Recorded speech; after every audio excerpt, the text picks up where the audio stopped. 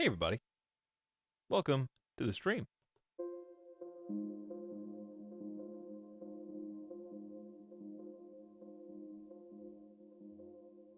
We're back after a couple of days. Hope you guys had a nice Halloween. Maybe you went to a party. Maybe you watched a scary movie. Or maybe you just had an absolutely normal weekend. Whatever the case, I hope it was enjoyable. I had a nice couple days. I have way too much candy now. Way too much. I have a lifetime supply of candy. You want any? I could give you some. I could give every single person in chat right now a piece of candy. Because I went trick-or-treating to every single house. I'm just kidding. That would be pretty funny. In my pink flamingo costume. All right, but like, what do you do? What do you do if you open the door to the neighborhood and it's some guy, some just man in an inflatable pink flamingo costume? Because you thought of the flamingo, you think, wow, that looks weird. But what you haven't considered is the noise. There are fans inside of that suit that are loud and unmissable.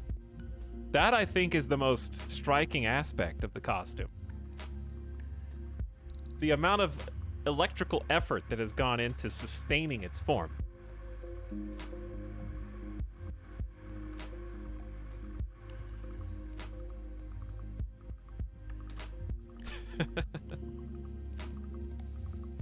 Try to look around it like, where are the kids? Nope.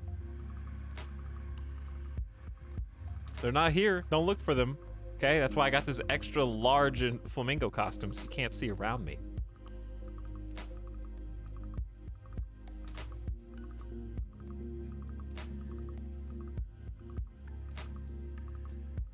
I got about an hour before my 3-year-old fell on both knees, cried, and said she was done.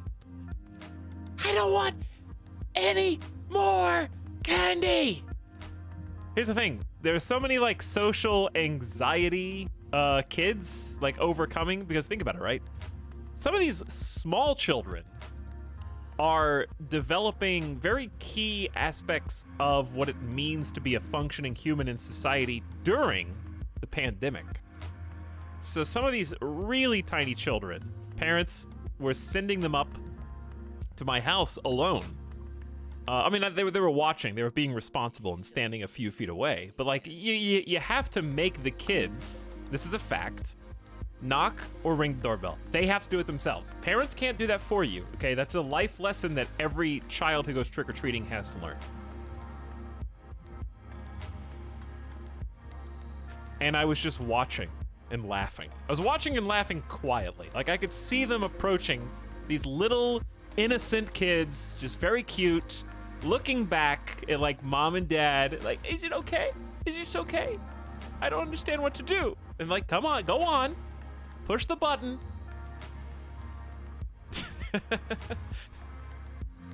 Yeah, I fed the trick-or-treaters last night. I gave them the candy they were seeking. And there were definitely some funny moments. Not like funny enough to make a YouTube anecdote about while I play Battlefield or Team Fortress or whatever else I used to play, and do like a 15-minute video on, but still, it was interesting. I did not just leave a bowl out for people to pick out of. I gave them the candy myself. I got them full-size candy bars. And this is important, not as a flex, but I was looking online. I was looking at social media, like on the 30th. And in my social media feed, a couple people had posted photos of themselves and kind of like the bowl that they were preparing. And around the bowl, they had just dozens of candy bars. And I looked at what I had and thought, well, I have a decent amount of candy. I have like 40 or 50 candy bars, like regular full size, not XL, not like the super size ones, but just normal size candy bars. I was like, is this enough? These other people in my social media have got like 2 times the amount of candy I've got. I better go to the store and get some more. So, because you don't want to run out. You don't want to like start passing out candy and then a group of like 10 kids come through and you're like, oops, sorry, it's gone. You know, that's bad. That just looks bad. So I was gonna go buy some more. So I went and got like 40% more candy. Well, cycle through the day of yesterday. I probably only saw reasonably like 30 kids. I have like 60 extra candy bars, okay? Apparently, one of 2 things is happening. Either there's really not that many kids trick-or-treating in the neighborhood, or there's still a lot of, you know, protective parents who just don't want to go trick-or-treating while the pandemic's still happening, which is understandable. I was wearing a mask the whole time I was giving the little kids candy. I just wanted to give I just wanted to be a good neighbor, you know? But now I got all these extra candy bars. I could have given every single kid 2, and I still would have leftovers. It's ridiculous. So now what am I, like, it's just, I've realized the scam that is Halloween. The candy companies are counting on this. So the people like me are like, I don't know how much candy I need. I'll just buy 2.5 times as much as I'm supposed to have. I clear out the stock at the grocery store for them, so they don't even have to like throw the candy away. And now I've got to deal with it. I just paid them. What am I gonna eat it all? Am I gonna eat it all? It's like 60 candy bars. I didn't get the little Halloween like, oh, snack size, Reese's, Halloween theme. No, I have no fewer than 24 individual packaged Reese's peanut butter cups with 2 in the package each. I have half a dozen Snickers. I have a half a dozen regular Hershey's chocolate. I got at least probably 20 more Kit Kats. Maybe like 12 to 20, somewhere in there. What was your costume, Etalyx? I didn't have, it was me. I was just at the door. I didn't wear a costume for like 3.5, 4 hours so that I could sit inside my house watching the baseball game. So I could impress some small children. I was giving them the candy, okay? You don't have to wear a costume. Here's the rules. If you're gonna give the tiny baby itsy bitsy, like microscopic size candy, you have to dress up to impress the kids. If you're giving them the good stuff that their parents really don't want them to have, then you can do whatever you want. Okay? That's like saying, oh, Christmas, you gave one of your nieces or nephews like $50 in cash? Oh, well, what did you wrap that in? What kind of packaging did you put that? They don't care. They got what they wanted. All that matters is the bottom line.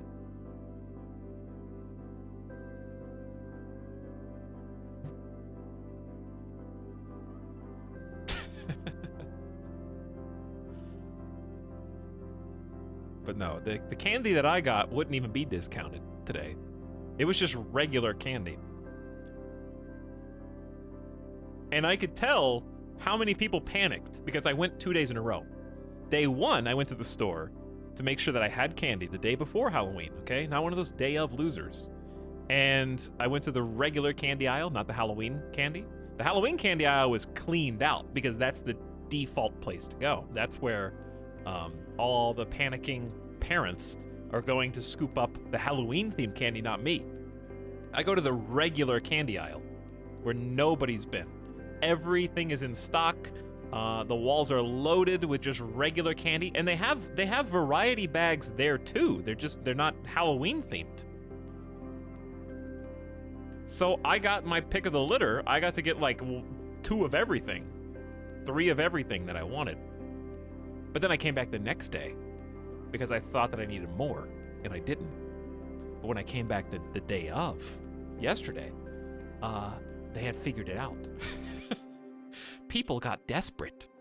They went to the Halloween candy aisle, and it was empty.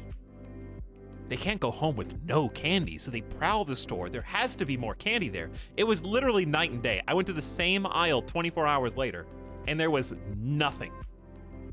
Except on the bottom row, the bottom of the shelf, at the very back, the secret Reese's were back there. Nobody bent low enough and like reached into the back to grab them. So those I bought those I got 30 Reese's cups for no reason yesterday. Look like a psycho. What's your favorite candy? I think if I had to pick one, it's Twix. They didn't have any Twix though. I think Twix is the best candy, period.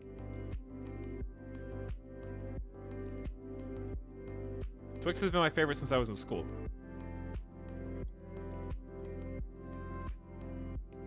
I would say second or I don't know. I have to see all. Should we do a candy tier list at the beginning of the stream? I haven't even tried some of these. Halloween candy tier list.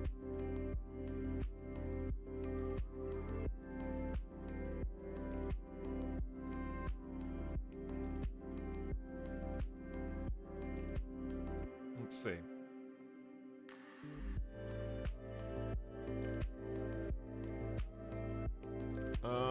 I don't recognize a lot of these. There's so many. Ultimate candy. Ultimate candy.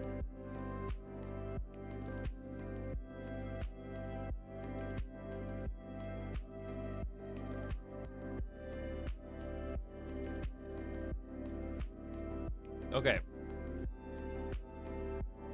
I just picked one. Here we go. This one has a bunch of familiar ones, but it has some duplicates too.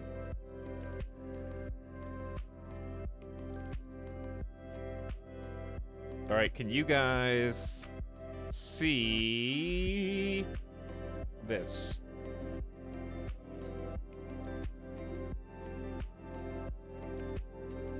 There we go.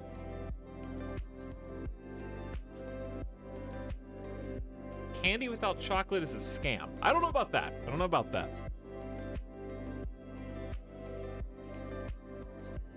This doesn't have all of them. It has a pretty good selection. It has a pretty decent variety. All right. Well, no particular order. Let's start with the all too familiar Hershey's Kisses. Plain. Okay, like if you're talking almond Hershey's Kisses, straight to A tier. If you're talking regular Hershey's Kisses,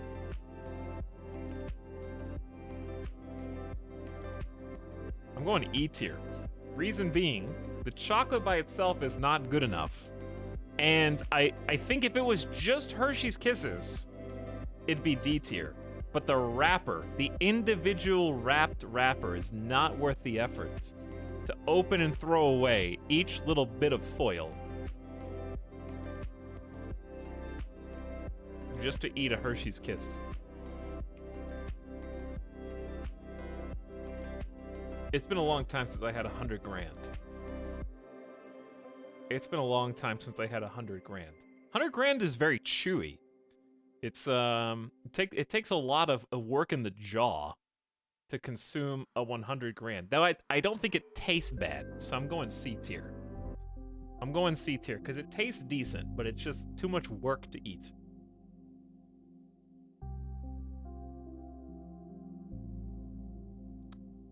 Where are we going next? I've actually never had Swedish fish. I don't think. Not once. Let's go. I don't know. I don't know where to go now. I guess I'll just go Mr. Goodbar. Mr. Goodbar. Underrated? I think typically Mr. Goodbar is underrated. If you like peanuts, it's pretty good. If you don't like peanuts, it's bad. I think that's just where it falls. You're either a peanut person or you're not. I would put Mr. Goodbar either at the end of B tier or front of C tier. I would put it better than 100 grand. But it's like, it's fine. It's just there. Pocky? I've had Pocky like twice in my life. And both times, what I thought was highly overrated. Highly overrated. D tier. Straight up.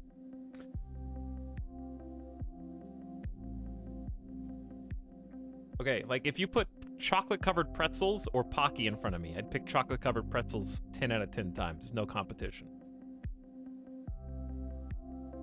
It's like, it's not even really like breadstick, and it's not really chocolate either. It's like neither. What is this, Laffy Taffy? I can't even read it. Laffy Taffy.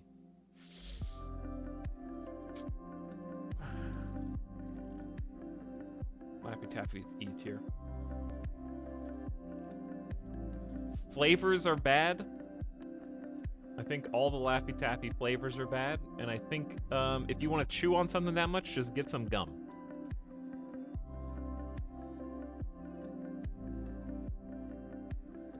Snow Caps. Snow Caps are like a novelty candy. This is like the one you see in the glass at the movie theater every time you get in line to get popcorn, but no one in your family or friends group ever actually buys it. They always get Sour Patch Kids instead, that's a fact.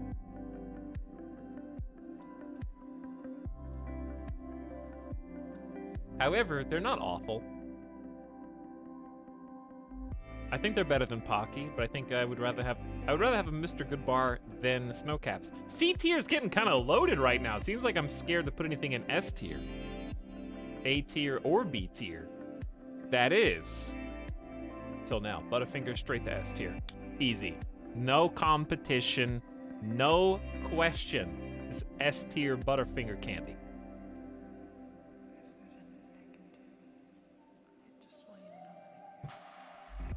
Butterfinger is the kind of candy that gets stuck to your teeth and you're happy that it does because you can continue to taste it for that little longer.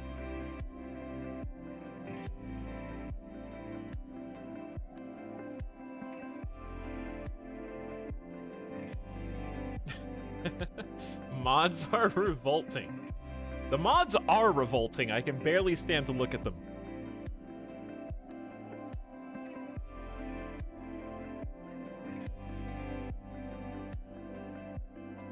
Dairy milk. What is this? Cadbury? I don't know what plain Cadbury dairy milk tastes like. A Cadbury egg is a different story. But just plain Cadbury milk chocolate, I don't know. So I'm gonna leave that alone. There's another Mr. Goodbar. There's a Reese's Pieces. The Reese's Pieces paved many roads in many childhoods. Specifically, I remember Reese's Pieces in school. They were inside of a machine where you put quarters in the machine, you spin the lever, and then Reese's Pieces or some other candy would come out through the chute. You hold your hand out, you open up the door, and it comes out. However, what I knew that the other kids did not know was that the lever on ours was slightly loose. And if you took a 2-finger grip and then slammed the fingers onto the twisty turn handle as hard as you could, it would trick and trip the delivery mechanism, and candy would just come out for free if you hit the turn knob hard enough.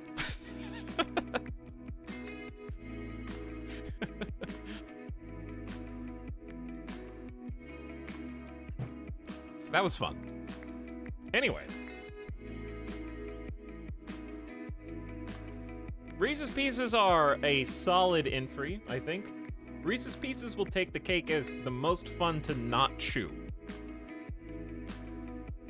Reese's Pieces are actually better if you don't chew them and just let them melt in your mouth for a little bit.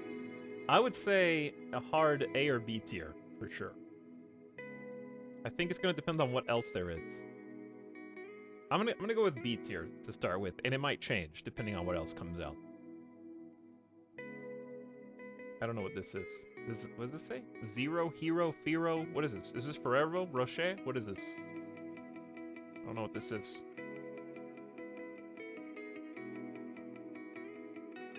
Tox, you accidentally put your list upside down. Are you sitting here telling... Is there someone in chat who legitimately thinks Hershey's Kisses are S tier?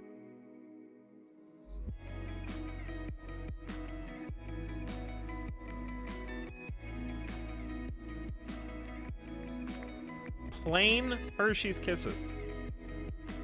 Unbelievable. That's like saying a Hershey's chocolate bar is S tier. Which, by the way, apparently ranks so low in the minds of the candy informed that the creator of this list did not even deign to put the plain Hershey's chocolate bar on this list because they knew it was going to E tier. Or D tier, tops.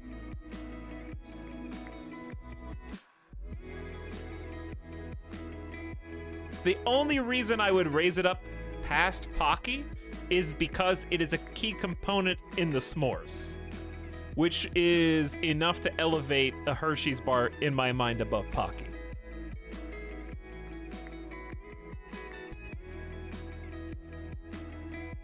Okay, moving on. Lifesavers. Fun anecdote about lifesavers. We'll come back to this. Milky Way. I gotta go with my first impression. Milky Way is like, here's the thing. You either love caramel or you don't. And it comes after Pocky, D tier for me. I would rather have almost any other chocolate bar in front of Milky Way.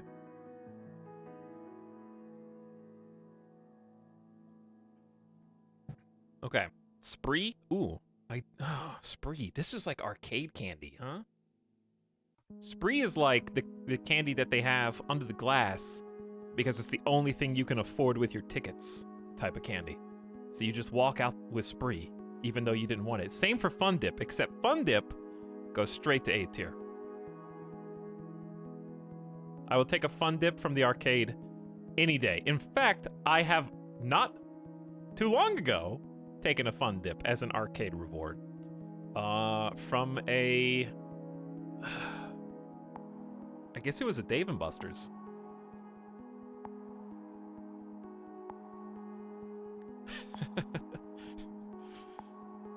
Fun Dip is the best value because it lasts so long. You can sit there and eat Fun Dip for half an hour. It is quantity. Okay, runts. Runts are the worst. But I can't shake the fact that they are fun to chew on. I don't know why. Like, eating them is fun, but I hate them at the same time.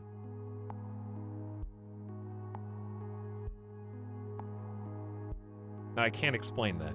Would I rather have Runts or a Milky Way? Well, there you go. I just answered my question. I put that in front of Laffy Taffy on E tier, all the way down there.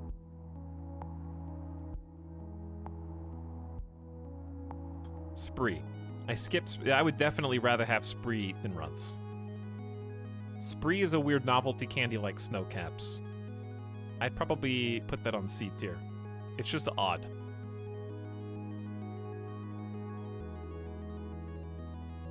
I would wager to say that anyone who's eaten Spree has eaten it less than or fewer than 2 or 3 times in their entire life. It's just something that everybody's had once, but like never more than once.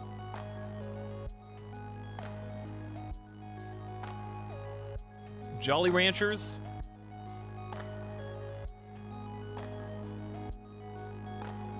Jolly Ranchers are the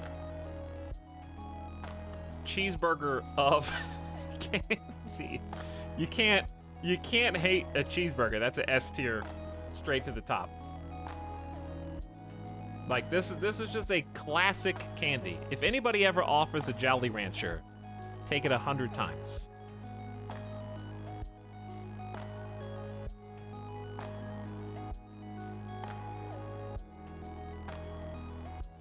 Some nopers in chat. Jolly Ranchers, I give a lot of value to A, the fact that they taste good, and B, the fact that, that like candy that you just suck on for a while is you know, there's got to be some room for that. And none of these fit the bill here.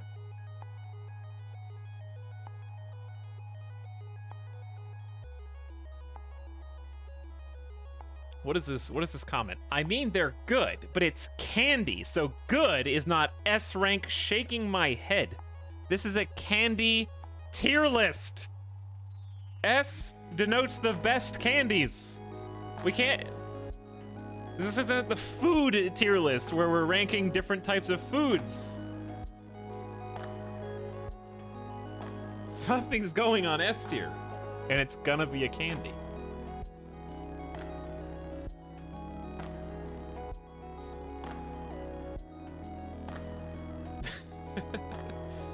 Well, I don't know what the best flavor of Jolly Rancher is. I do like watermelon and green apple, though. Probably one of those. Okay. Swedish fish I haven't had.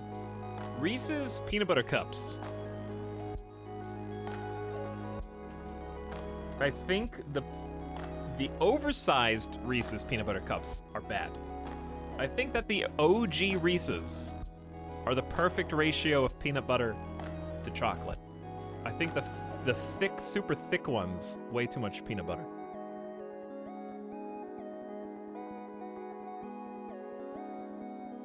I would put...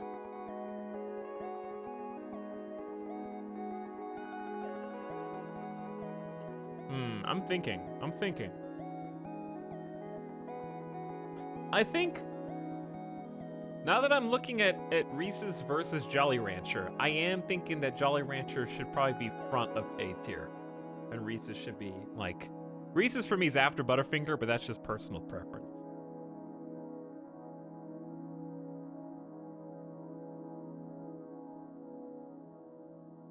Still S tier. All-time classic. Pez, hilariously fun to eat, and at one point in my life, I actually tried to collect Pez. I was a know-nothing child, and my mother just let me do it. We would go to the store, and I would buy some Pez dispensers, and then, when the internet became more prevalent, I realized that there were actually thousands upon tens of thousands of independent and individual Pez dispensers. And then I knew that my collection efforts were futile. And it was a horrible thought, a horrible feeling. My 10 Pez dispensers that I had collected collect dust now somewhere. Truly, collecting rare Pez dispensers was the NFTs of another era. All right, I love Pez. All right, I love Pez. I would put Pez, for me personally, because of my anecdotal, I would put on B tier because I love Pez. And if you gave me a Pez dispenser with a full rack of Pez to put into the magazine of Pez, I would still happily eat it to this day. It's just good candy.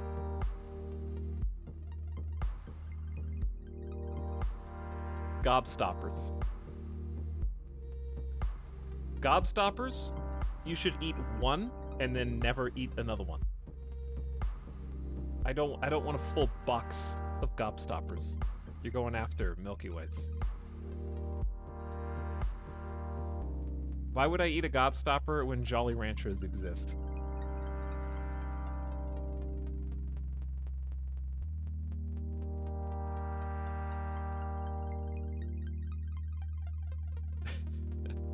Is this a Halloween candy tier list? Syntax Squid, I think you're smart enough to put the context of Halloween happening literally yesterday when we weren't streaming with what you see on screen and come to a conclusion.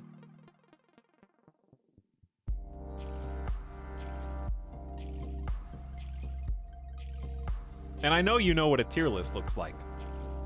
It's 2021. It's almost 2022, chat. Twizzlers. Twizzlers are somehow both overrated and underrated at the same time. People who love Twizzlers are insufferable. People that say they're the worst candy ever are also just blowing smoke. They're not the worst candy ever, but I would definitely rather have a box of Snow Caps than Twizzlers. I'd put it the end of C. I'd put it the end of C. Okay, Jelly Bellies. The novelty of Jelly Bellies cannot be understated. It is somehow still fun to open them up and get the awful, terrible flavors while also getting a few that are actually decent. It's a B or a C, because there are so many bad ones. But it is kind of funny. I would say C in front of Spree. C is getting crowded. I know, but there's some good candies down here. Just wait, I haven't even got to the controversial ones yet. Oh, we have a string. We have a string. Sweet tarts. Me at the school cafeteria. Lunch. 50 cents out of the machine. Coming in hot. Coming in hot. Front of A.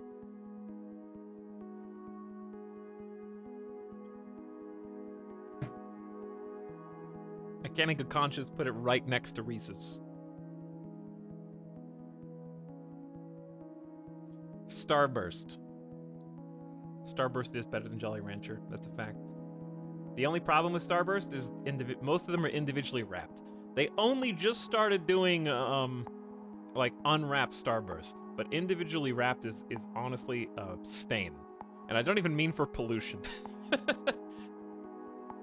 It's just annoying. So for that, I bump you down. I don't know, would I rather have Sweet Tarts or Starburst? I think most people would rather have Starburst.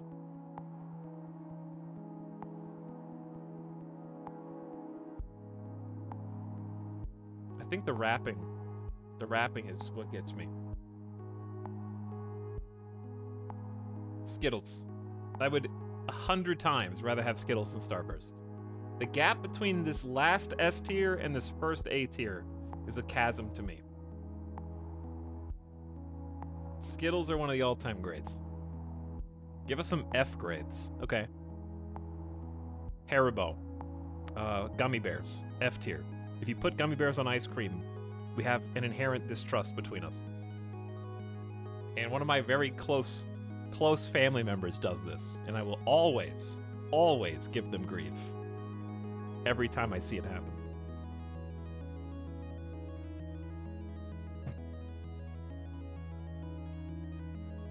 The only thing that gummy bears are good for is if you've had the misfortune of being taken against your will to a Golden Corral or some other buffet. My liege, a new sub for your and collection. the only good thing you can get out of it is some gummy bears from the ice cream at the buffet.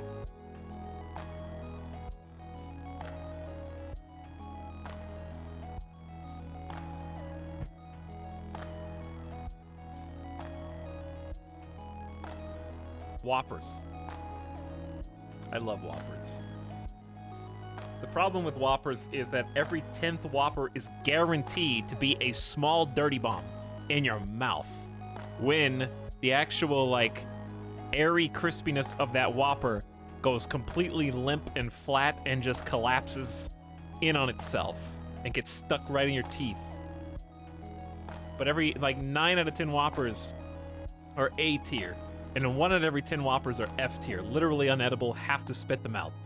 So that creates a conundrum.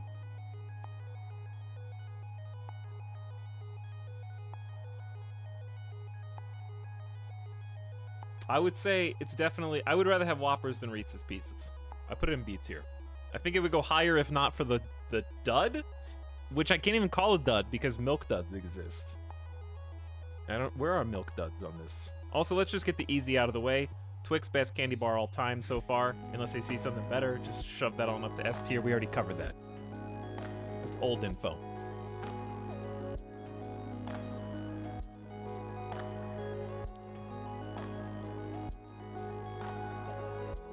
Trolley Nightcrawlers. Fun to eat. Fun. This is kid candy. This is the kind of candy I think most people grow out of. I don't want trolleys anymore. But I also, if somebody for some reason had a bag of them and offered me one, I would take it.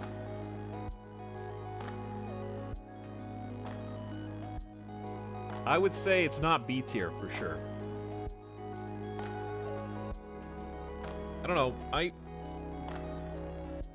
think Milky Way is currently my guide. I put it at D tier.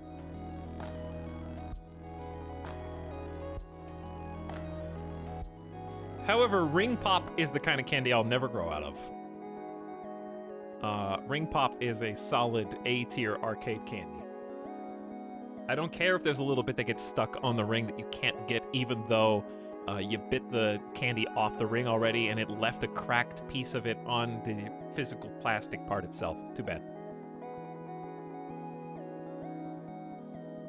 Okay, so Lifesavers.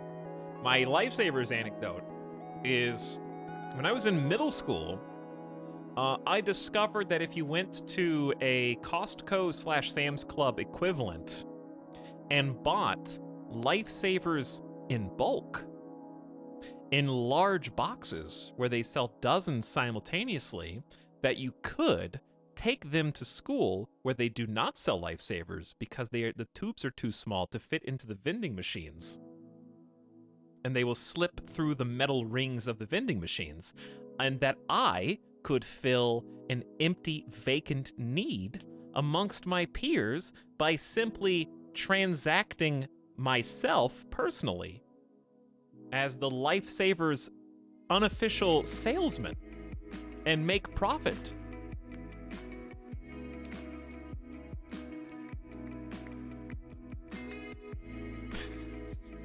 Lifesaver slinger. So yes, I would offer Lifesavers, which were insanely popular in school, and for good reason. Because they're, in my opinion, better than Starburst, S-tier candy. I think Lifesavers are S-tier because you only have to crack open the first seal, and then it's a whole tube of Lifesavers that you get to just eat without unwrapping all of them.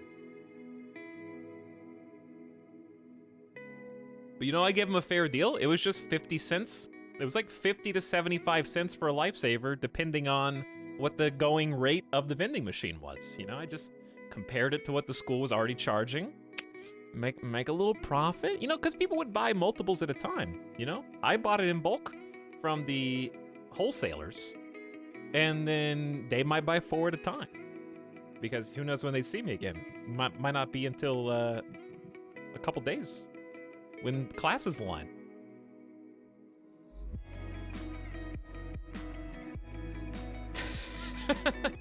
Candy corn. Sucks. But it's better than bears. Candy corn, most overrated Halloween candy.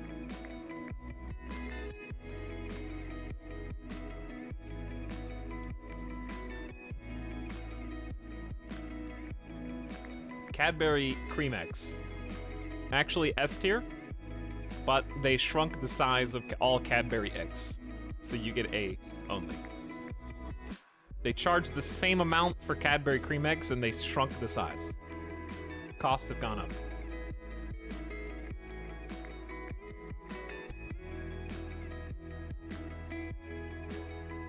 Is this a Tootsie Roll? Is this a Tootsie Pop? I think this is the Tootsie Pop. Which, by the way, let's go ahead and get this out of the way. Tootsie Roll, worst candy all the time. I'd rather have gummy bears than Tootsie Rolls. The only way that Tootsie Rolls are palatable is via Tootsie Roll Tootsie Pops.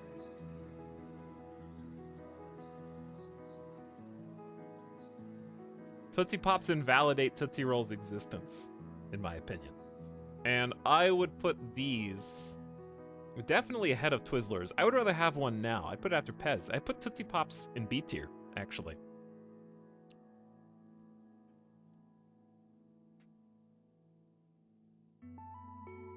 Crunch. Underrated. Better than Milky Way. I'd probably put it in C tier with all these. Crunch is decent. It's better than, what is it, Mr. Crackle? What is it? What's Crackle? Cracker? Crack Pop? Snap? Pop? What is it? What's the other one?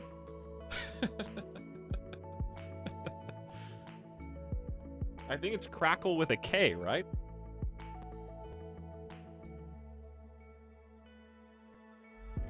That's just like Crunch, but different. It's like a red wrapper. Whatever, I don't think it's on this list. Okay, Swedish Fish haven't had. Duplicate, don't think I've had. Airheads are better than Starburst, A tier. I would, like, any Airhead is A tier, for sure. One of the best fruit chewy candies that exists. Especially if you unwrap it, roll it up into a little fruit by the foot roll up, and then eat the whole thing at once. Addicting. Pixie sticks are the bane of parents everywhere. Don't you dare open a Pixie Sticks in the car and then hit a bump in the road, because it's going everywhere. This is just a dust machine.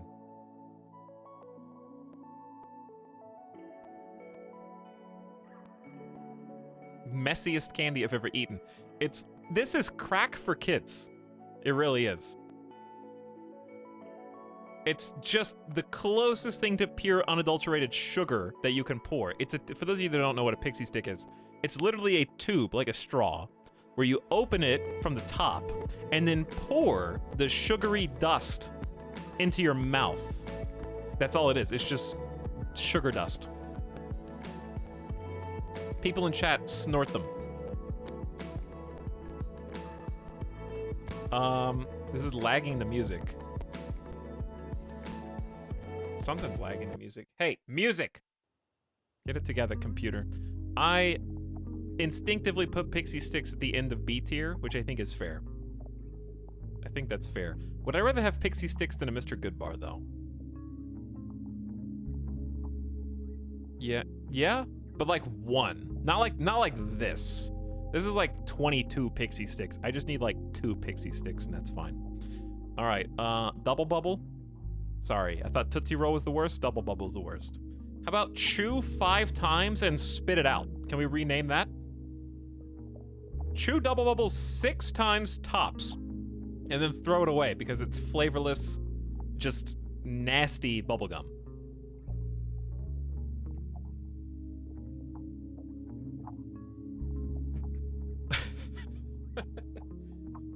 Hello, Avic. We're rating all the candies after yesterday.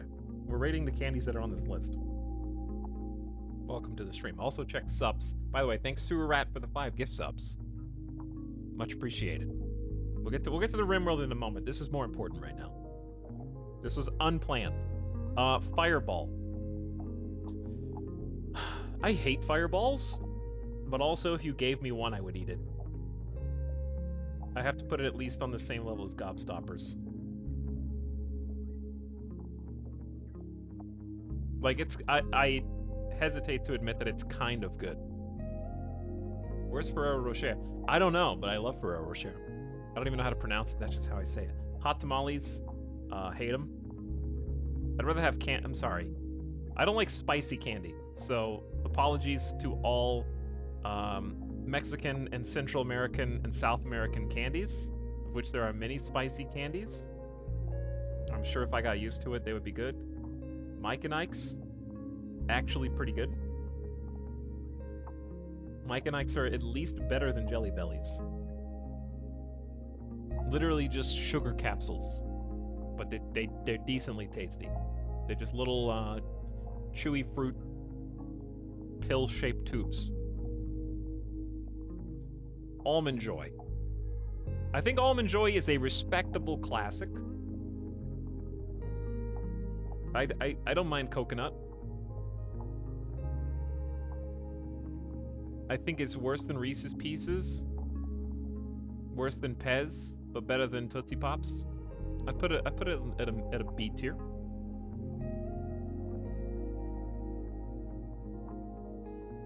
Snickers. I hate the commercial. A, the commercials for this candy. And B, here's the thing. Frozen Snickers exist, and they're delicious. The like ice cream ones, oh, so good. But just the candy bar itself.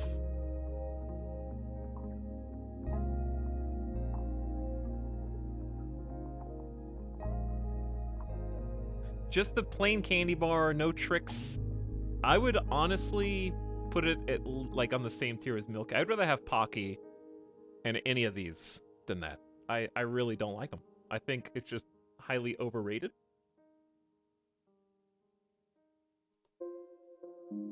It's probably one of the default candy bars that anybody would pass out at Halloween.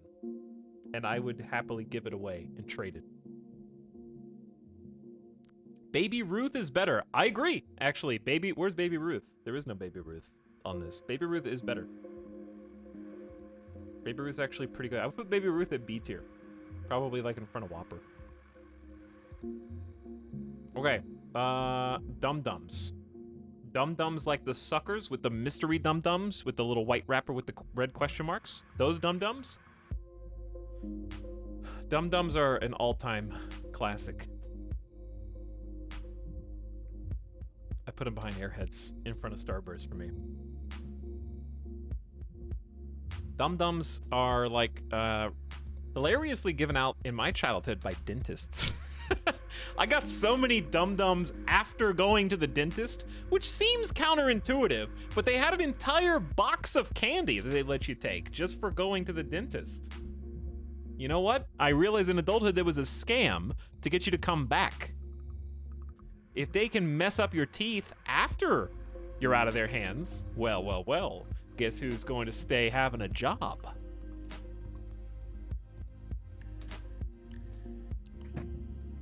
Sour Patch Kids. Easily S tier. No question. Better than Airheads, yes. Confirmed. Worse than Lifesavers? Yeah, I think end of S tier. What is this? Is this, wait a second. Warheads? Are these Warheads? Warheads just gave me a nostalgic, tingly sensation through my whole body, so that goes straight to S tier just for nostalgia alone. I would still probably rather have Sour Patch Kids than all these other ones, but that's definitely... S tier is it's getting kind of heavy up here. There's so many different Warheads. Some are worse than others, but... oh. That was the scariest thing that you could do as a child, like at Halloween. It was like, are you gonna eat the Airheads? And it was just hilarious to sit there and watch the reactions of the people. That was the original like React candy food before YouTube existed. Like, oh, you're not gonna do it, are you? You're gonna eat a Warhead? Whoa! It's crazy! Hubba Bubba? Hubba Bubba is just like, okay, if you compare it to Double Bubble, they're quite similar in that you only can chew Hubba Bubba for like 15 seconds before you need to just delete it and get rid of it. However, there's an entire measuring tape roll's worth of it, so you can just keep eating more. You can just chew it for like 30 seconds, spit it out, and then you have another Hubba Bubba line ready to go. So it's going up here.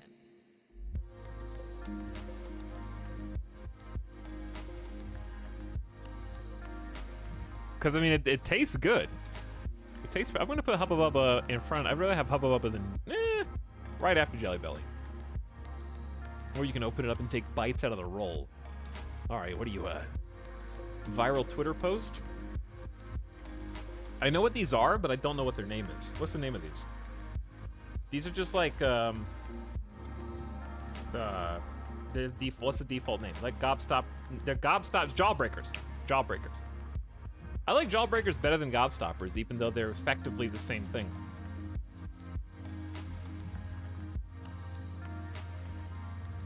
I would put Jawbreakers... I think C tier is pretty stacked. In fact, I'm moving Twizzlers down to D. Twizzlers just gets knocked down.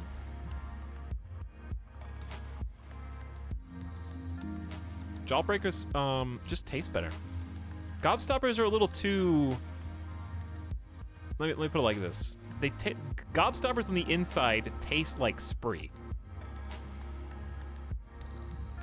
If that makes sense. Whereas Jawbreakers on the inside almost taste like Sweet Tarts.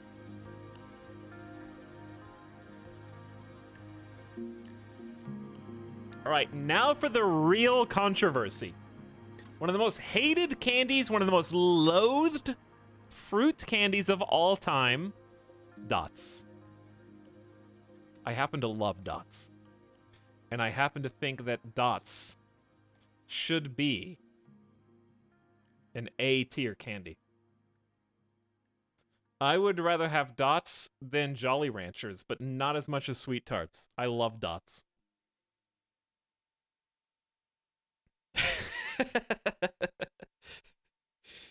Look at them all. Squirming. People leaving. Dots notoriously just get stuck in your teeth. They're hard to eat. They're difficult to chew. But here's the thing. I hated them too.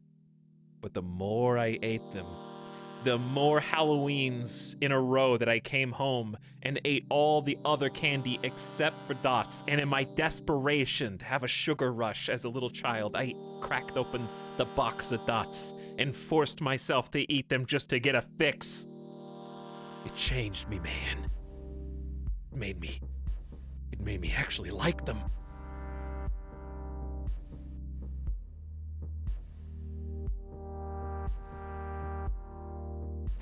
They were always there for you at your lowest point.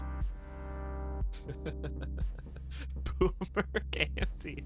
It kind of is a boomer candy, actually. Kit Kat. I love Kit Kat. To me, easily S tier.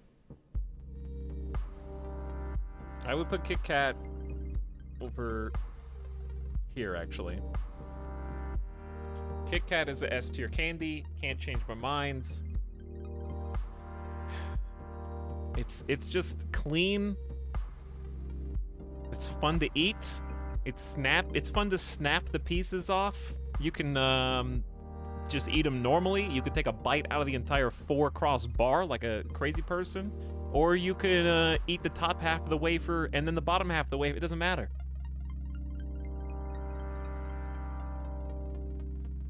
Lemon Heads. Maybe I've had these once when I was a very small child. Wait, the flavor is coming back to me. I'm digging into the archives. I remember them tasting pretty good, actually. It was a long time ago. They're definitely better than Gobstoppers and Trolley. They're actually pretty good. I'd have to put these on C tier at least. Like back here. They have almost the same aspect as Jawbreakers flavor-wise in my head. But like sour. Or lemony, whatever. Mounds?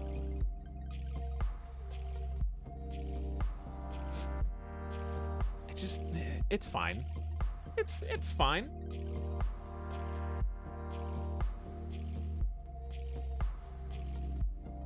It's dark chocolate. It's pretty good. I'd probably put it on into B tier or like in front of Pixie Sticks. To me these are the same. I would take, if you handed me a choice between these, I'd pick either one. They're like the coconut aspect, almost the same. I don't mind. What is this? Now and laters? Are these now and laters? the copycat, like the worst copycat of Starbursts, who just actually replace your teeth.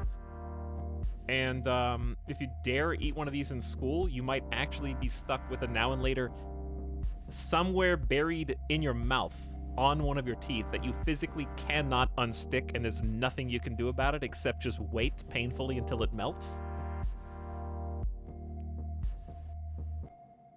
That's an F tier candy. But it tastes good, so it's automatically higher than Runts. We're going to E tier.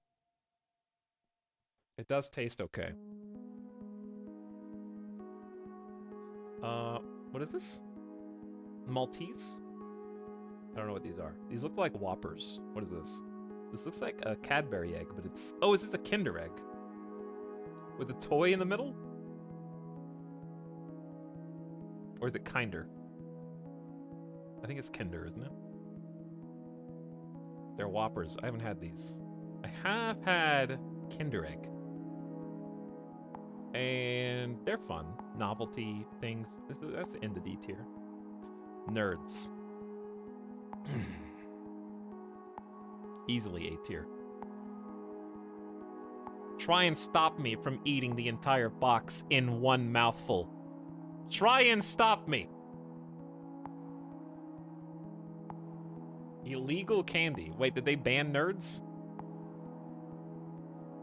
Are nerds actually dead? Was it like a choking hazard because there's too many small pieces? Or is it too much sugar?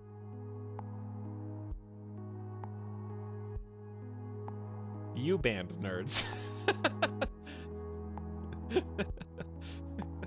They banned the egg.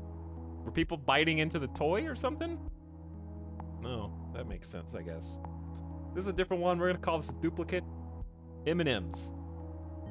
Regular M&Ms. I don't care about the other flavors or variants. We're just rating regular M&Ms. Actually, I think this is fun size. Which complicates things. But is that fun size the bag or the... No, that's not mini M&Ms. Mini M&Ms are about 2 tiers higher than regular M&Ms. Regular M&Ms, for me,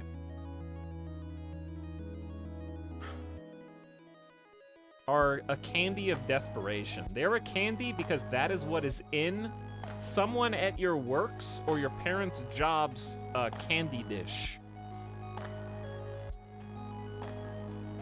They are a candy of desperation and opportunity. You need a fix of chocolate, so you take it because it's there. However, peanut M&Ms, mini M&Ms, or almond M&Ms, that's instantly front of B tier.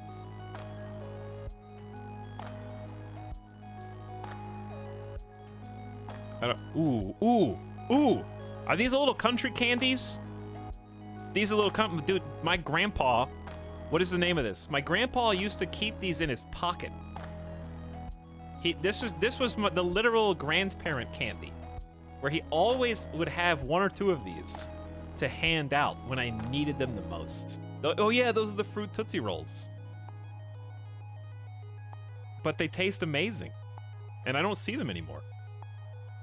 These are actually so good. No, I'm not talking about Werther's. He had those too. He had these and the Werther's.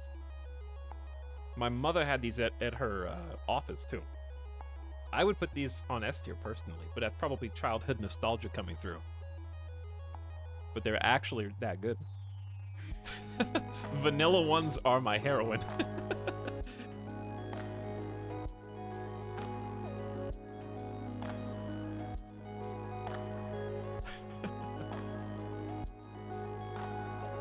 Werther's are good too. Werther's are good too. If just Werther's originals are on here, I'd probably put them like end of A, front of B. What is this? Punch? I don't know what this is. These either duplicates or don't mean anything to me, so I'm gonna say this is the definitive list.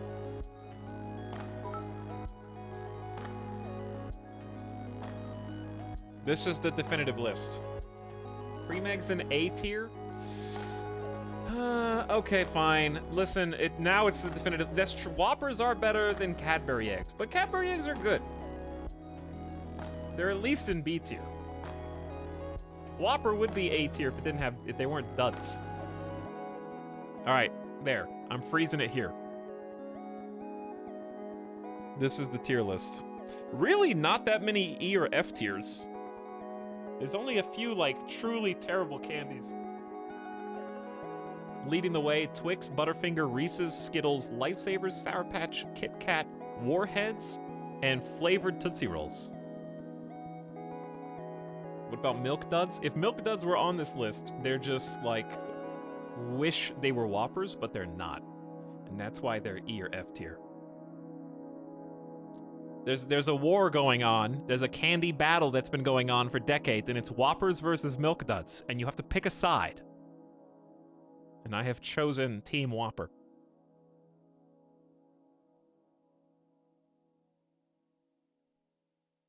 All right. That was a good like that was a good Halloween wrap up. Honestly, I had fun doing that. Good stream, everybody. We did it. Well done. We should do some more random tier lists every so often. Where did Jolly Ranchers go? They were on the list. They were on A tier, I think. Someone probably screen capped it.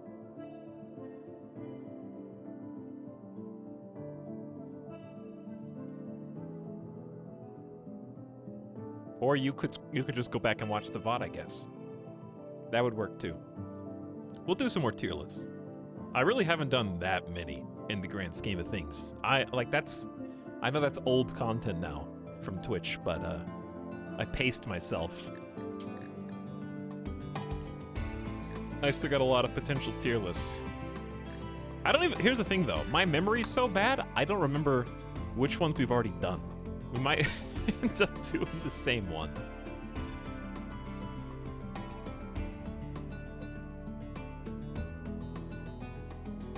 Having audio problems? I don't know. I was having audio problems on your stream. I think Twitch is just screwy lately.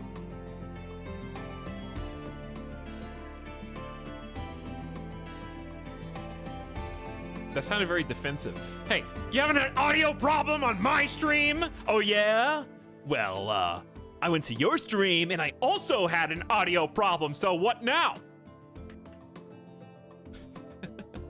It's like super defensive.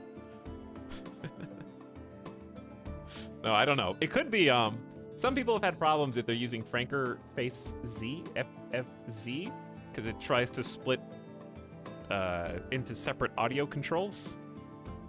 So I don't know if that pertains to you.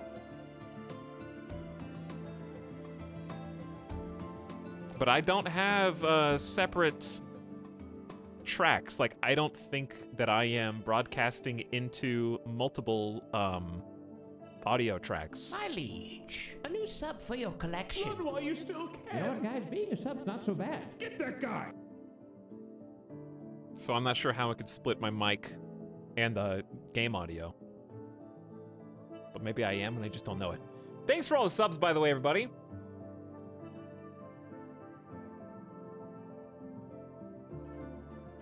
Welcome back, gamers. Hello. Actually, I think we can unpause. Let me I'll look at subs once we unpause. Hold on. Because I don't think anything's wrong.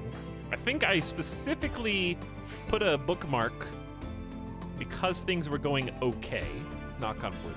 There's a volcanic winter, and we don't have much medicine, but that's really it. And we have some potential snaps. But there's not much I can do about it at the moment. So let's just let it go while we talk.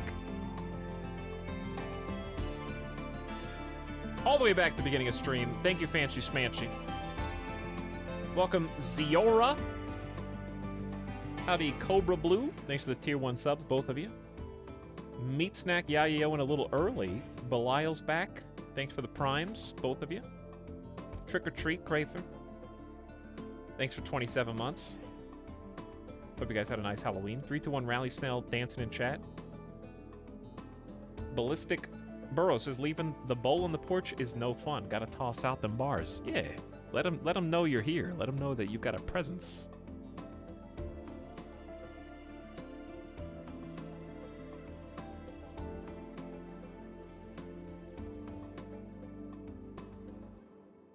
That seems to be the issue. What's the issue?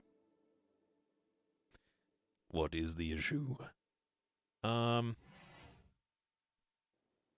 Twitch does that to try balance speed versus quality.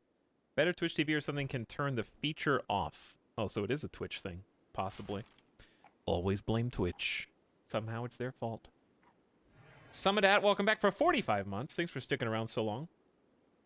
Almost 4 years. Welcome Versakill. Xenophanes says, thanks for always streaming. Oh, no. Thanks as always for streaming. Close enough. I was going to say, I haven't been streaming the last couple days, but it's good to be back. Mishabot, howdy and welcome. Starwolfkin, Peepo Riven. Thanks again, Sewer Rat, for 5 gift subs. 14-monther and a 6-month in that group. M. Crone says, Candy Chat is online, and they've got some strong opinions. Steve, though, says, just don't miss the mouth. Wait, what? When you're eating pixie sticks?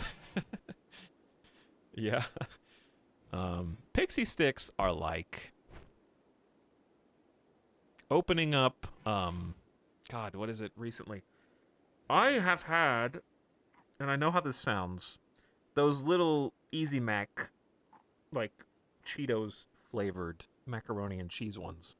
And the little powder bag that comes with them, with the dumb little cracked macaroni and cheese powder, they have gotten me twice.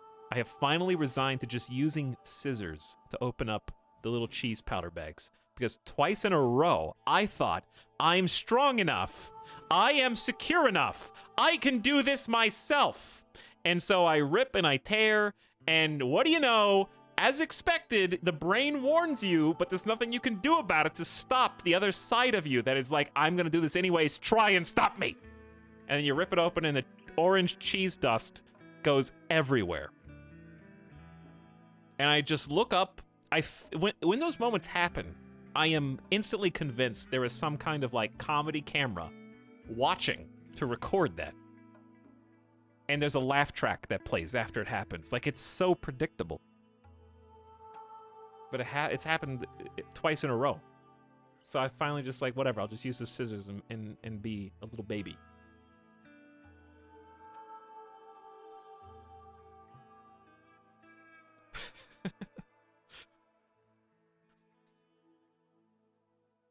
It's so hard to clean cheese dust up. It's on your clothes, it's on your pants, it's on the floor, it's on the tabletop. It's everywhere all of a sudden.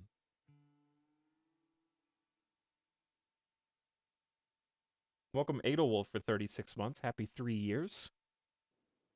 War of the Worlds, gifting a sub to Elmire, possibly.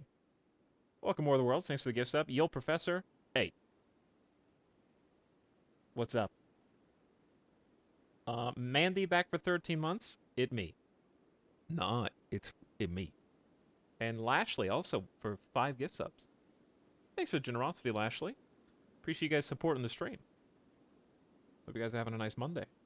As we're kind of just getting started. We did tier list for the first hour of the stream. And now we're here. Talking about candy. So Lonely Swineherd is going to be incapacitated here for the next 14 days. About a month in RimWorld terms. In the meantime, we'll be propped up by Golgrin, who is the leader of our ideology. The Penguin Patrol. They are unfortunately not joined by many others. Turtle John is the only other believer. And we do not have enough people in this small, it's not even a circle, it's more like a line, 1-to-1 point, to have a moral guide. So our prisoners are currently being converted. We got Red and Spider. We're trying to bring them over to the Penguin Patrol so that we can have enough people to actually start doing proper rituals and, you know, character roles within the colony.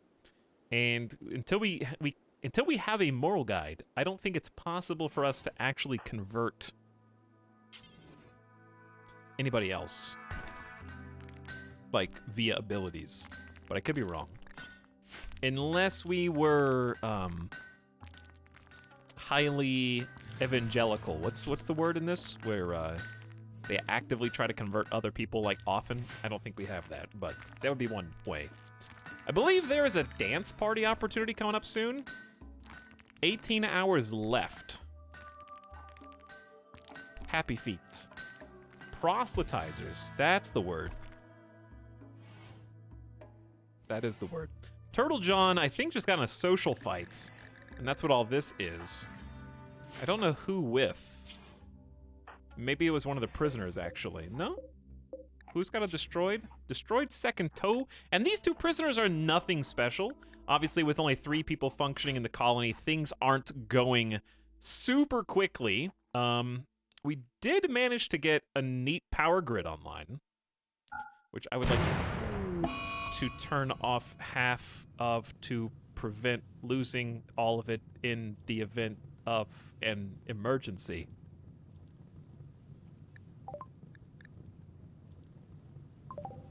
Okay, how do I manage to time that every time?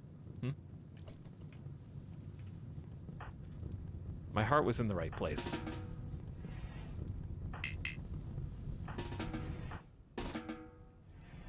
Great start, yeah. I think that was a fabulous start.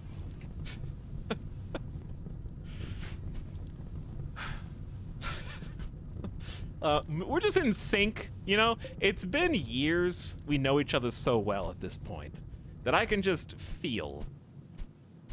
It's like Randy is in the kitchen cooking, and I can smell what he's cooking, you know? I know what's for dinner.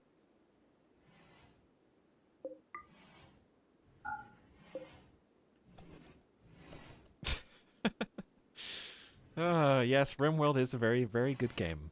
But yeah, I was going to say, we don't really have a lot of the bases covered for colony development. Golgrin, our chief leader, is... we started as a naked brutality. So Golgrin was alone, naked, and we've advanced to the point of having pants, a parka for these very frigid winters. In fact, there was just a cold snap during the summer, so it doesn't feel like proper summer. So we haven't been able to grow anything outside because of temperatures. We have to be fully covered, so we got a face mask, and looking to change that in time once we get some fluid ideology points to play with. But yes, primarily here for their combat prowess and survivability. Tough and brawler equals a 64-year-old badass who is capable of dishing some pain. We just got you a Equa, and a huge upgrade also for Feistel, who is now wielding a machine pistol. This is our second gun and extremely precious. We were able to pick it up after some traders dropped it because we may or may not have lured some bad raiders from the south into the waiting traders in order to use the traders to help us defend the colony while they were there. We need a little extra protection. And one of them may have gotten killed in the ensuing firefight. As we get our first corn harvest. This is huge. We've been waiting for this for a while. And they have no plant skill, by the way. Feistel is shooting 13, leveled up from 5.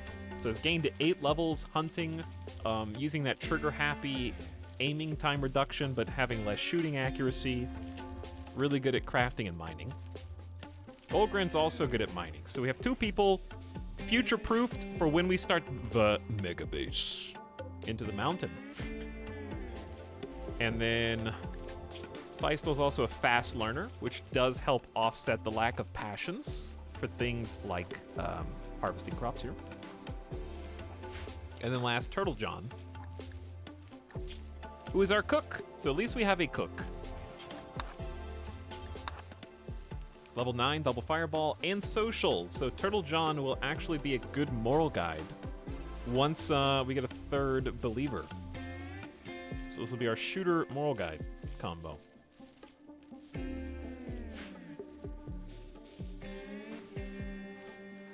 I was gonna do a fully covered preset, but I couldn't find any info on how it worked. Masks covered the entire head, I believe. If you look at the info card, as long as it says head, in addition to face, in this case, eyes, nose, and jaw, then that counts for the entire thing. So face masks are actually full early game head armor that you can make fairly cheaply for all of your colonists if you want. Keep in mind they don't have anything really in the way of insulation for cold or heat, so temperature is a problem, but 27% sharp armor for free on your entire head and face is pretty good considering how cheap they are to make.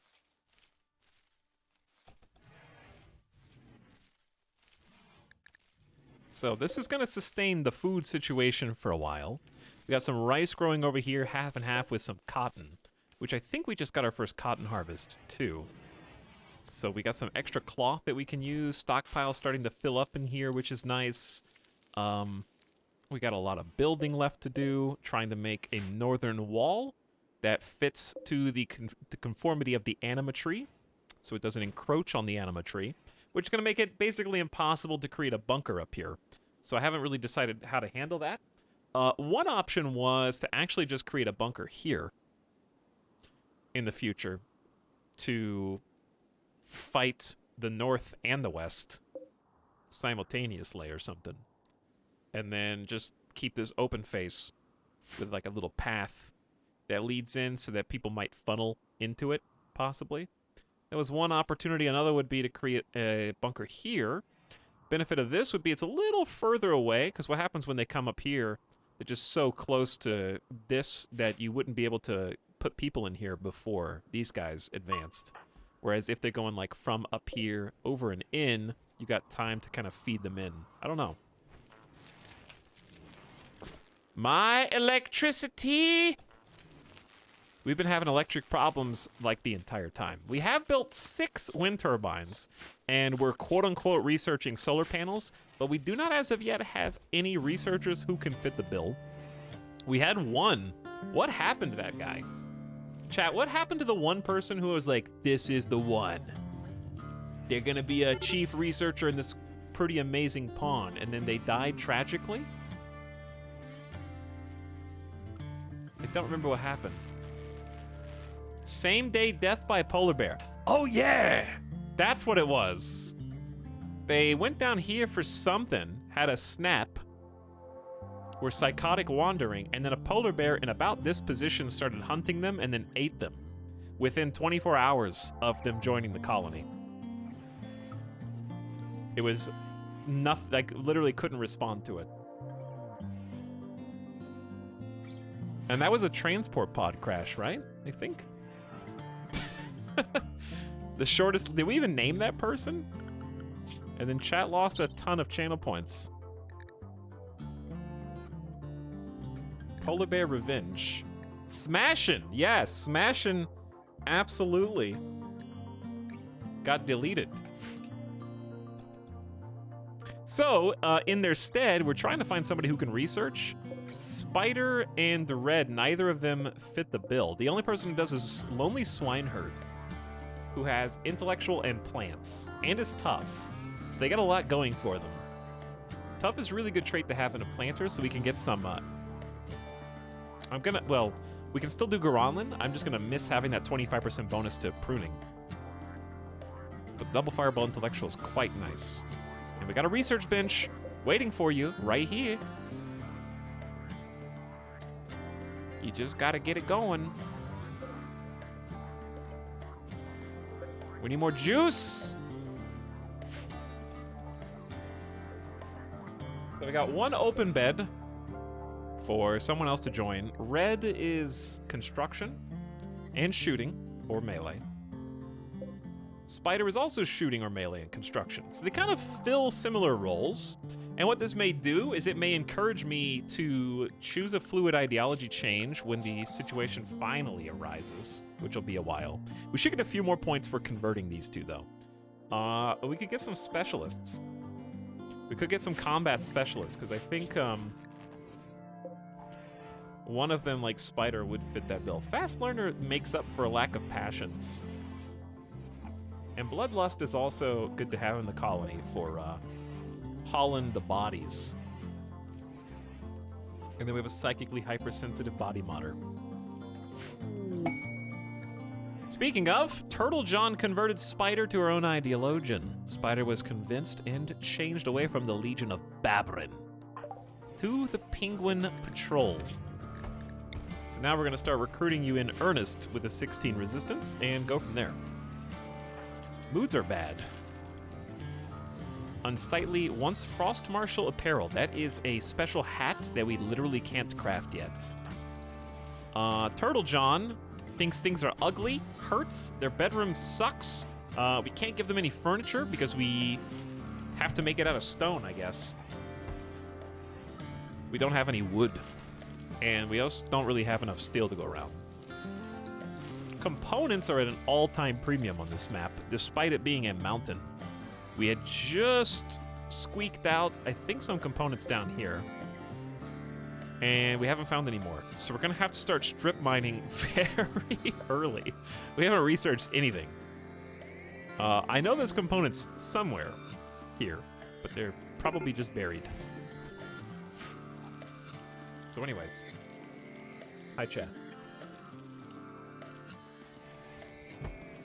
Hello, Taco Bell extremist. When are we gonna caravan to grab a penguin? We wouldn't have to go that far, I don't think.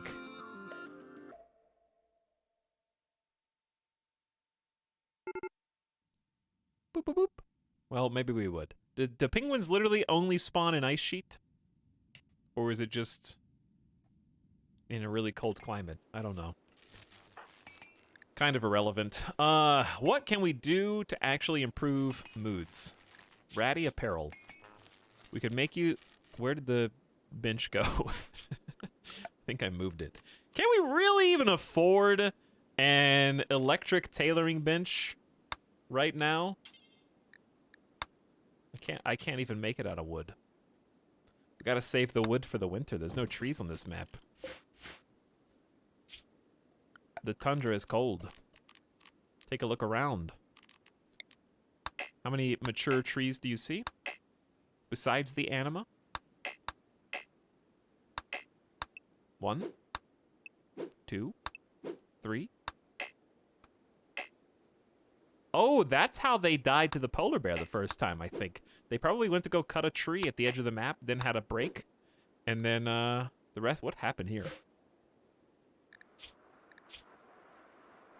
I don't know. There's just a lot of debris there.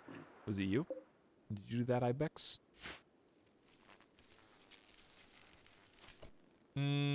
So... Why don't we...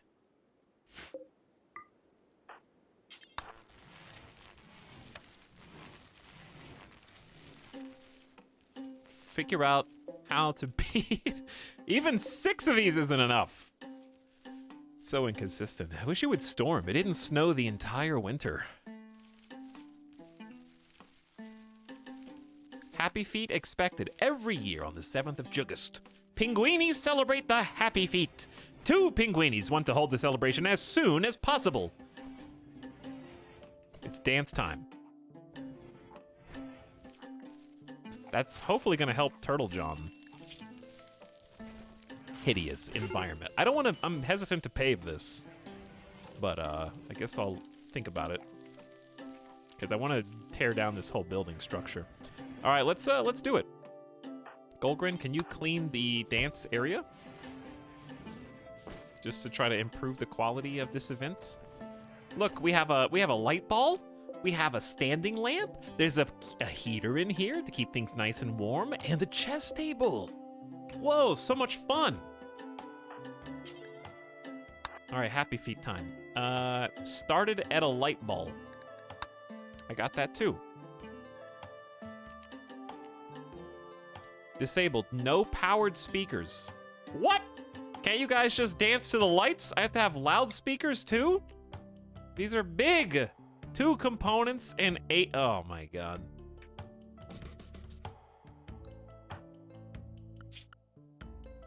A little needy here.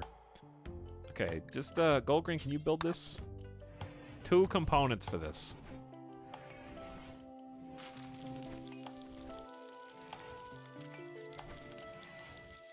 How many for the... We got that 2 components for the electric tailoring bench as well. Alright, let's bury this into the wall. Loudspeaker's 150 watts! And you can't turn it off. Is it just perma? This is 60 for the light ball. Okay, Happy Feet time. There we go. 59% quality. That's way better.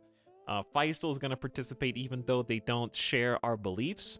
We got a loudspeaker. They would prefer 6. I want 2 loudspeakers for every person dancing, okay?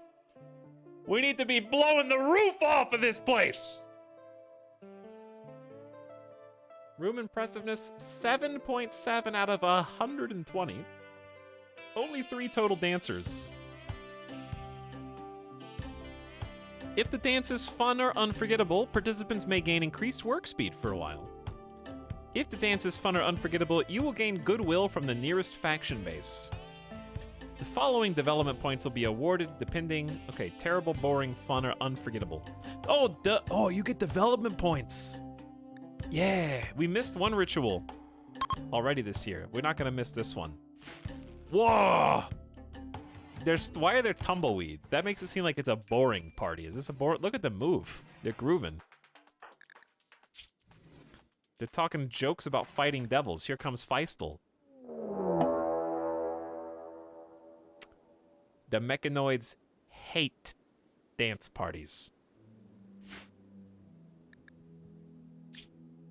Can I just have a little bit of fun? A mech cluster has landed not far from Tuxedo Town with a psychic droner machine tuned to the male gender and a male... Yeah. Okay, that's just Feistel, but mech cluster has to be destroyed to get rid of it. Feistel's the only one feeling bad. Also, no recent conquests. They're punishing you, Feistel, because you're not in our ideology. I want to have fun! Turn the music up. That's not controlled by music. That's a game volume or ambient? No, that's just wind. Loud wind. It's the quietest dance party ever. Maybe it's because we only have 1 speaker. They're gabbing about makeup. Goldgrim made a comment about fighting cockroaches. Okay. Well, they are grooving through all these little dust bunnies rolling by. They're chatting about wearing dusters and xenohumans. They're talking about xenohumans twice. It was unforgettable. Apparently, the Happy Feet was unforgettable. The dancers forgot themselves in the music, and the experience brought everyone together. They get 16 mood for... Wow! 16 mood for 6 days? That's crazy. You gained 20 goodwill with Terlinen. Terlinen, you say. Happy Feet was 57% quality. You got plus 4 development points.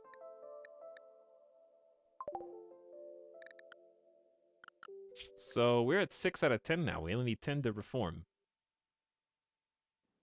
Rituals are big.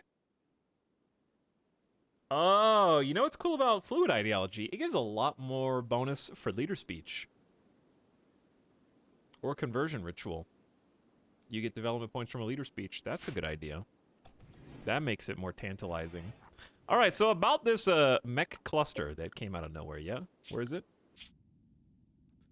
It is in the mountains. It's not that far away, but it is in the mountains.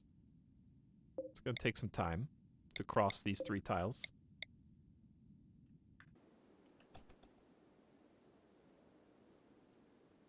So, here's what we're gonna do. I guess we're just gonna set out ASAP. I don't expect it to be that tough. It's pretty early game. There's probably going to be one mech at most, and or just a turret. So best case scenario is just let the 2 ranged people go, and leave Golgrin here to tend to the prisoners. Spider has gone berserk and will attack anyone he sees. This happened because hungry. Sorry, we were too busy dancing to bring you food. We were having way too much fun outside your cell to be concerned with your dining experience.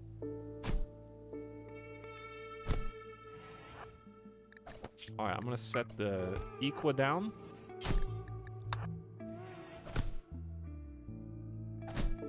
So, interesting, this target switch happened again.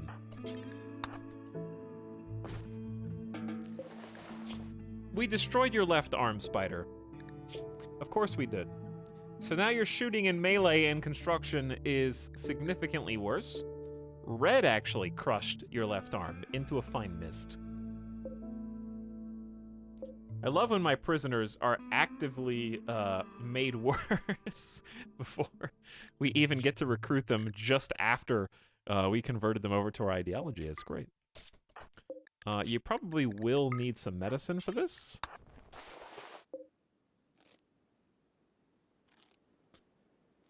We don't have much to spare. In fact, what you see is all we have.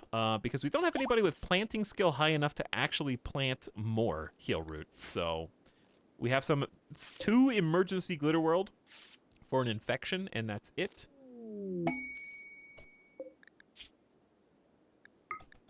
And no more meds.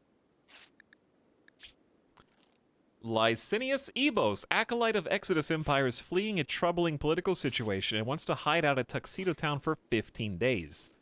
Licinius' enemies have somehow provoked mechanoids to hunting him. A mech cluster of 2 times normal size will deploy nearby. Licinius is suffering paralytic abasia and must be kept in bed. You need a free bedroom that satisfies the title of acolyte. We'll give you 5 honor or 20 gold and an L-Tech shirt. No thanks. We've got enough going on here, I think. Including the psychic drone, which is going to increase in magnitude, if not tended to fast. The good news is we have some meals to take. So we're just going to let Turtle John... Okay. Red Spirit has broken. That sucks, because we had gotten them down to 12% in their beliefs, and now they've just chosen tribal fidelism.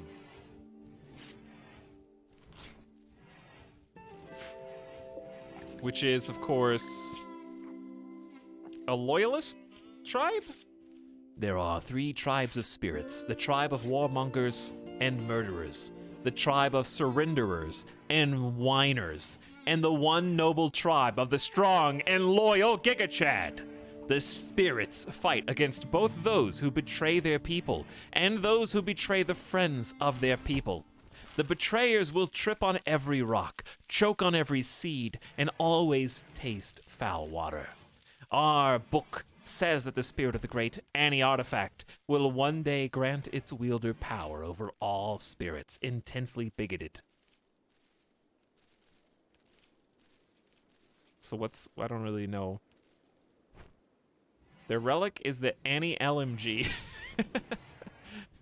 They love LMGs.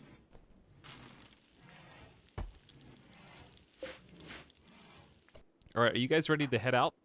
Because I am. We gotta go. 1.3 days. It's not ideal.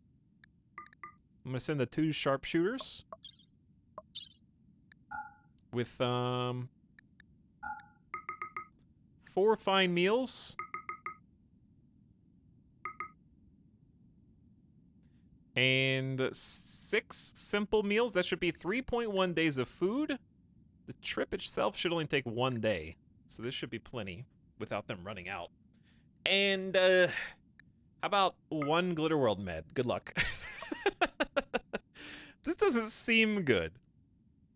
Does it? I got a better idea. Bedrolls. Let's make these real quick. Bring some bedrolls for comfort. And then we need to head out.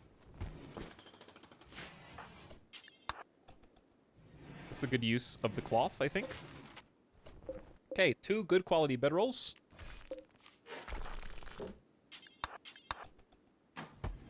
Do we have to put them in a stockpile, I think? I'll do it anyway. All right, now let's go. So you guys can at least travel in a little bit of comfort.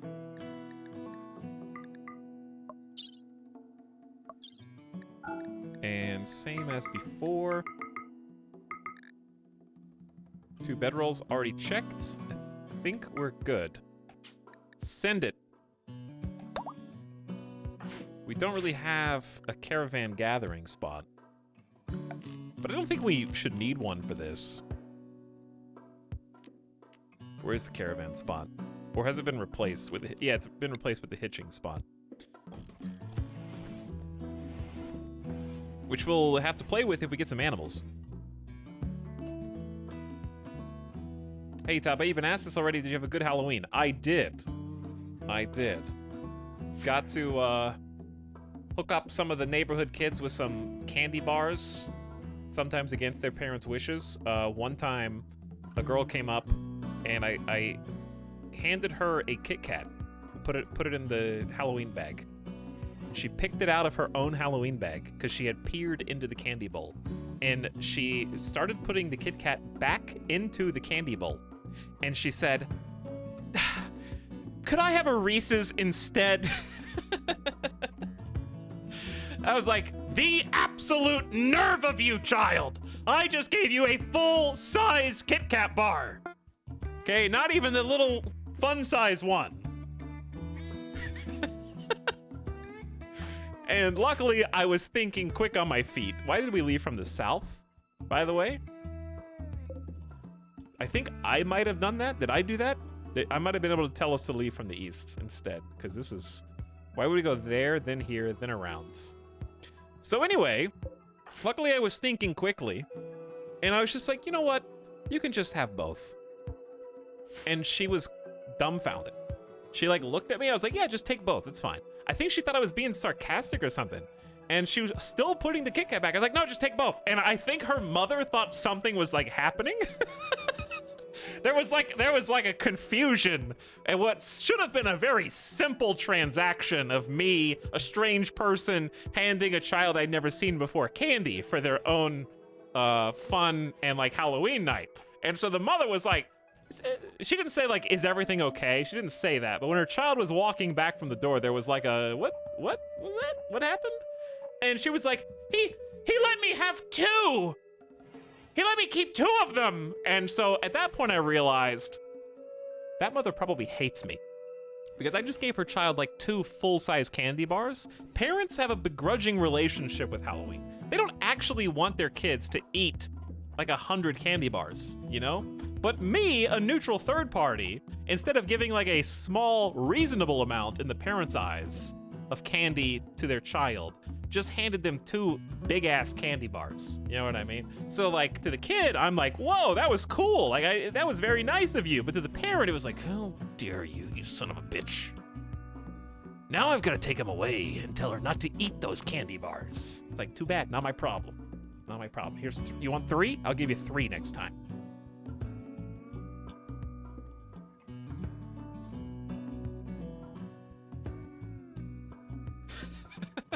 Buys his neighbor's kids drum sets for Christmas.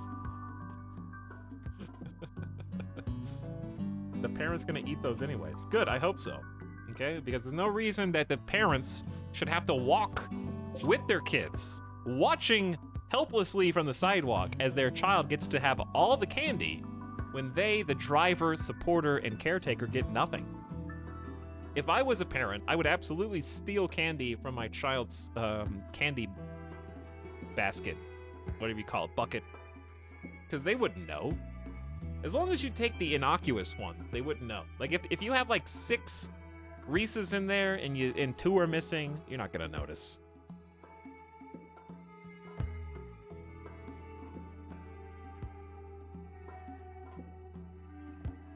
What is this? I guess Caravan's asleep right now. I'm not even gonna try and correct it. I'm just gonna let the Caravan go.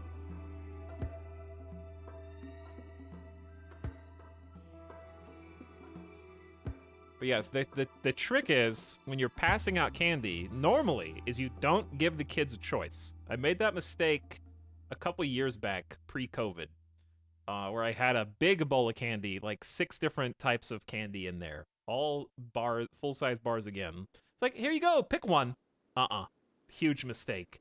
Indecisiveness, analysis paralysis, locks them up. These kids aren't used to being able to choose which candy they want. So in their mind, they're doing a tier list of each of the candy bars that is in front of them and weighing the options because they can only have one. You just have to pick one and hand it to them. And if they don't like it, too bad. You're going to learn to like Kit Kat, okay? Because Kit Kat's amazing. And it's like doing the Christmas thing, where somebody has a Christmas list, but you don't buy them the things that they want on their own Christmas list. You buy them the things you think they should want, even if they don't. You're going to like this because I like it, okay? That's why I got you this amazing Christmas gift. I don't care if you've never played a video game in your life or ever built a single Lego set, okay? Because I think that the full-size Kylo Ren Lego 2,700 piece replica model is cool. You will too. Is this the Kit Kat streamer? It is now, yes.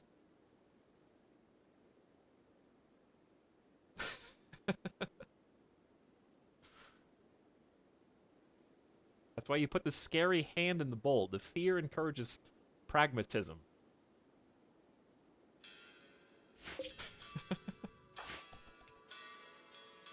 Ooh, Gronlin pod. I'll mark it to be harvested.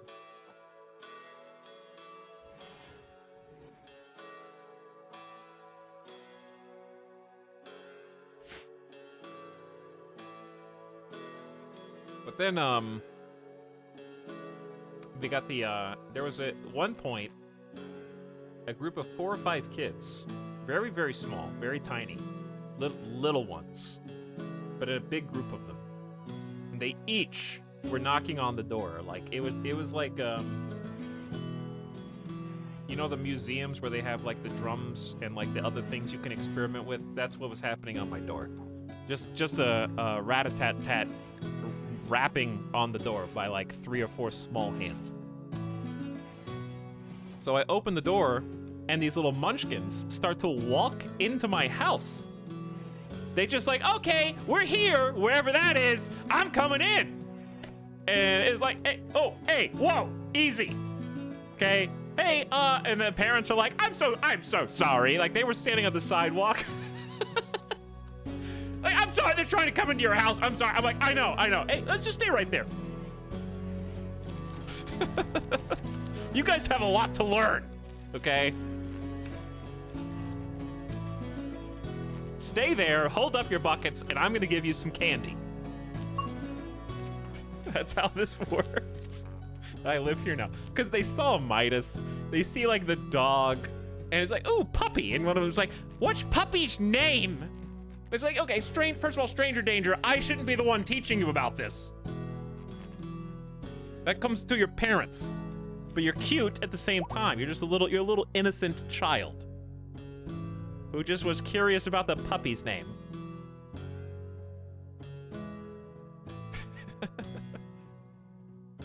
They were just gonna hang out, I guess. They were just gonna, like, come over and hang out. Like, yep, I live here now. Me and my, like, 4 other tiny children friends. This is our house now. Get out.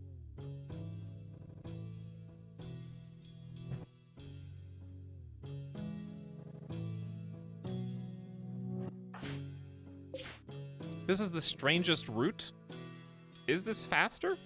You still have to cross 1 full mountain tile, when you could have started from here and just crossed 2.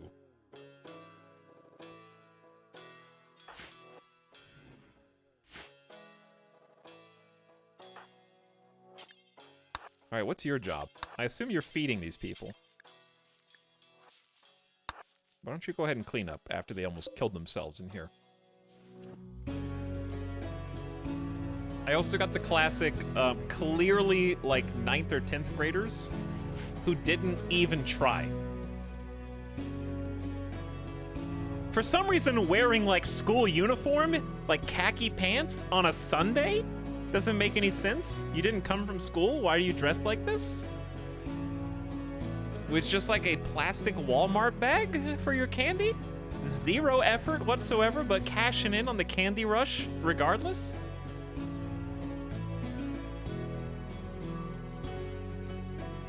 Like, at least 1 or 2 kids were just a ghost with like holes cut in the sheet. You know, that at least is a small amount of effort.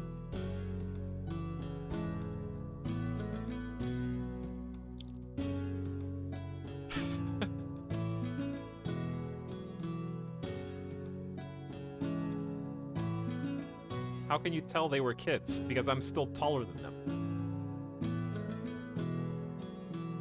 And I even hit them with the nice costumes as I gave them the candy.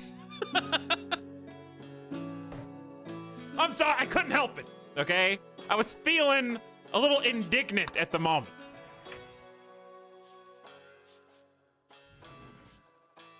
And one of them muttered a like, oh, thanks. Because he didn't understand like what I was doing.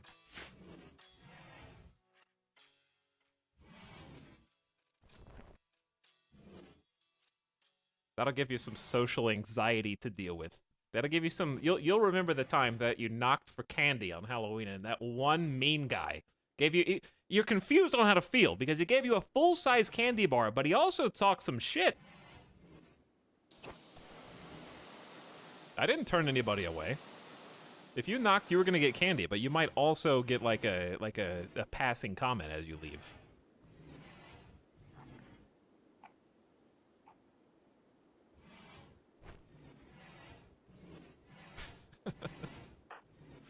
Are you guys there yet? No. Rare thrombos are here, though. Rare thrombos, luckily, will not eat... I don't know what they're gonna eat, actually. Oh, yeah! We gotta make sure they don't sneak in here. Hey, that's a good point. Let's haul this, because they will come straight over here for this. I'm glad all my crops are indoors, because they will eat everything. See? They're already newman on over.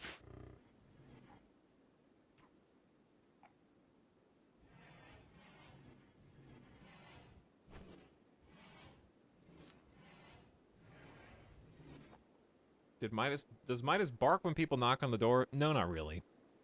He doesn't know where the door is. He hasn't like associated the knocking and doorbell noises. He was starting to by the end of the night. He was developing an association.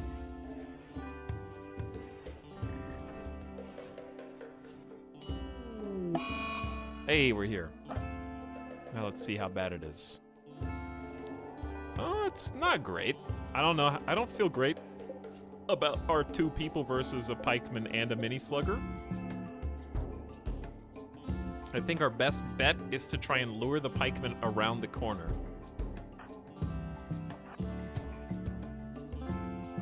And get him all by himself. Because we don't have any melee.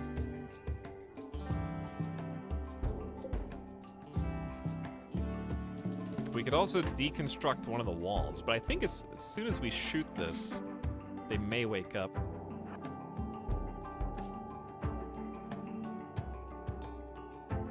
I am using mods and DLC mini-mirrors. I think, the link's in the chat. Ideology is fluid, and, difficulty, there's a mods command and an ideology command. That's what I'm trying to say.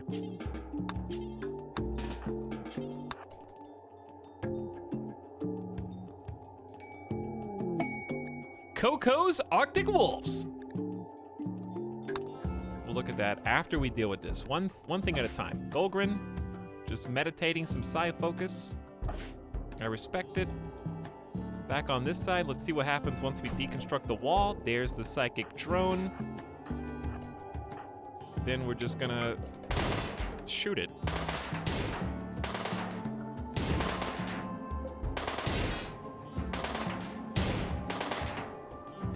Pro strats. Doors are for nerds. As long as there's no activator here.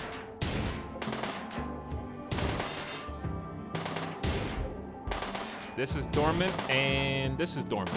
So, as long as we don't have any snaps, which will improve once the psychic drone is gone. Hello, Hoosier Hales. Boop in chat for 8 months. Welcome back, Hoosier Hale. Man, Knight757 says, still finishing up last RimWorld VOD, but hope we're going strong. Oh, we're going very strong today. Candy tier lists. Trick-or-treaters.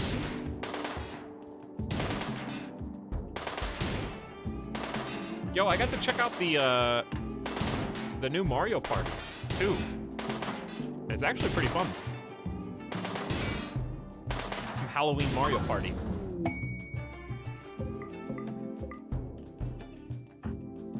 They have an actual good free play mode now. It was really cool seeing all the classic N64 Mario Party 1 and 2 games remade. And I think you can even like play rounds specifically with just those games.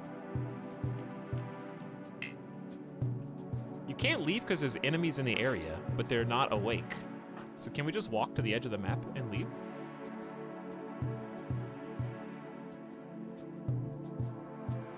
Is that possible? Also, this map is very interesting in that it's very defensible.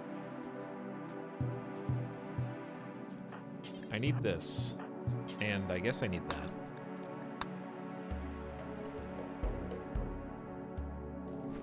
But at least it's destroyed. I'm not confident if we physically can just walk off the map, but let's see.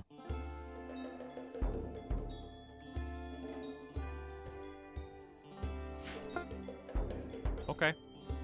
Bye.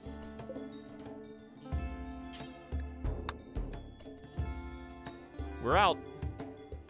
No need to endanger ourselves for no reason. Just a nice little stealth op and peace on out of here. A new quest is available. A 19-year-old cave child named Coco is calling from nearby. She says a pack of 4 man-hunting Arctic wolves are hunting her. She begs for safety. Wow, Randy. Wow. Giving me this when 2 of my fighters are out? 4 Arctic wolves chasing, and you give me a free, it's a free colonist though.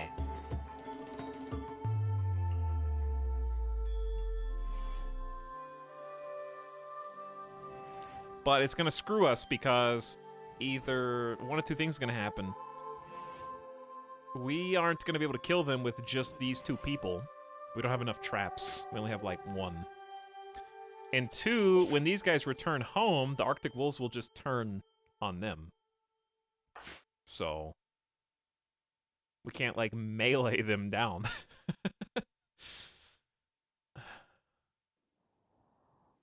I wish we had a good supply of wood. Because wood traps are just so much better right now than stone. In terms of how long they take.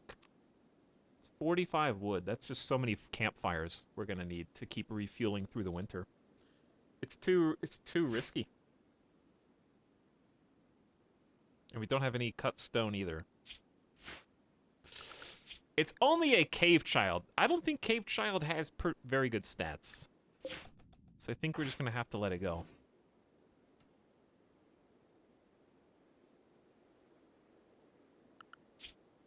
I think it's the only safe. We have 2 prisoners. Expires in 1 hour, chat. It expires in a single hour. They'll be back in 0.7 days. And then what?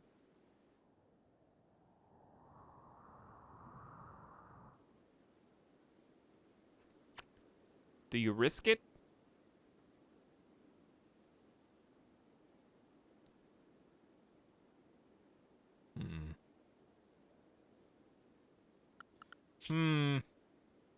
Coco, just to have a person, doesn't matter their skill, just to have somebody.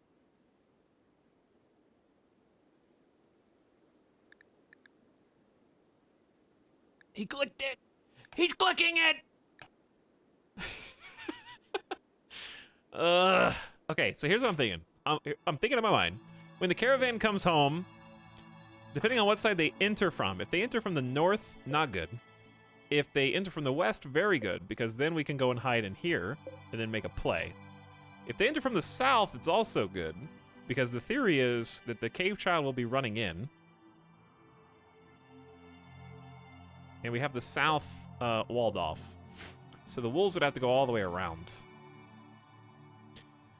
And there's 4 of them, and they're Arctic wolves. So one of them will probably hit the spike trap and probably not kill it, but could. If it does, then we're pretty golden. Or we could just double door strat it with Golgrin, but there's only 2 people. Door stratting the wolves would be fantastic if both of you were here. All hell. Let's do it.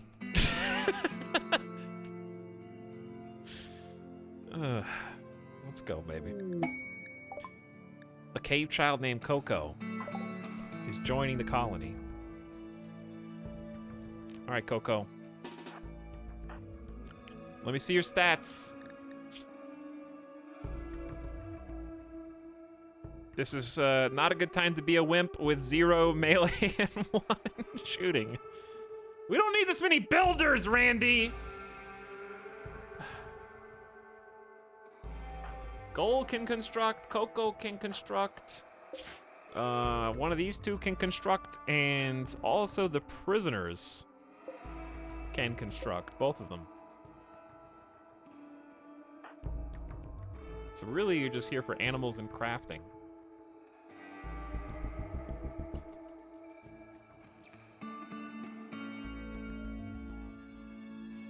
Cave Child, for the record, is plus construction and plus mining, so I'll just try to remember that. But crafting is good. Crafting is good. We only have 1 other crafter right now. These guys are not gonna make it. I don't know why I accepted that.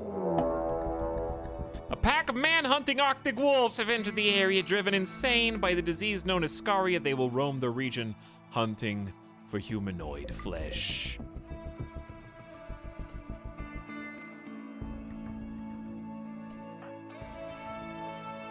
I did know that. I did know that that was going to happen, yes. All right, chat, we need to name this person before they die. Possibly. So the keyword's very simple. May as well just make it Coco. Because that's an easy, fun word to type. Everyone likes typing Coco.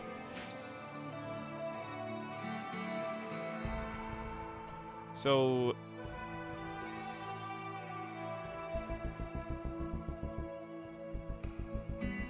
I think we're just gonna have to stall until the other friends come home.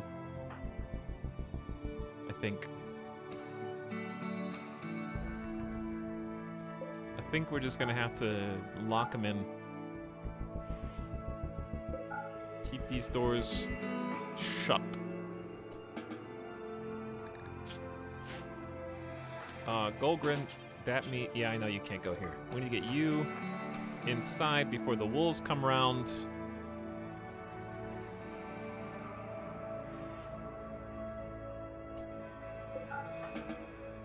Okay, and then Coco, what is better? I would assume a spear is higher DPS. Yeah. So let's get Golgrin hooked up with one of these spears. And then Coco has no skills, but 1 shooting. Which will, of course, save the day. So have that short bow, and good luck to you. Arco-autonomism. What, pray tell, is arco-autonomism? Individualist. Architects stand as sovereign consciousness and recognize and judge each of us individually the same way. Architects notice the one who wields their relics, such as the free staff, In the future, the architects will depart. They will bring with them the ones they have noticed and leave the rest behind to dissolve in the universe's eternal entropy. Notice me, Architect Senpai.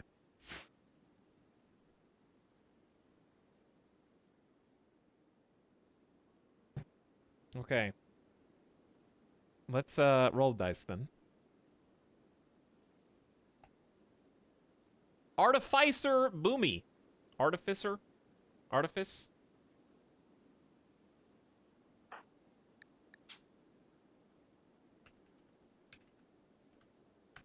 I will need some channel points from the chat now. No. Artificer.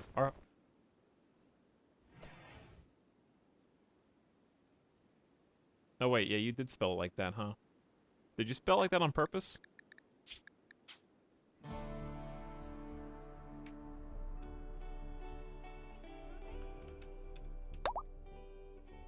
Or is that just the spelled name wrong? Is that a real word? No, it's Artificer. Dungeons and Dragons. And other things, obviously. A skilled craftsman or inventor. You spelled your name wrong, not me. Alright, Manhunting Pack is here. Doors are locked, people are inside. Now we wait and pray that one of them dies on this sandstone spike trap. And that our returning caravan doesn't come in on the north. If they come in on the north, very bad. Okay, well, you didn't die, but you will die in 8 hours. They're riddled with scaria. Or, better still, the Mega Wolverine, in their eternal hunger, smells weakness. Where are you going in such a rush? Are you going to attack this Arctic Wolf? Wow. Okay, one down. Wait. What is happening, Mega Wolverine? Oh, you can't eat that one, because it's riddled with scaria. You're looking for food. Can't eat that one either. Time to go back on the prowl. How about you, other Arctic Wolf? I'm defending this here colony by also taking a bunch of really lethal wounds. It's gonna help the colonists rid my presence. Because he'd be hunting us if these dudes were not here. I did not see the Mega Wolverine. Did he find someone to eat? Not dead yet. Not dead yet. Not dead yet. Kill it. Couldn't eat that one either. You wouldn't dare attack a Thrumbo, right? You wouldn't dare attack the Thrumbo. Where's the other... Isn't there one more wolf? Did he kill all of them? He's going to get this Ibex around the map. Thrumbo, chill. Apex Thrumbo. Apex Thrumbo. So now we can't go outside because Mega Wolverine hungry, I guess.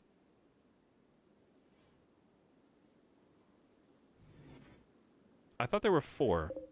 I only see 3 corpses. Where'd the 4th one go?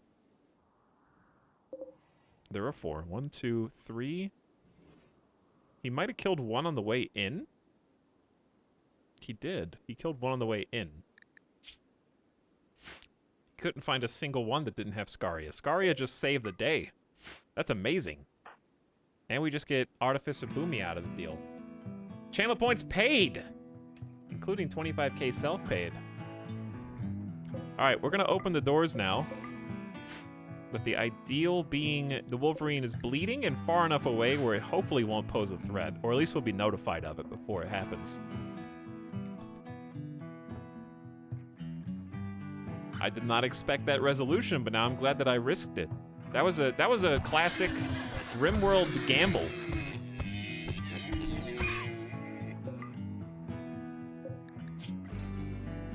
And it paid off. Now, granted, they're not the best colonists. Undergrounder is nice. Beautiful, you'll probably have no problem finding a spouse. Should you choose, I would be wary. The Mega Wolverine might still be hungry. You're getting a little close. However, its speed is severely lessened, so it should not be able to chase you. It's currently limping at 34% speed.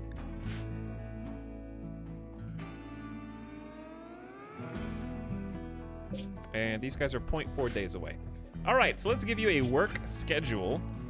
Firefighting, patient, probably never doctor, bed rest, basic,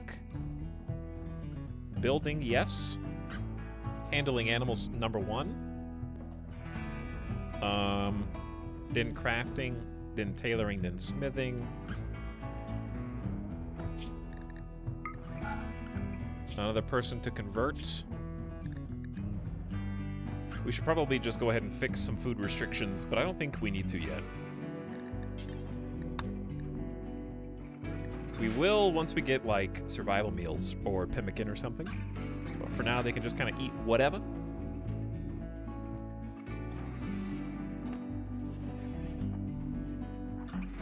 Enjoy the last of our fine meals. Our cook is headed home now.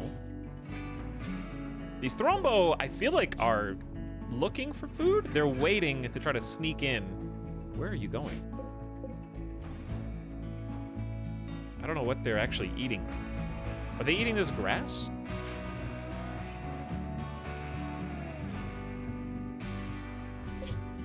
Okay, we're on the road. Should be back in no time, and then we'll be speeding along with 4 colonists instead of 3, so that'll be nice. Got the corpse pile over here. Electricity is still at a premium.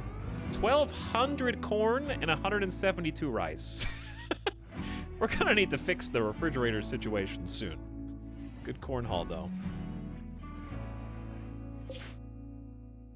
This, by the way, is our original starting location. I did not like the map, so we moved over one. Just caravan on day 1. Oh, Mega Wolverine died. That is gonna be good dinner. We'll be making some nice, fine meals out of that. We're gonna do this a little bit more complex. Let's just do 12 simple meals. Unpause at 4. But then we're gonna copy, paste it to the bottom, and then do like 20. Unpause at 12. I might even do less. Let's do 8. So the point here is kind of like, I want to have some simple meals to feed people who don't get the benefit from fine meals, such as these 3. And then the fine meals after we have already gotten them food. And then once we have enough fine meals, or if we don't have enough materials for fine meals, we go back to making simple meals. A little overcomplicated, but I think it makes sense. Is the farm roofed? It is, because it's very cold here. And that's why I have 4 heaters to make sure that the crops stay above the minimum temperature in order to survive and thrive. As long as you have a sun lamp, you can grow crops indoors. The sun lamp, though, takes 2,900 watts of power during the day while it is on. If it is not powered, the crops will not grow. So it's extremely power intensive, and my 6 wind turbines are very much struggling to keep 2 sun lamps on each day. Even though I've got 6 batteries here, and while these things run at night, it's basically like just free power, but we don't quite have enough.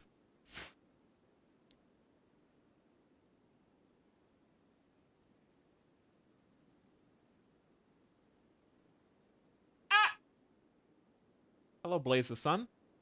Thanks for 8 months. People clapping in the stream. Appreciate the sub.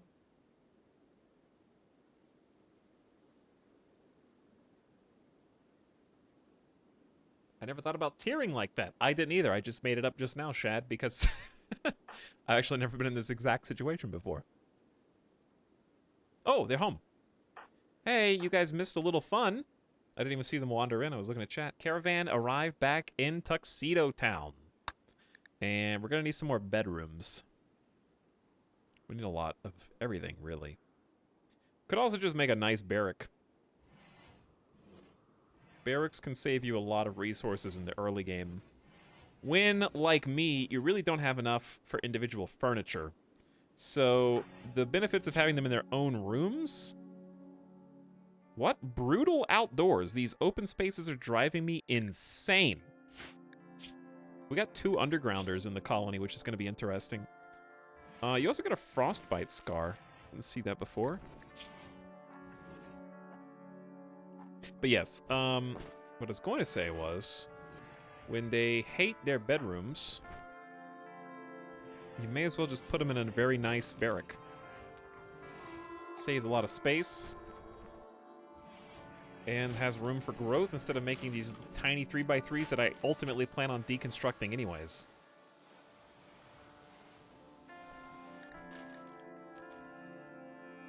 So if I was a barracks, where would I be? Tough call. We haven't even gotten into megabase planning yet. Not even close. One option is here. I feel like this should be probably reserved for more power gen. Though, my fear is kind of like our successful bases, we distribute power and where it is generated across the base. That way there's not one point of failure.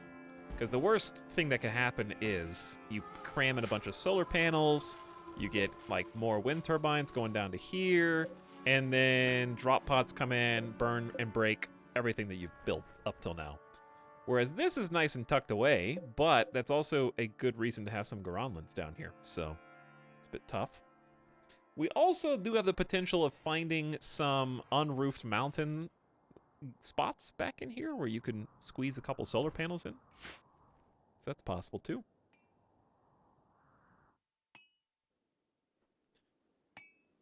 Or we could start digging. Could put a barracks in over here. Could put something down in here. You know, we can start carving these out and leave the open spaces for power and other things.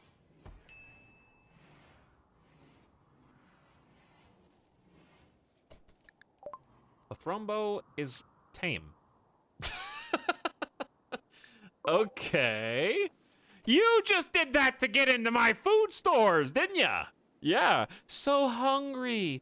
Nothing to eat outside. Better join the humans. They've got this figured out.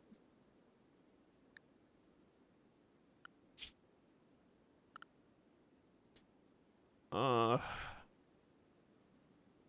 kind of have to kill it. There's no food for you. But a fighting thrombo is extremely useful. If I had been growing hay or something. They're just so hungry. Hunger rate is 2.8. They have to eat over 3 simple meals a day to stay alive. If we kill them, then we also get a thrombo horn to trade with, considering we have no silver right now. That's not that bad. Just have a thrombo horn, have some thrombo fur just for free. It's really not that big a deal. Attack thrombo is nice, but I can't afford it right now.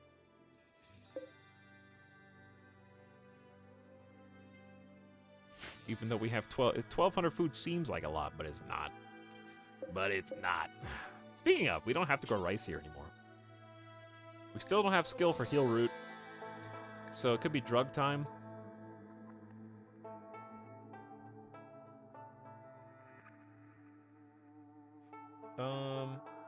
Could it be drug time soon? Psychoid is a vicious cycle. This is not large enough grow area for Psychoid, I don't think. It takes too long. Really need to reserve it for heal root, but in the meantime,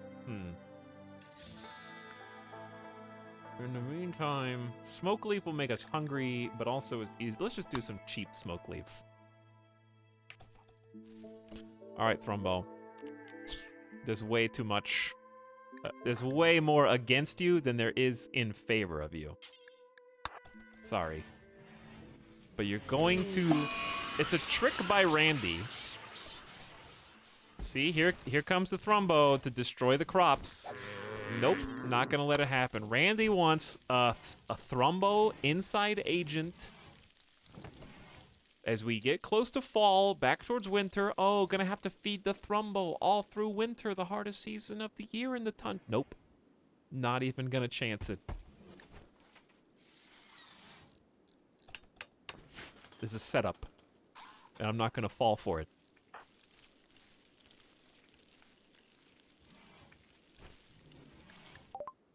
Every female colonist feels a wave of anxiety and anger. Some distant engine of hatred is stirring, projecting a psychic drone onto the site through an orbital amplifier. Some people's mood will be quite a bit worse for a few days. By the way, Artificer Boomy was a cave child, growing up in a large and intricate cave complex that extended deep into a mountainside. She helped the adults maintain and improve the deep caves. And so you shall do for us. In time.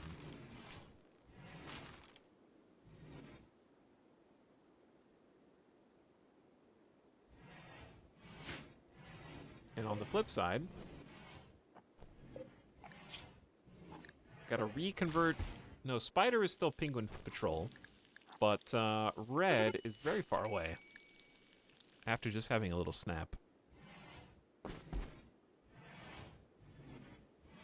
But welcome, colonist number 5, technically. Lonely Swineherd barely counts.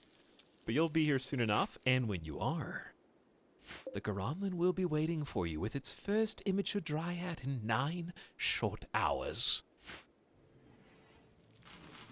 And then we can finally have these people who are doing impromptu crop growing and plant cutting to do something else.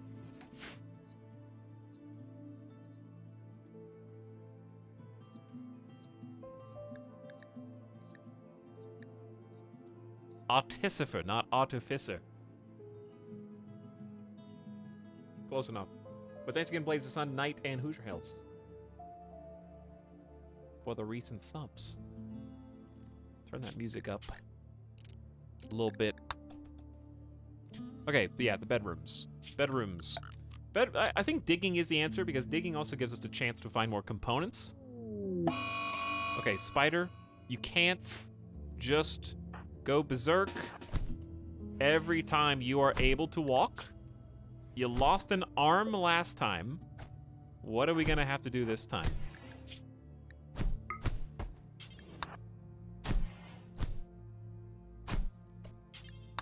You're lucky you're still alive.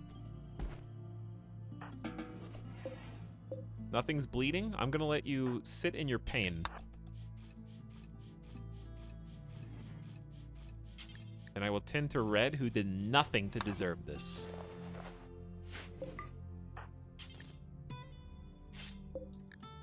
Except merely exist. Red getting some good melee skill. I guess they're staying topped off on their respective melee skills.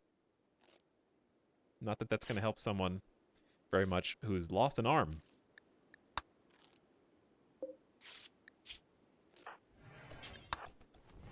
All right, you can go back to sleep. Sorry to wake you, Golgrin. Why is it so cold? It's not. That one heater put in overtime. We might need a vent between these rooms. It's 11 degrees and it's only going to get colder. It goes down to like -40.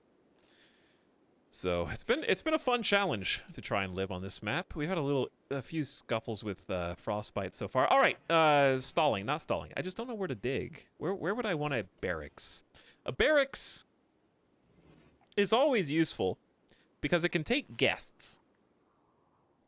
So even when you outgrow the barracks, you can take quests where people want to come stay with you, and then they can stay in the barracks. So that's nice. Or it could double as an overflow prison cell. So for those reasons, I actually think I want to carve it over here into the rock, which is a little far away from our work space.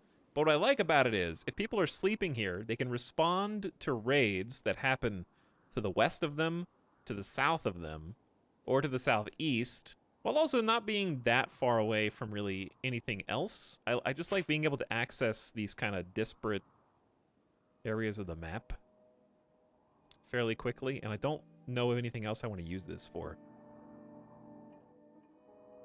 I don't think a bunker would work here. Bunker is much better here. So this is good. We'll go with this. Speaking of, there's some more steel. May as well get that. We're already kind of digging down this way anyway. All right, so let's say there's going to be a big complex thing.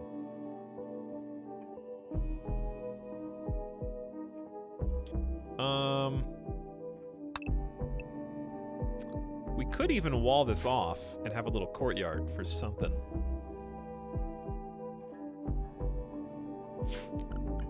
It's kind of interesting. What, we don't have any sandstone. All right, I'm just gonna start digging. Well, I'm gonna plan first. Let's do some planning. Okay. It'd be nice to have a rec room attached. Let's say there's gonna be a wall. Oh, ding. Let's say there's gonna be a wall like this.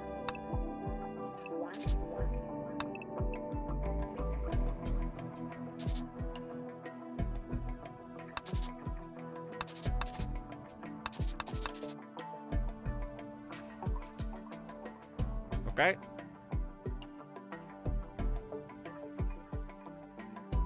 Let's go over one more. And let's say there's gonna be like a hallway on the outside that's too wide.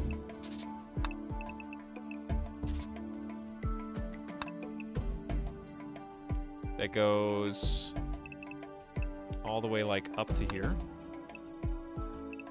And it turns one wide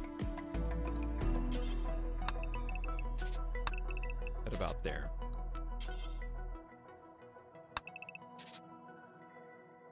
Okay, we're gonna kind of carve all of this out. All the way across, and then wall on the other side. Okay, so that's gonna be a nice 3-wide hallway with plenty of space. Mega base! No, this is not the mega base, chat. Not yet. I know it seems exciting.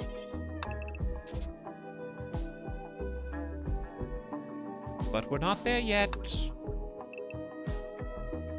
There's definitely a little open spot there.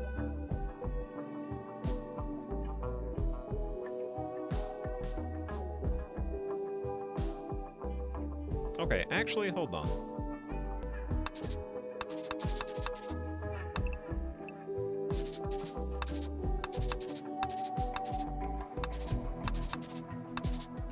What do we just do that all the way down?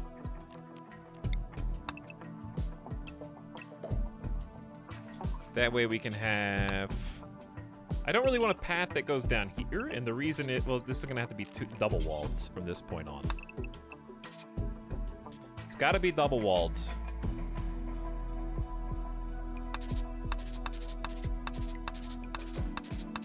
Because it's too vulnerable. Too easy to break through from the outside, and we don't want that. At least not without a little fight. Okay, and then coming down here, you can either do the one-line zigzag. Probably need to do the one-line zigzag. What are you guys doing? Do whatever you want.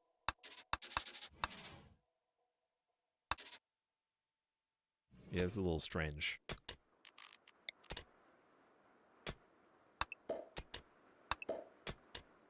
Yeah, I think the 2-wide is just gonna have to end awkwardly. Right there. Okay, that's fine. So anyways, then we can have an interior wall.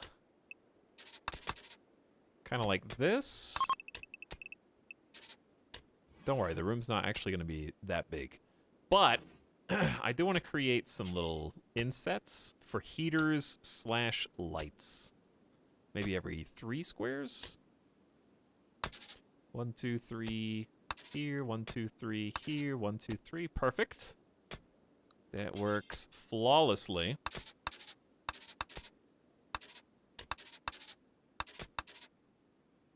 Yo, this is gonna look good, actually.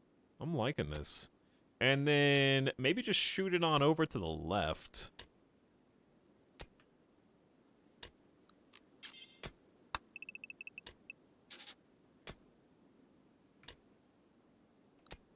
I still really enjoy the idea of walling that off and kind of having this be its own little compound. Probably 2 walls then. Minimum. And then what will we put in the courtyard? We could put some solar panels. We could put some horseshoes. Doesn't really matter. Whatever you want.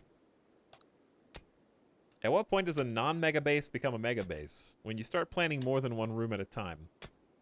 Statue garden. Mortar space. I don't know what you want to call it. Hey, Radisum. 7 years time flies.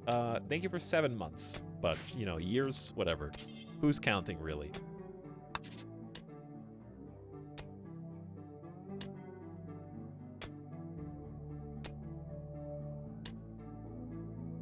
Okay, what if we go here? Down, over, down. I'm making home plate.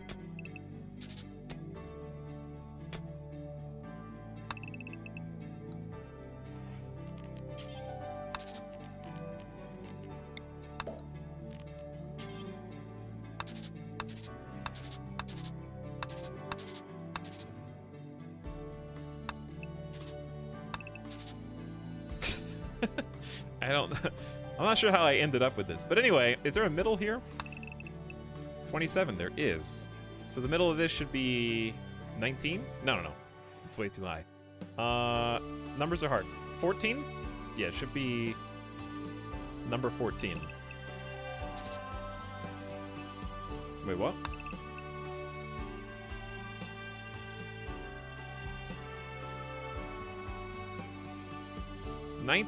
Half of that is the 10th block. Oh, I was off by 1. That's what it was. Okay, now we're back.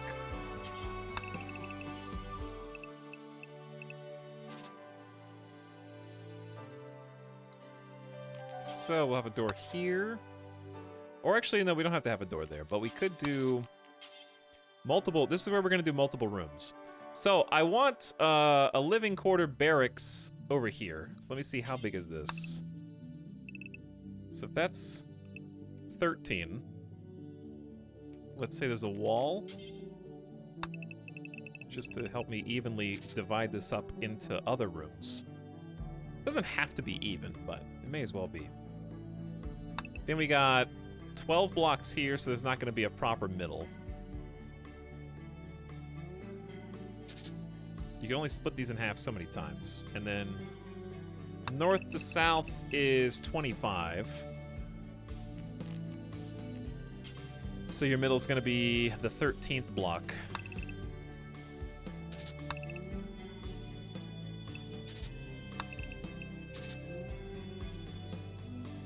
Which would go something like that. It's a mini base.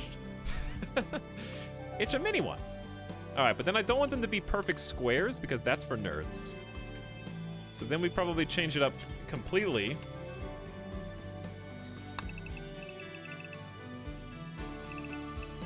We don't need a 3-wide walkway because that is way too crazy. We could do a 1-wide walkway.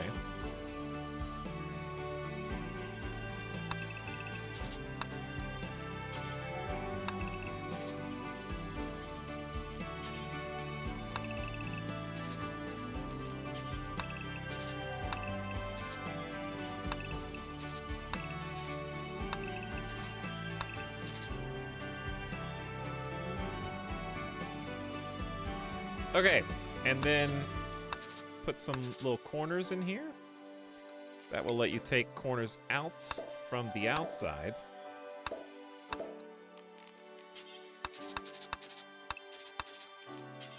To fit things like heaters and lights. It's 8 blocks, so we could do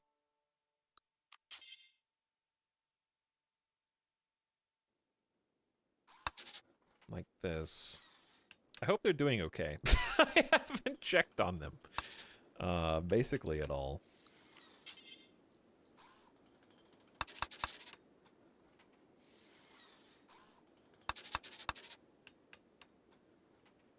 That'll give us some interesting and funky shapes.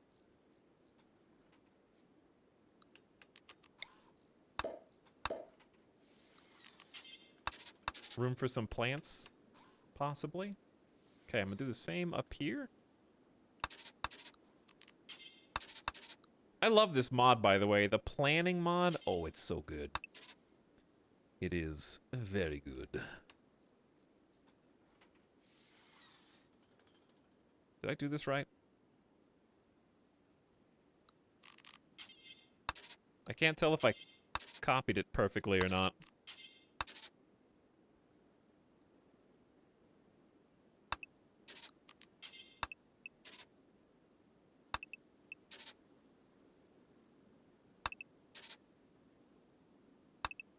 I think it's the same. Goes this side, that side, this side, that side, all the way down. All right. Then on here, we do this and that. Ooh, nice jam.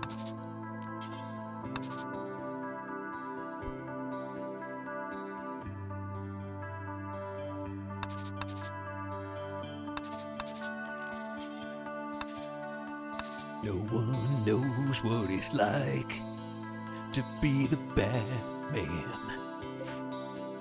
to be the sad man.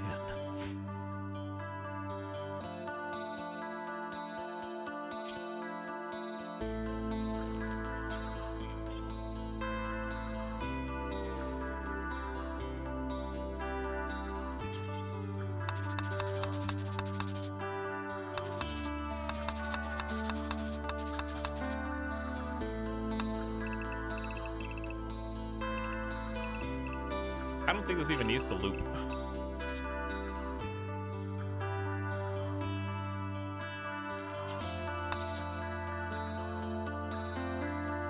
I think it just needs to go there.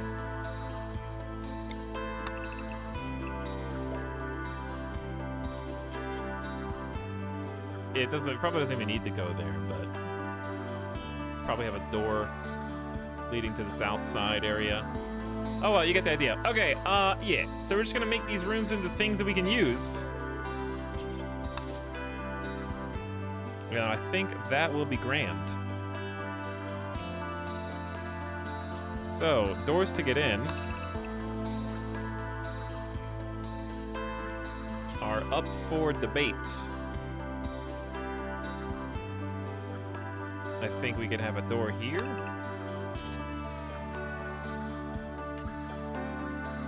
We don't necessarily need a bunch of doors, because in a barracks, you don't want people cutting through. I think that's the key.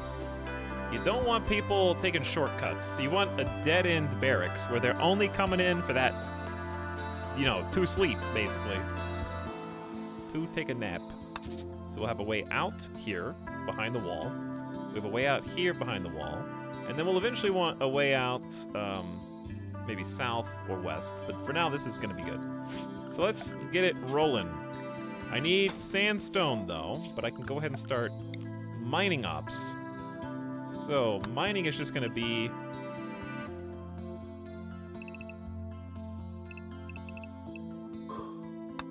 kind of just a blanket...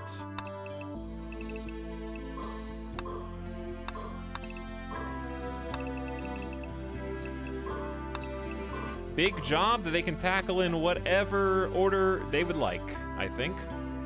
And then we'll come back and fix it up later. It has begun.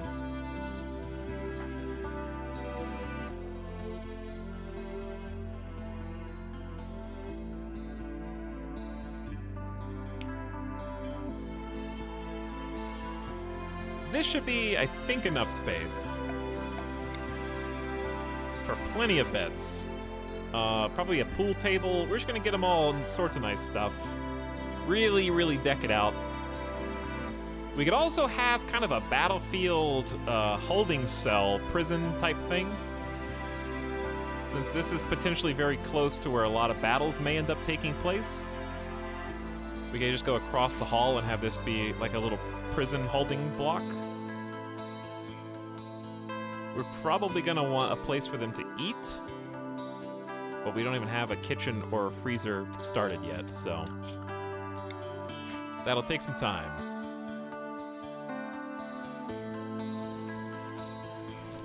Too much meat! That's just from the Wolverine. I guess if you can make more fine meals, then do.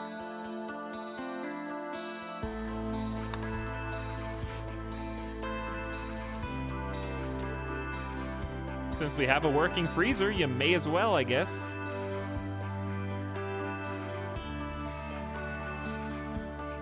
Artificer hauling some rocks for when we eventually start cutting marble. Which, I'm gonna go ahead and add a bill.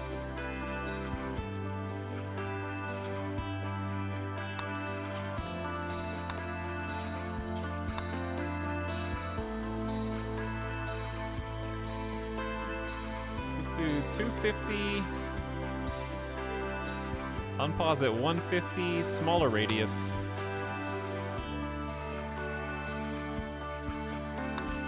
All right, crafters, you've got a job.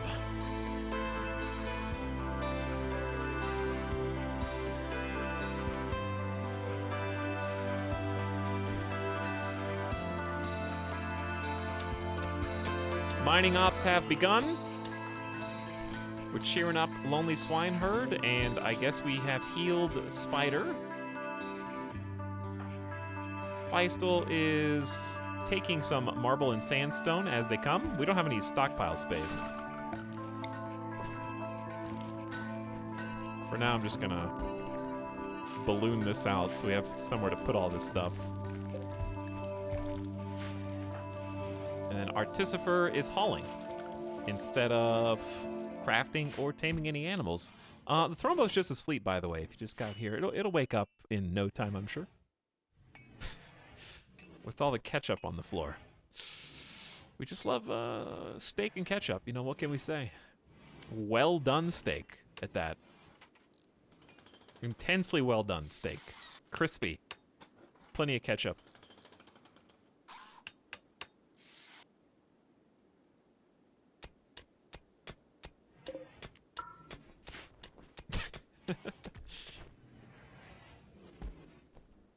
Barracks, weapon prep room, hospital, and prison complex. We could do a mini hospital there, but with field tending, you don't really need that as much. And also, I hate putting hospitals underground.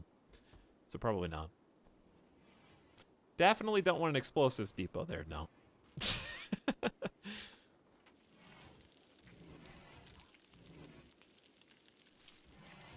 Oh, one little corn got away. All right, let's definitely turn one of these off. Feistel. That's too much power to let Randy boost us again and reset us back to 0, unfortunately. It's amazing how much faster things start happening once you get a 4th, and then 5th, and then 6th, and then 7th. It's amazing how much faster the game gets when you start, you know, advancing the game. Isn't that crazy? We got 6 days left on Paralytic Abasia, and then I'm really excited to finally have a researcher / full-time planter. That's the big thing. Side note, you guys need more space for meals, huh? Because you can't just leave these there.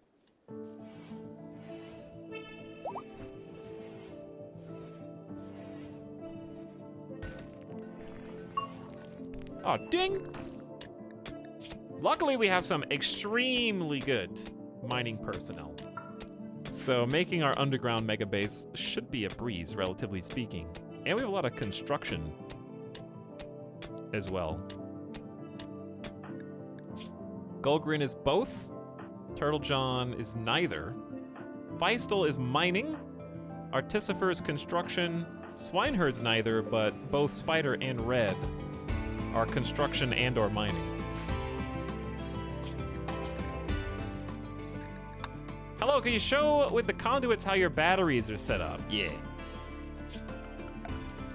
So, what you do is, to keep Randy from exploding your entire power supply, you create pockets of batteries that either for me, I just keep them away from the walls, but you don't have to keep them away from the walls. You can just not put wire touching. But the key is that they're not touching any other wire.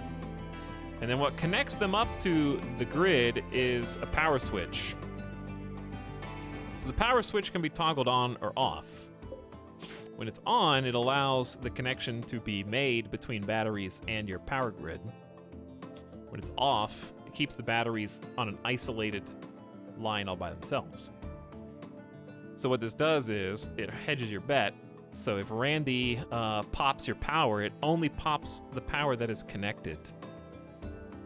So you can come back on and toggle this power switch on to toggle your emergency reserves. However, note that power does still self-discharge at 5 watts, small rates, but noticeable anyway. So it doesn't just stay full forever. You do have to kind of babysit them. So what I do is I try to let one of my sets get to full, which this one's now being drained because the wind has stopped. I try to let one get to full, then turn that one off, and then turn the less full one on so that I kind of have a full set in reserve.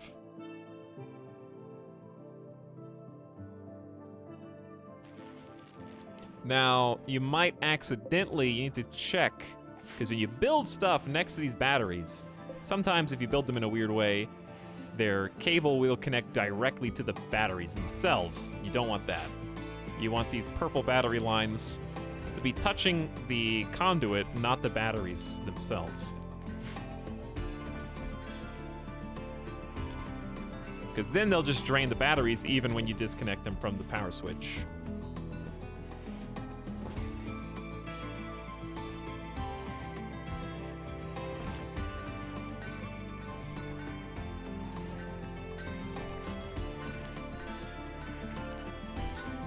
But anyway, glad that helped. Safeguarding an acolyte. Oh, it's Licinius. Don't really want a 2x times mech cluster. I'd rather not. At least not until I get at least a 5th fighter. Just for an LTEC shirt or some honor.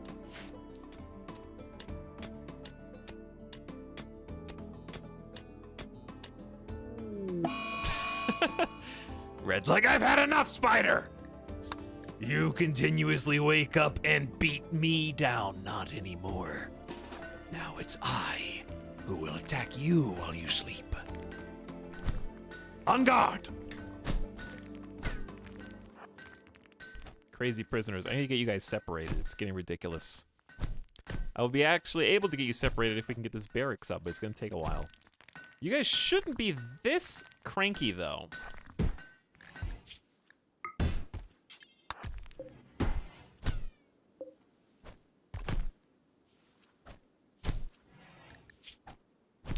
Red's leg has been destroyed.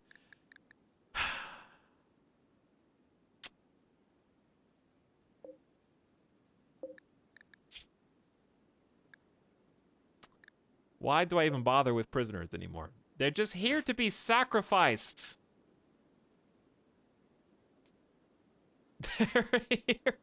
They're here to have their throats slit in front of an audience, dude.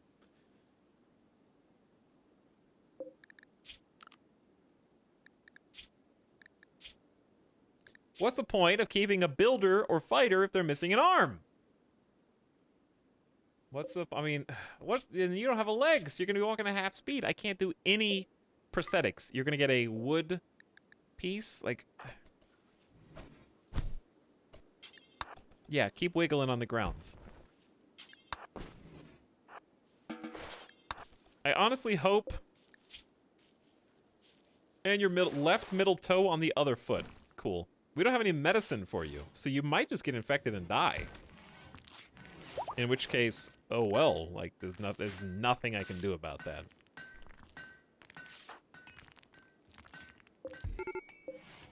In fact,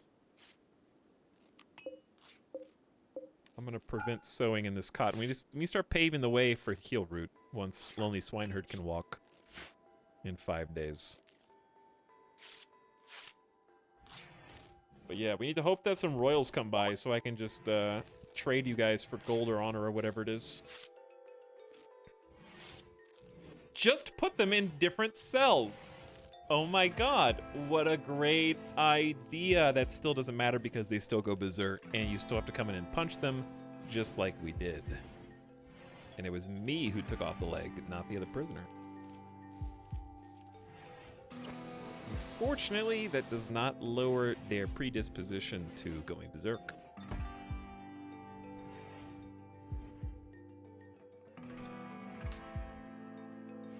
It just means they start attacking the door faster.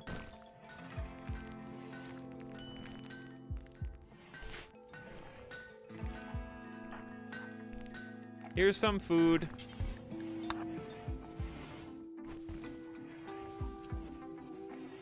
It is good doctor training, though. That is true. Unfortunately, we don't have anyone with a passion for doctor. So it's being wasted. I guess our backup doctors are now a 4 instead of a 3 medical, so that's cool, I guess. But our doctor situation is quite bad throughout the colony. The only person who could have helped us got eaten by a polar bear within 24 hours of them joining the colony. We had a doctor and researcher. Just gone now.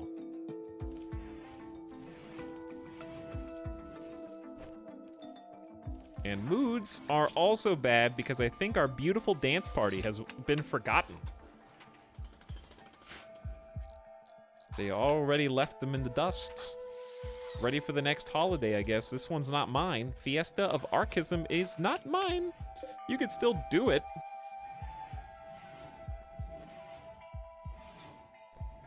Is there any reason not to do it? Like, does it affect us adversely at all? There's also a moral party.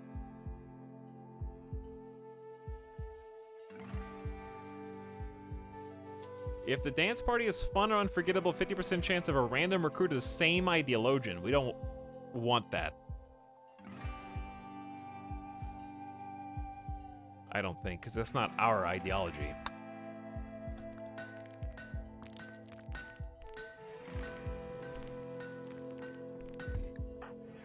Also, we got some tattered apparel. We do need to make some more clothes. Oh, we did build the electric tailor bench.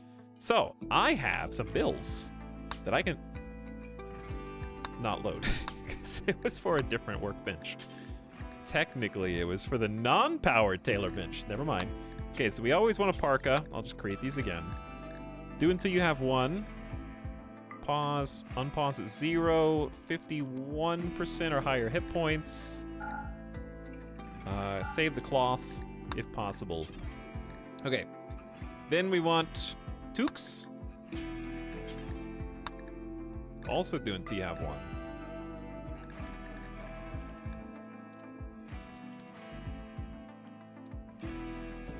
No hyperweave or double strand, but I think they have to be cloth, wool, or other, yeah.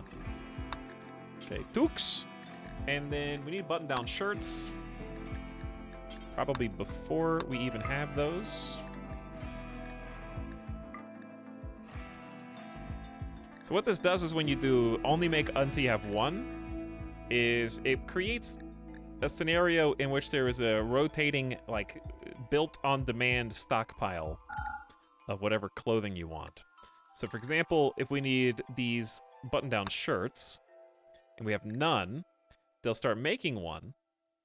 And since I've queued it up to only look for 51% or higher hit points, when someone else takes a button-down shirt that is less than that, like 35%, puts it on the ground, it will not count towards the bill. So another one will be queued up. So there will always be one that is wearable without triggering tattered apparel debuff. They can change the clothes automatically. As long as you have it, I guess, allowed in their clothing bill. Or allowance, whatever you want to call it. How's this coming along? We've begun. It's not great, not easy. Working on it. Manufacturing.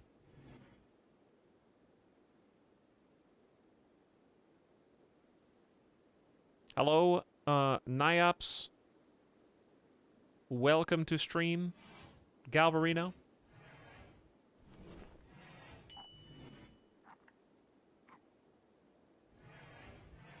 About to take a gamer death break here in a second and get a snack and a beverage. I've been out of coffee for like an hour and a half.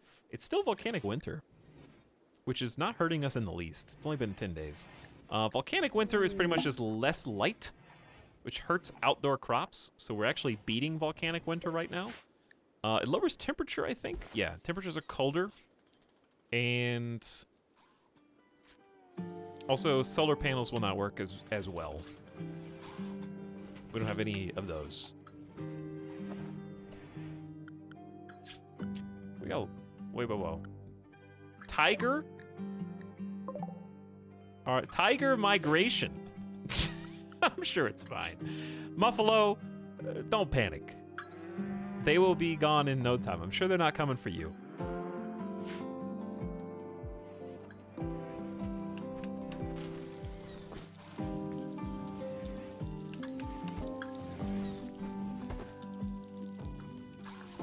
And we're getting close to this top perimeter being done. Very exciting. Then, when we get raided, raiders will just have to choose a way to attack. Or I could lead them in. Goldgrin is on an insulting spree because things are ugly. Well, I can't arrest the leader. Goldgrin called Artificer Boomy's intellectual skills bad and compared their uncle to a caribou. 4 desperate refugees approach. Their leader is called Lim. They say that crop blight starved them out of their village. Lim begs you permission to stay at Tuxedo Town for 15 days to rest and regroup. In return, they will work and fight for free during that time. If you make them happy, some of them may offer to join you. They may also reward you later for helping them. But there is no way to know their true intentions for sure. 4 people, that's like double our current colony size, which is a little tough given that, of course, we haven't finished the barracks yet, not even close. We don't have anywhere for them to sleep. And we do have enough food, actually. Some of it will spoil sooner than the rest because we don't have a proper freezer yet, but we do have enough food. This indoor corn zone has been quite key. Let's get a quick rice before Lonely Swineherd wakes up. I don't think we can, though. How long is rice again? It's like, isn't it like a week? Isn't it like 7 or 8 days total? You can't believe the 3-day growth time. I think it's like 5 or 6. We could do it. But I really do need to plant hill root ASAP. We could always do an early rice harvest. Not that important. 4 potential betrayers. 4 of them. Oh, we don't have to accept this for 4 days. So that'll give us a little breathing room to try to get this set up a little bit more. And also get our 5th colonist. Okay. The wind turbines are just so flaky. So flaky.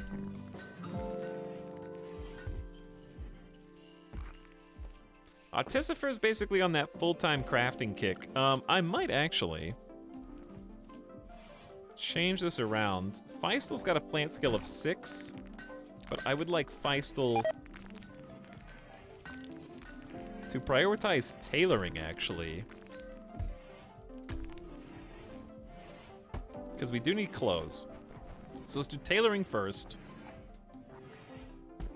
Smithing second. Mining third.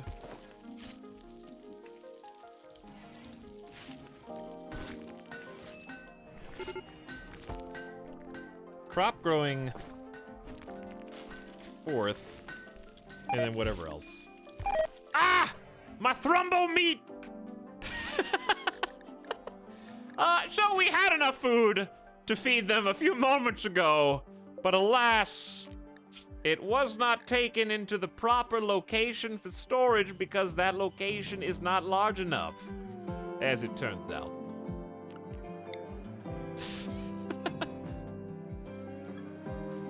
You killed him for nothing! I killed him for his horn!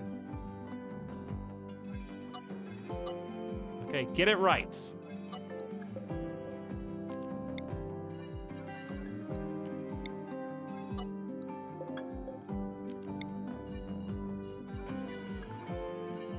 All right, we have some more space for the raw ingredients now, I guess.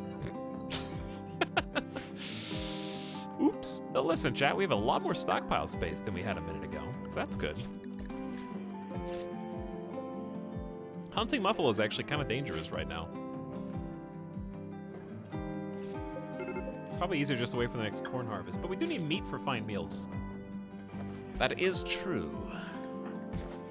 The major breaks are coming for us. Insulted ×6, Gulgrin about to cascade the colony. All right, so here's what I'm gonna do. I'm gonna take a quick gamer death break since it's been about 3 hours. I'm gonna leave the game on pause, but I fully expect it to pause itself, given the nature, precarious that it is, of Turtle John's stability mentally right now.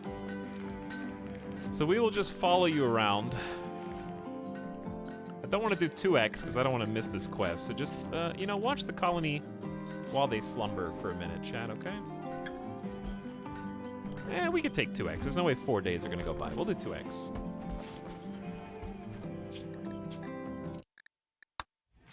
But I'm going to go grab a beverage, go get a snack. Moluto Kilo, thanks for the free Amazon money for 11 months. Much appreciated.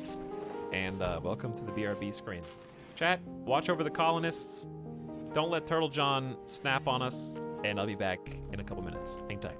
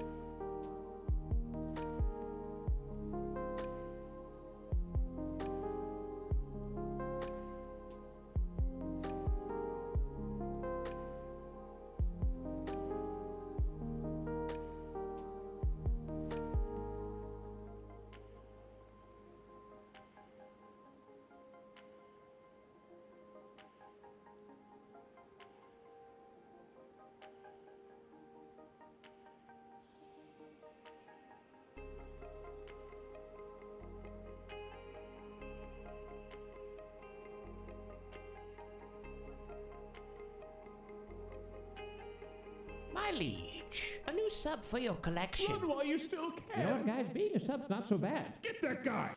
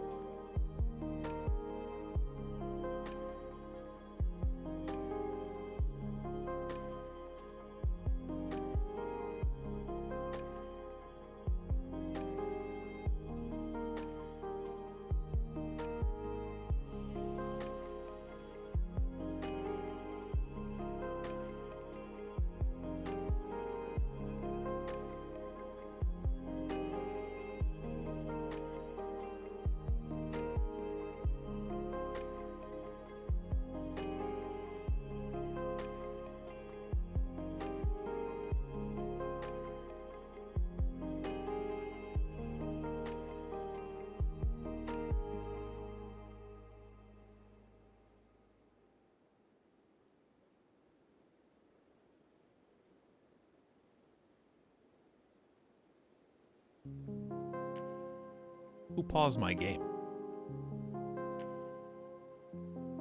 Who did that?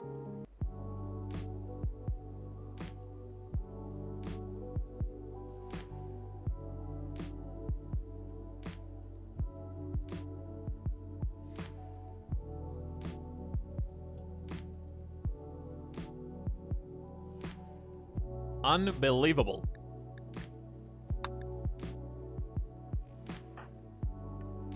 Everybody go kill that guy.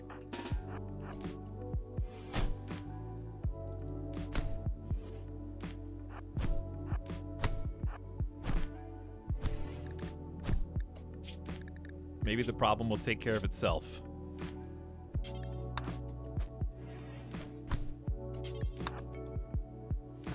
I guess we are just doing doctor training on these two. My unwitting test subjects. So be it. What song is this? I don't recognize it.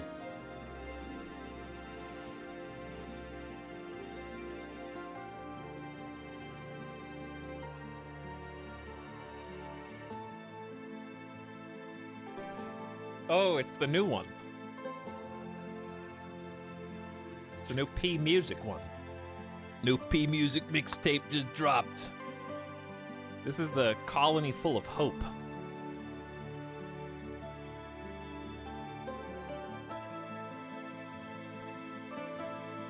This is the inspirational. Rise above all of the things Randy throws at you. Give the speech in front of our newest colonists. Tell them how we're gonna strive, how we're gonna survive against all odds. How nothing's gonna get in the way of our friendship. Nothing's gonna slow us down. We're gonna tame the wilderness. We're gonna find a way to cut through Mother Nature herself and show her what being human really means. We will blaze a trail. And wait, the music stopped. So I was still in the middle of my speech. You can't just stop the orchestra right when I'm in the middle of my speech. Okay, next time, guys, I expect better.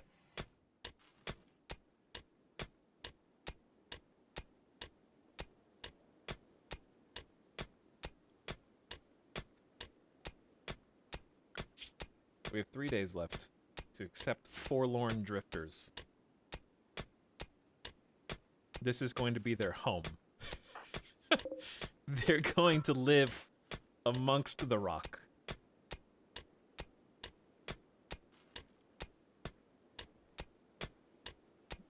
That mining speed. Yeah, the two people who mine are doing pretty good right now with their double fireball passion. They're doing all right. Turtle John not doing so good. Still thinking about being insulted by the leader of their ideology, where only 2 of them believe.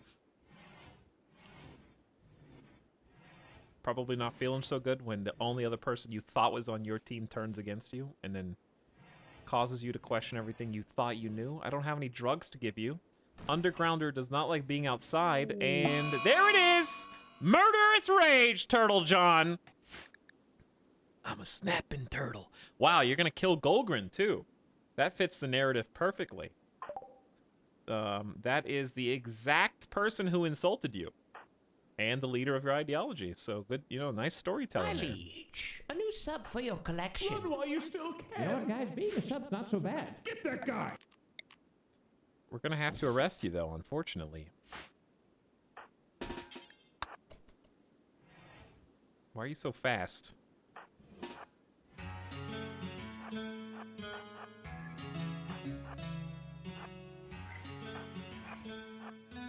Okay, so here's the strat. The strat is wait by the door, because Turtle John's gonna have to stop. There you go. They always pass them by. They always whiff them on the first shot, so you gotta wait for them to get stuck on the door. Anyway, Turtle John, why don't you just sit in here for like 22 hours? And then you can go back to the way things were. So you start to forget about being insulted so many times. Wait, Golgrin was insulted 5 times back? Did they just give it right back to you? Maybe. Apparently there were some AFK subs. Parkside gifting 5 community subs. And back for 37 months.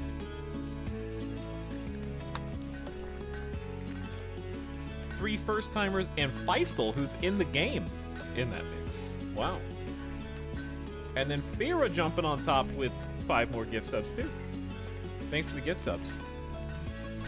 Appreciate the generosity in this evening RimWorld sesh.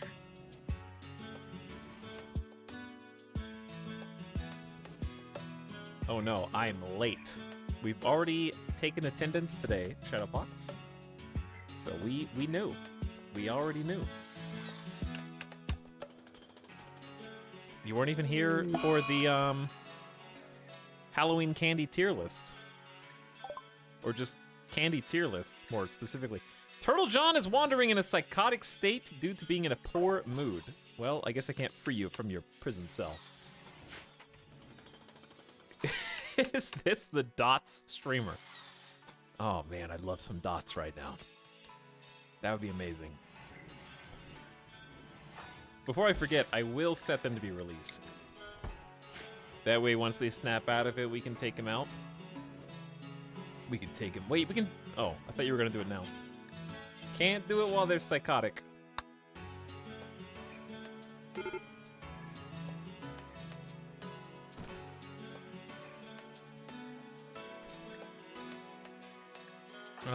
We need warm... Well, Lonely Swineherd just needs to wake up in 3 days. It's been a long paralytic abasia, Swineherd. I'm ready to have you as a functioning member of the colony. Feistel's picking out on food because it's ugly. I hate digging in rocks. Well, I don't know if we can take Forlorn Drifters at this rate. We only have 2 functioning colonists. Randy wants to kill the colony. Now's a good time to do it, I think. Just raid us. We're also wearing toques instead of face masks, so I think that's contributing to uncovered face. Oops.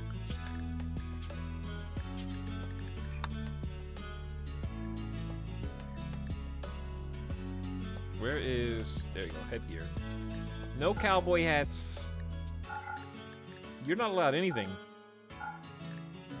Except a visage mask. Tribal headdress does not cover face.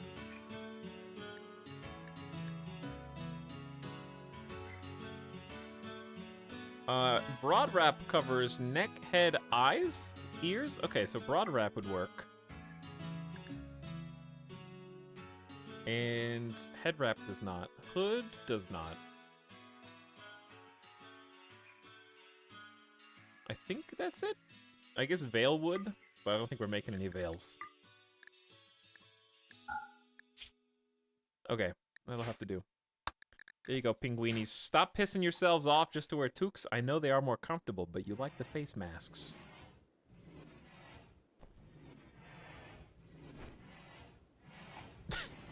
What was the ideology command, chat? Exclamation, ideology. Here at your service. What was the ideology command? Ooh, it's a dark night tonight. Super moody.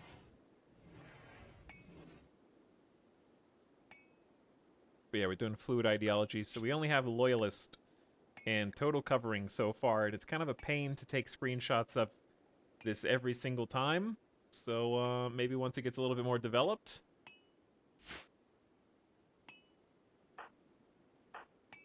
I like this nighttime darkness mod. Very cool. It's going to be very annoying if we have to fight in dark, which is inevitably going to happen. But yeah, we have a cycle of the moon thing going on where some nights are darker than others based on what stage the moon is in. Don't worry, it's not perma-darkness every single night. We're not on hyper-realistic like we were that one time where we also tied shooting accurate. Ooh, it's snowing! Whoa, first time. The first time we get a little snow on the map.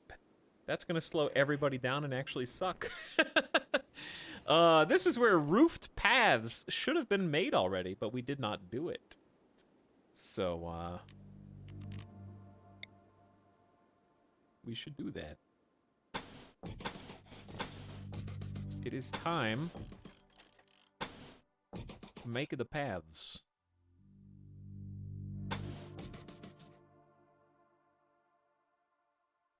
Maybe this should just go straight out.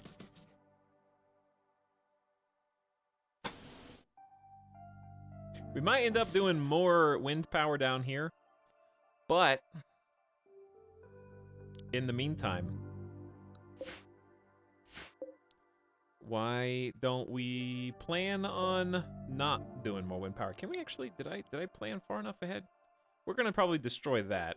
No, we're not. We're probably gonna build a fertile soil greenhouse right there. Never mind. All right, yeah, let's just go down then.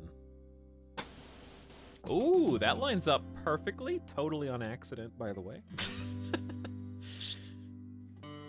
It was totally on accident. What can I say?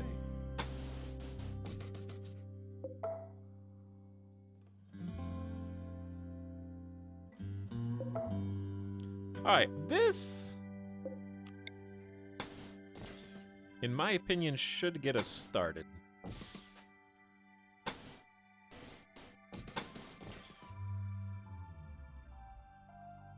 The reason I don't really like putting concrete around my base is if bad guys get in, and they will, then it also helps them move around my base, and that's what usually bites me in the ass afterward.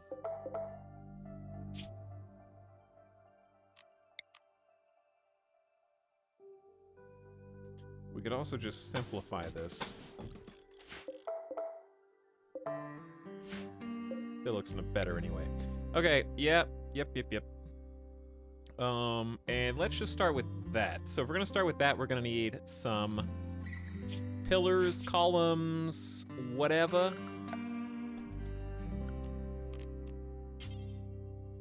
I like the rustic columns, actually.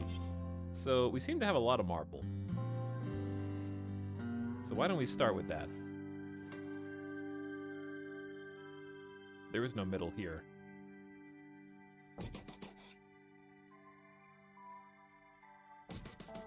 Every 3 spaces seems excessive to me.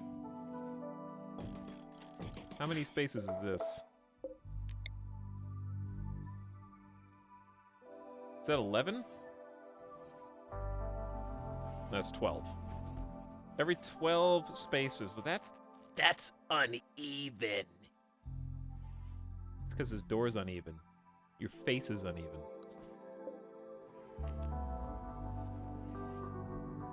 What if we just move it over?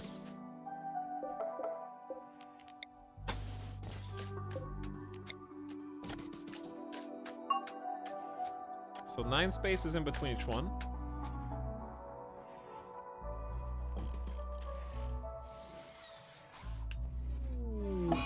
Can I help you, Artificer?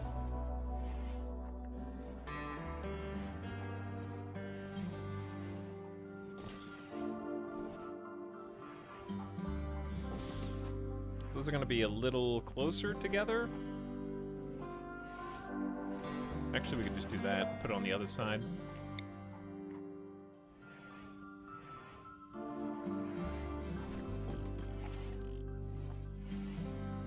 Okay, looks good. And that will almost do it.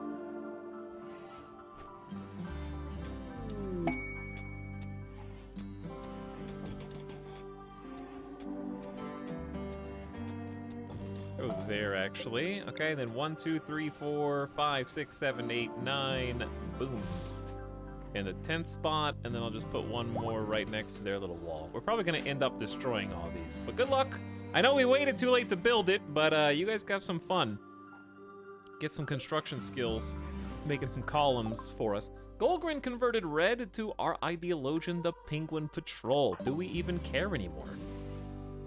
Because you're missing a leg and a toe, and you're missing an arm. So both of you are just kind of like not as good as you were. Body modder is barely even making up for any of that. But we can start recruiting you now, I guess. I don't know. I'm not real happy with the team comp that we've been dealt. And there's not much I can do about it except complain.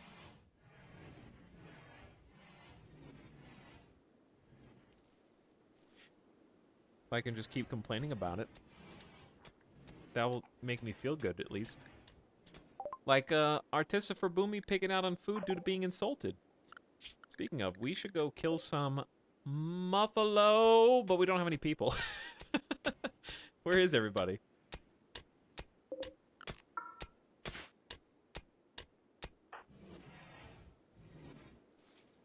Let's also forbid this for a little while. I do want to insulate it, but we need a lot. We have a lot to do, and only 2 people currently doing it. Literally anything. Golgrin is full-time feeding and chatting with Swineherd for 2 more days. And we technically have 3 prisoners now. Turtle John is starving themselves in a psychotic wander, literally refuses to eat.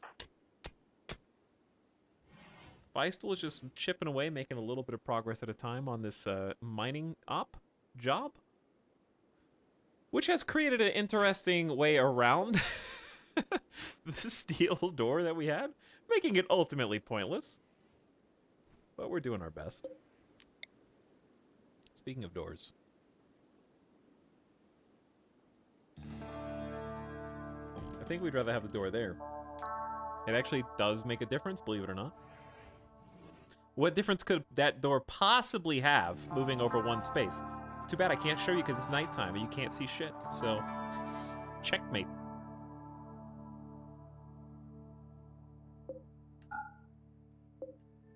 It really is dark, though. It's like contrast turned up to 100. Where'd Golgrin go? I don't know. It's too realistic. Got lost in the snow. Which is coming down in sheets now. And snow's bad because walk speed goes down. Thick snow is 52% walk speed. 52 from 100.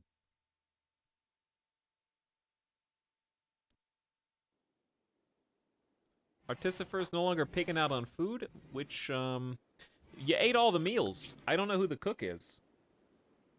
Wait, is the cook Turtle John? Uh-huh. Well, the meals are gone, Turtle John. Do you want to snap out a psychotic wander anytime soon to feed us? No? Okay. We'll just have someone else do it. Feistel, you're hungry right now.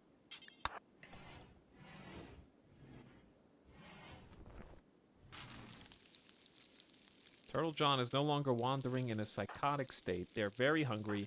No one's surprised. Here's what we're going to do for you, Turtle John. Feistel's preparing a meal for you. And we'll release you from prison so you don't get beat up by these 2 crazies who are fighting every couple days. And you can go eat. Not only can you go eat, you've already forgotten about being insulted. You're not only thinking about being badly malnourished, which you did to yourself. Cover your face back up. Good. Mood's starting to swing in the positive with catharsis. Like in the Pinguini. And there we go. Okay. Turtle John's back for now. Hunter lacks ranged weapon. Yeah, that's you. Where's your gun? We arrested you. And I don't know where your gun went. It's lost in the snow. Okay, no, but where is it? Chat, it's not this. It's a machine pistol. It should be inches away from the mouse. Are you pointing at the screen? Do we have a shelf somewhere? Feistel's got it. I'm dumb. It was the pistol. It's in Feistel's pocket.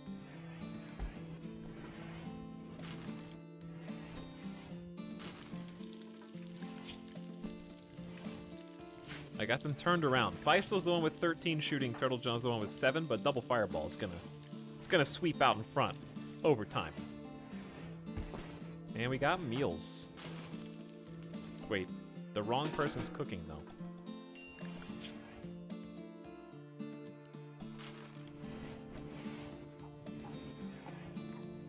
Oh, did I see a romance attempt?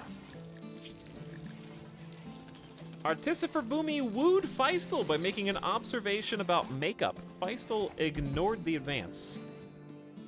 As you should. There's no makeup on the rim. Everybody knows that.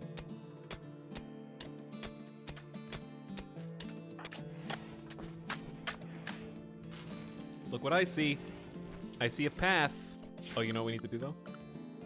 Probably should zone some build roof area.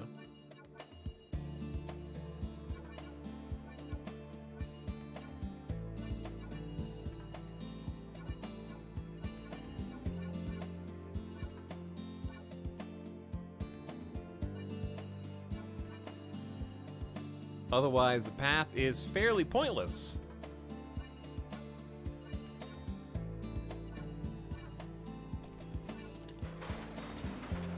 And that will keep the snow off, which will in turn improve our travel times significantly.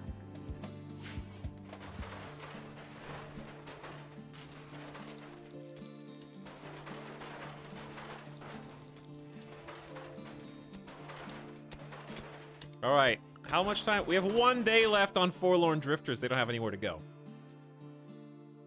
We also don't have any resources to make beds out of.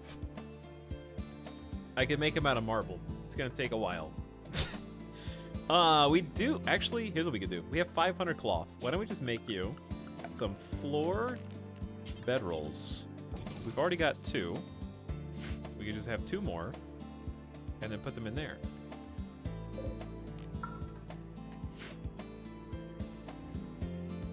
You have bedrolls. I know, that's what I said. I said that. Thank you for watching the stream.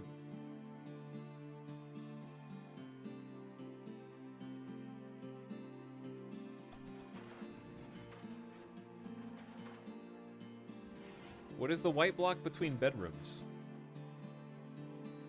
Well, I don't know what you're talking about. The block between bedrooms. This? Vince?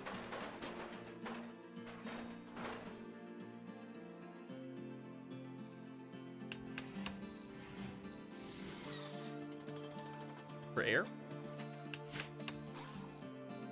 To allow the passage of air?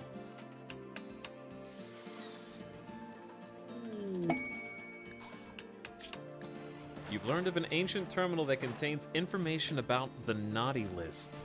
However, the terminal is surrounded by a tribal village and the locals venerate it.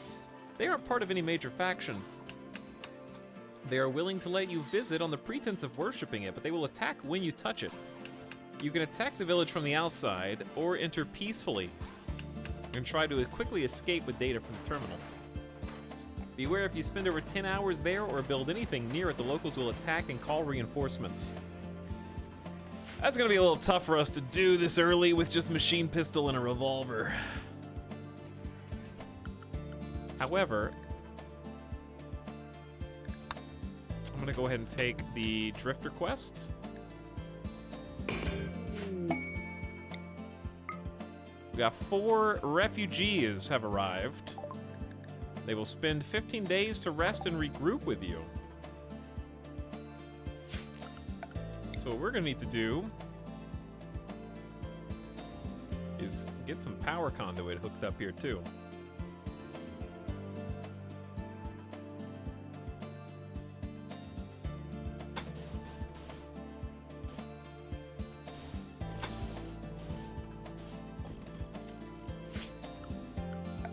So you guys can have a lamp.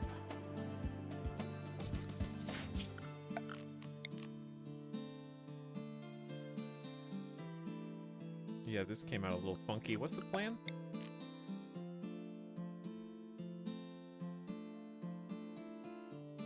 That's fine, I guess. It came out a little funky. Okay, we need 2 lamps. And a heater. Multiple heaters. Probably for a space this big, 2. Kiss the component stack goodbye. There's only 13 left. So we'll do 1 in... Yeah, we might need more than 2 lamps for a space this big.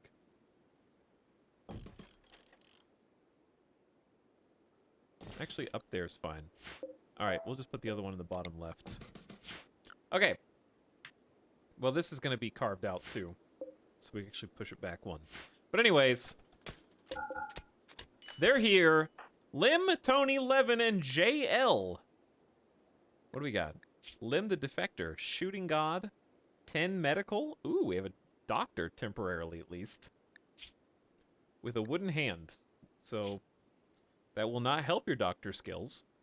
Tony, Also a doctor, very neurotic with an annoying voice. High melee skill. Levin, also a doctor. Chemical fascination, misogynist. Intellectual, social, animals, and crafting. Me too, just like me. Chat, you guys are misogynistic doctors, I hope not. JL, who is also a doctor. All 4 of these are potential doctors. Many of them with also social and intellectual.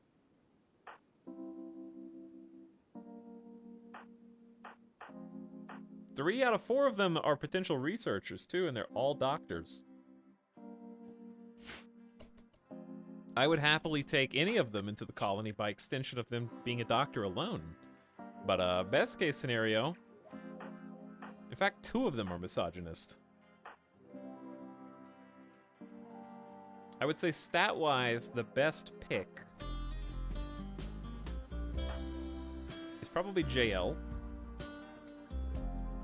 Intellectual, social, medical, and plants. Has a lot of... Ooh, 78? Oh. I take that back, JL, what I said a minute ago.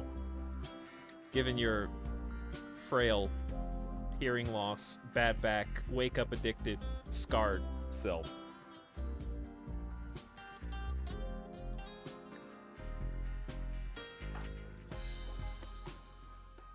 Levin has a frail torso as well at 74. They have hypothermia too. We're gonna need to get them some parkas. They're gonna get free parkas, and they're just gonna leave with the parkas, I guess. I don't know. There's no other way around it. Or else they're gonna have hypothermia. Those are the rules. I'll have to force them to wear one. Who's got the worst clothes?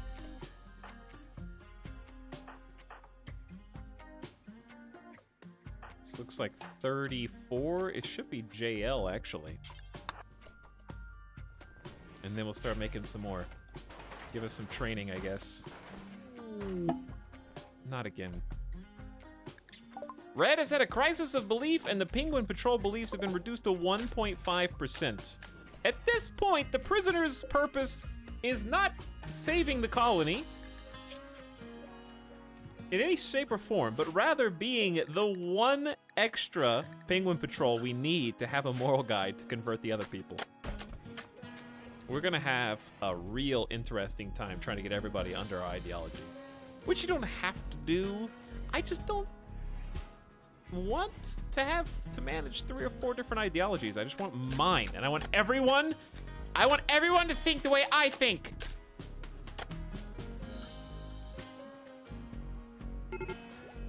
Oh, someone's researching. Sick. Since they're gonna be here for 15 days,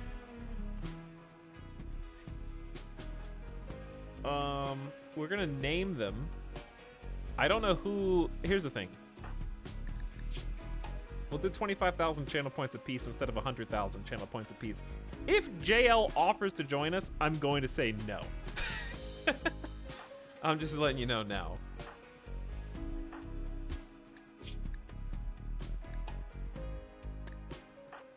Tony and dude, very neurotic with annoying voice. It's kind of bad. No. What do you mean no? You're gonna do it if you win.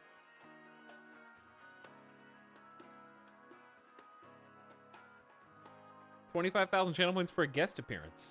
That's pretty reasonable. Consider that Smashin' had a 100,000 channel point character who died within 24 hours, and you're getting a character that's going to be in the game for 15 days, potentially, for 25,000 channel points. That's a bargain when you think about it like that. I'm a good salesman. Did you guys know that? By the way, subscriptions to this beautiful Twitch channel are only $5 off of your parent or guardian's credit card. All you got to do is go into the living room after your parent or guardian has fallen asleep and reach into the wallet that they hide inside of the drawer in the kitchen, and then and then make sure that they find it tomorrow. Okay? Make sure that you don't lose it. And then what you're going to do is you're going to put a handwritten note that says, I love you. And then you're going to close the wallet and put it back in the drawer. Okay? And it's going to say, from me.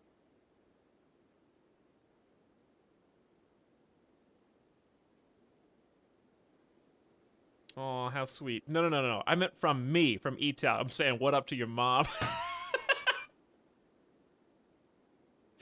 I had to. It was right there. It was right in front of me.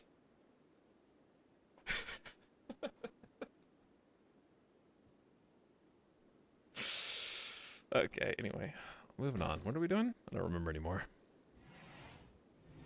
I got other people on my mind. Oh yeah, we gotta give you guys a place to sleep. We haven't even built these. Alright, Golgrin, make this.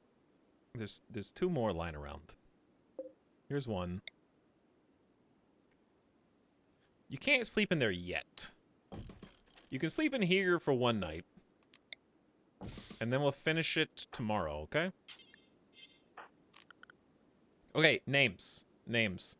The keyword is gonna be...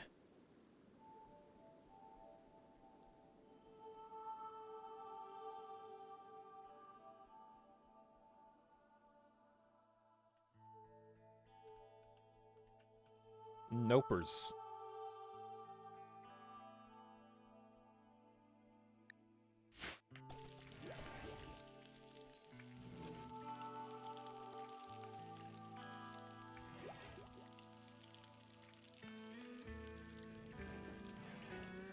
You're participating unwillingly.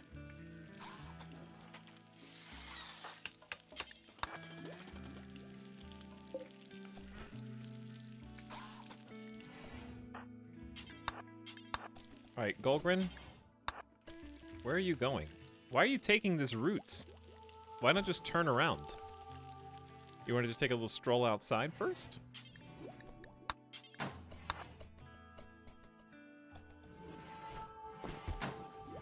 Alright, the visitors have a bed. They may not like it, but they'll be warm. And that's what matters right now. At least they have somewhere to sleep that's actually a bed. Bedrolls are good. Highly recommend bedrolls early game. Especially in environments like this. We don't have access to trees. We don't have much steel replenishable. And we don't have time to build stone beds, which are less comfortable anyways. Even if they look prettier. Also, I love that this is the one piece we haven't finished here, so this is not done. It's close.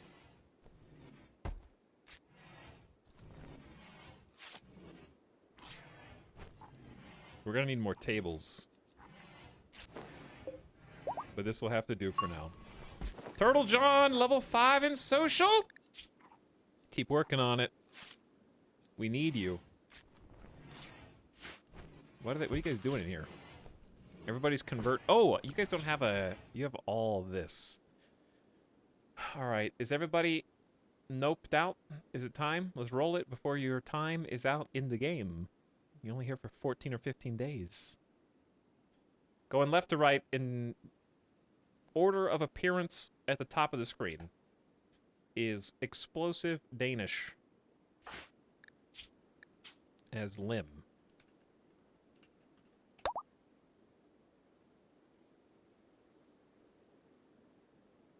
We have Professor Durg as Tony.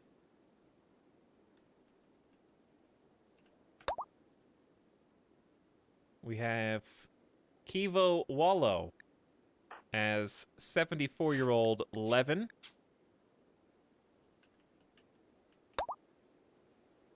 And last but not least, we have Lingonberry Punch as the 78-year-old Barely Here JL.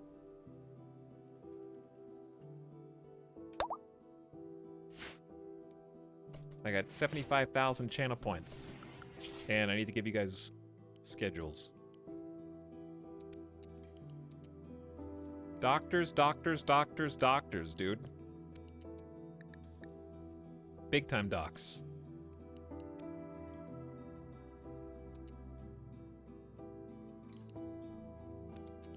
And we got an extra warden. No need to cook. Hunt, sure. Oh.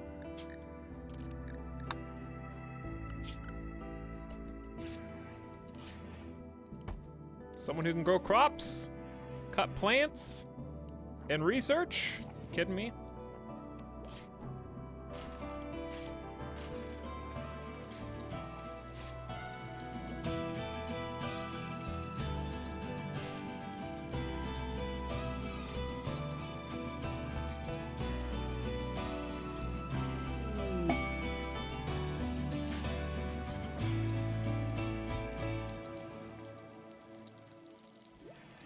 Paid.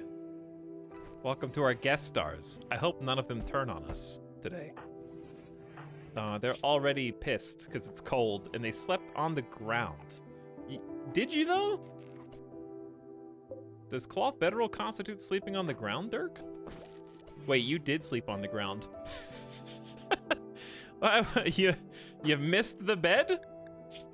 Were you all numbing cold? Yeah. We have parkas.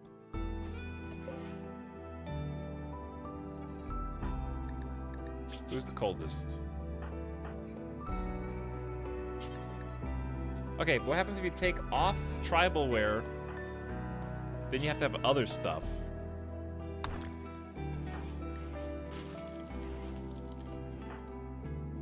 There's a parka for you.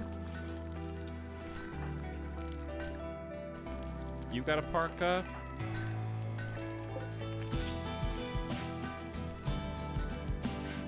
Ding, ding, ding, ding, ding, ding.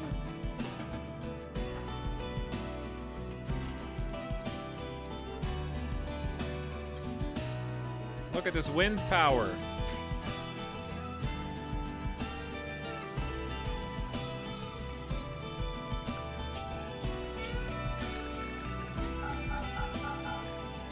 Go work.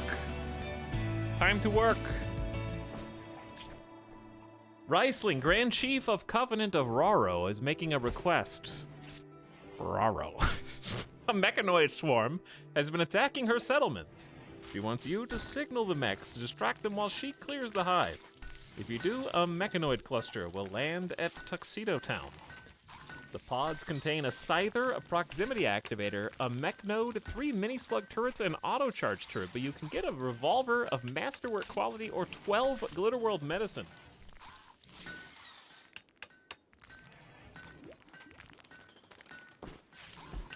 One scyther's not that scary. The auto-charge turret is, however. Everything else is pretty straightforward.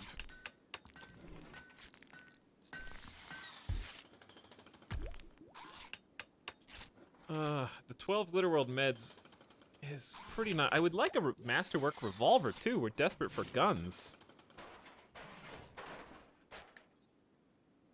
It's very accurate, just doesn't do any damage.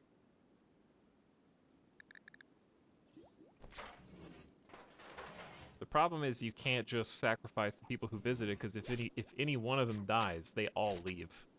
And you fail the quest.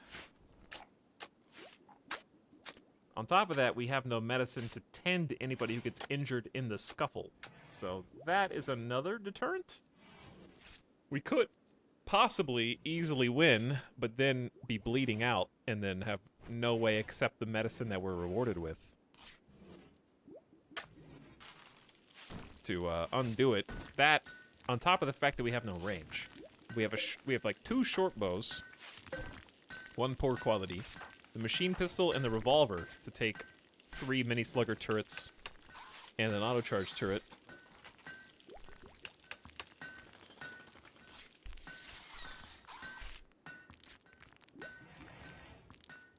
So pretty much not worth what I'm trying to say. Might end up having to use the reward that we would get for doing it in the first place, which would be a little silly.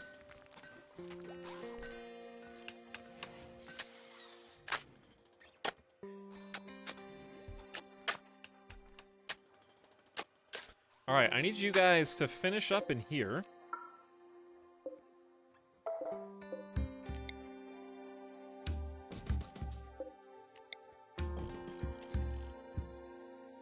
Get some stuff built, and this is going to become the barracks.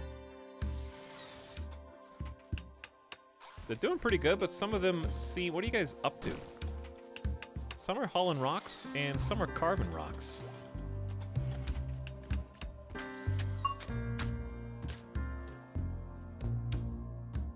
And then the rest of us, we're building our snow path, which actually, dude, I love when you start making the roads because it really just brings the whole colony vibe together. Starts to look like an intentional, deliberate act instead of being so haphazard.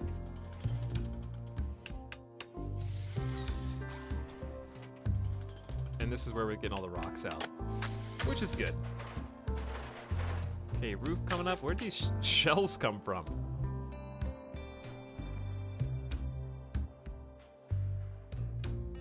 All right, so we're about to be, we didn't find any natural resources in here. No steel, no components, just a big pocket of rock. And I guess that's just the way it's gonna be.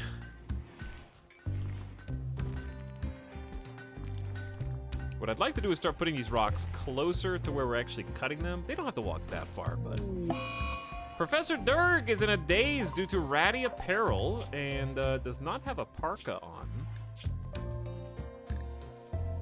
So what's your max cold temperature? 15. You're right at the threshold.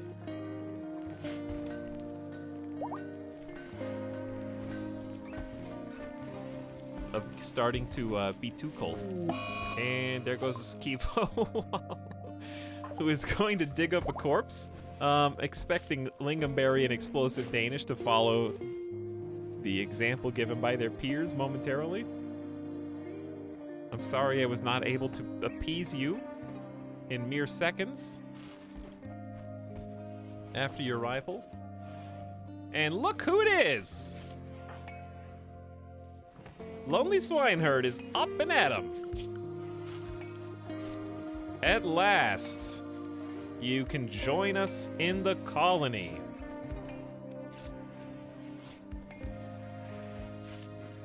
So you are going to be in charge of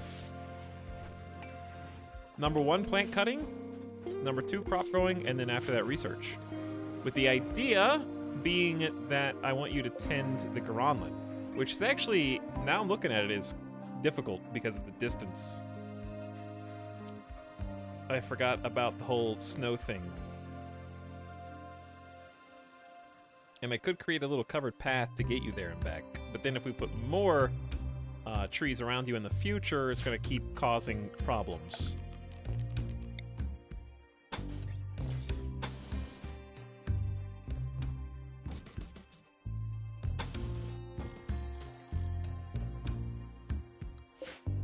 What even is this? I don't know what that is. Let's build a path like this.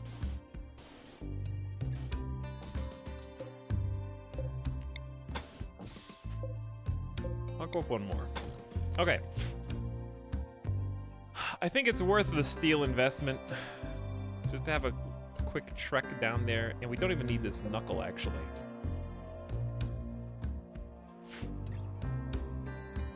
We could just have this go out one further. That'd be easier. Okay. And then some marble columns. I know you don't need them, but it looks nice. But you need them in some places, but not next to this.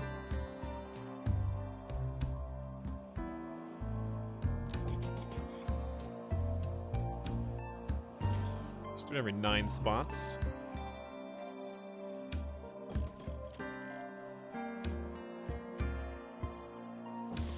And one more.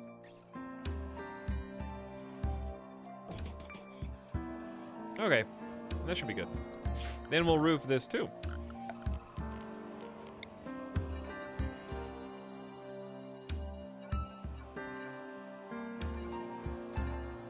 Connect up to the columns.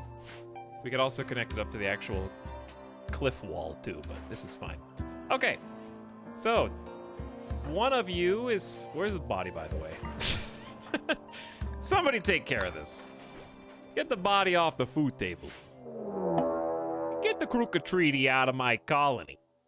Nobody built this? Okay, so I guess they can just walk in there. A group of tribespeople from the Kruka Treaty have arrived nearby and are attacking immediately with green flop hats. Randy's had enough of our peace and building and quiet. T. Coco, thank you for the Fresh Prime sub, by the way. Welcome to the stream. Glad to have you. Lonely Swineherd is another tough colonist. I'm going to leverage that 5 melee. Slowpoke hurts us here, though, but nonetheless. It's go time, baby. That's not an insignificant amount of people. I am tempted to throw down the combat command.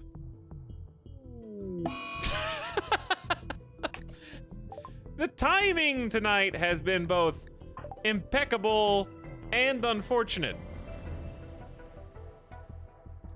The odds of that happening at that moment when I was talking about the whatever. Well, we're 2 down.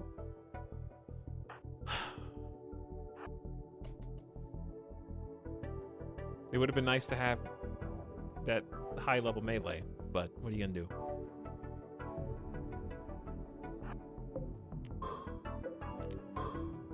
So I do wonder if the actual strat here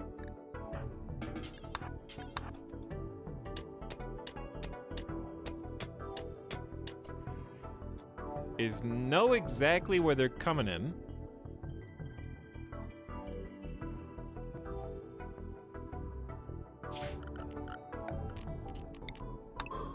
Wouldn't mind that too. I'll worry about that later. I wonder if just wait for them to come in. Or should I meet them outside? Because they have the range advantage, or a couple of them do. There's some 2 recurve bows at least. A short bow. Whereas we're mostly melee ambush.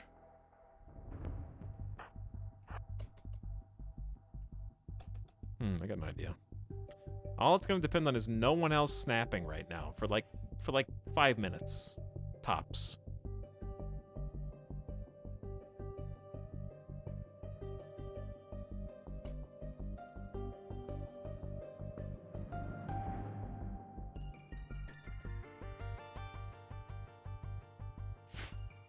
Okay, so 2 of them are gonna wander in.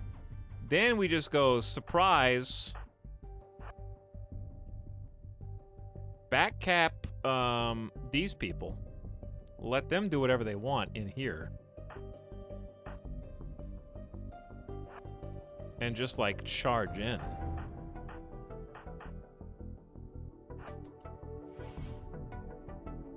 I'm the one attacking you!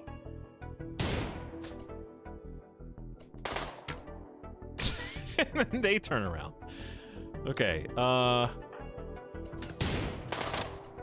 who are you going for? Go for this, get this guy. What? I know, I thought you were a wimp. Left leg, short bow, not a wimp, just frail, can't walk anymore? He took 1 shot in the leg.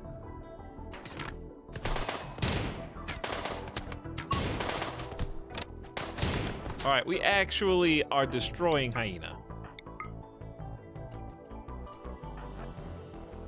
Good job tackling Brio. Okay, now you gotta charge the recurve bows. Good luck. 2 down right here at the front. Took a recurve bow in the leg. These leg shots! Swineherd's dead in 18 hours. Swineherd, go for cover. We're gonna move up. We don't have any chunk skip, unfortunately. If I still just... Yep, because I knew that was coming. I knew it was coming. Danish, head there. Kivo, head there. Slow him down. And once you've slowed him down, then we're going to walk up.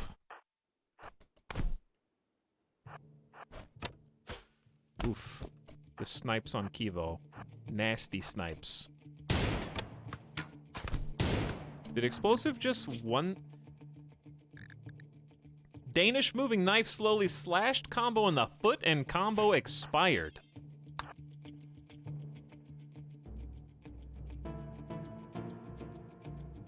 we're still just duking it out up here.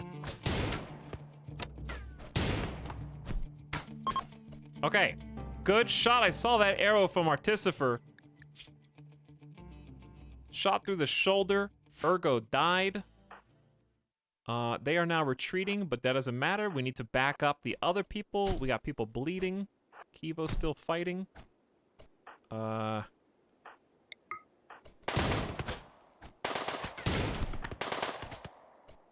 little worried.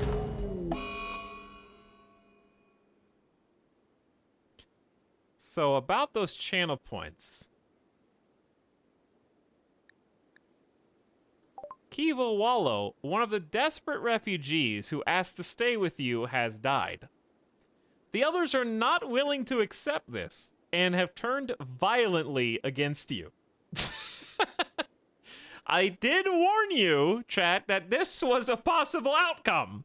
And then there was that one guy who I ignored who said, nuh-uh, only if the leader dies. But I didn't call him out because I knew there was going to be my comeuppance later on in the not-too-distant future. And here we are. This part where I say, I told you so to that one guy. So, Kiva Wallow, unfortunately, you got torsoed, I'm afraid. Bitratomp used Recurve-Bow adeptly to poke Kiva. You got poked to death in the torso. Tarkov. Your frail torso's probably not helping anything, but you did get quad bruised, I think. And everybody else is going to leave? Wait, no! They have turned on us, to be more specific. They didn't just decide to leave, chat. They are actively trying to kill us for this insolence. So I have no choice but to turn my gun onto explosive Danish before he has the opportunity. And Bitronop is still here, by the way, and not dead at all. So we're in an interesting pickle. Okay, well, explosive Danish, ya might, possibly have chosen the wrong side.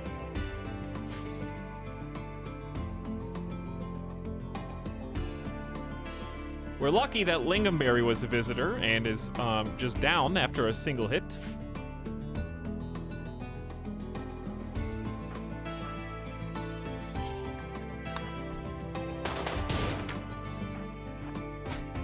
Okay, we got a lot to handle. Oh, no! No! My leader! Dirk, you traitor! No one else is in here, just you two! Oh, no! Did not see, you got a Pila?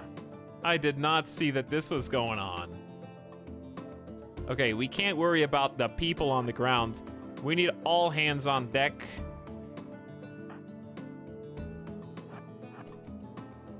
Golgrin will not fight back. Please be in cover. Please be in... Go, Golgrin! Do something! Move! No, outside! Dirk! Don't you dare, Dirk. I hope your shooting skill is actually 0, thank God. Okay, so if you melee, it's the worst. So just don't enter melee range and you might have a chance. Everybody else is coming in fast. We're gonna hold doors open.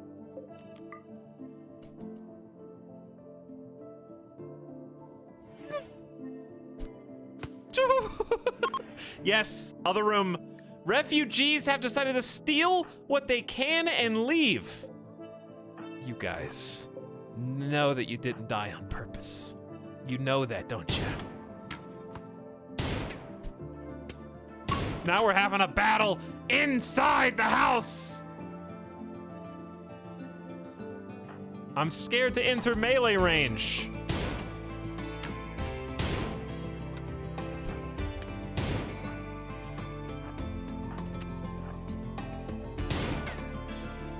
We flanked them. Golgrin is still in the line of fire.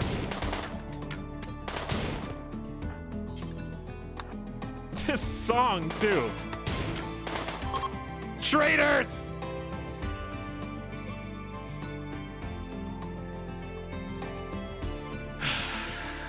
Quest failed.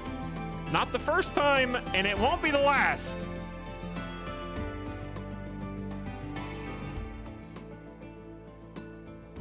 So now we got other problems. Such as, those were all the doctors, as you may recall. That entire group of people were good doctors, who we just mostly killed, unexpectedly. Lingonberry is the only one still around. The oldest of the bunch.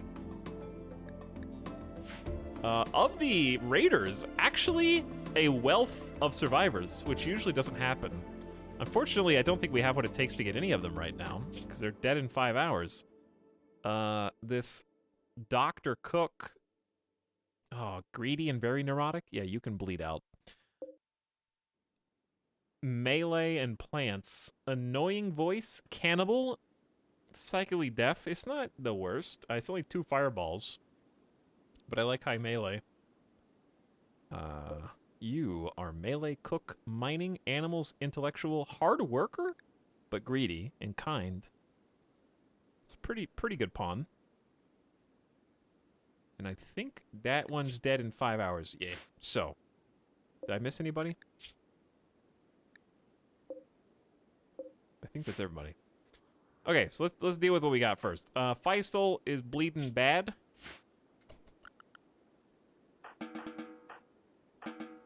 We're gonna need someone to do the doctoring. It can't be Golgrin. So, Turtle John, could you try and stop the bleeding with your hands only, please? You are now a doctor. Congratulations on your promotion. Rest in peace, the visitors whose stay was not long. Refugees arrived on the 3rd and died on the 5th. You got 2 days in game. That's twice as long as Smashin' did. Look at that value.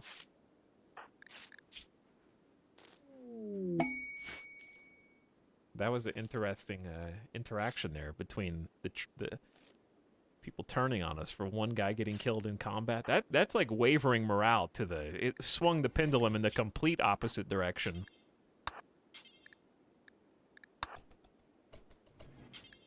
What are you doing? Oh, you're getting tended with the good stuff. No.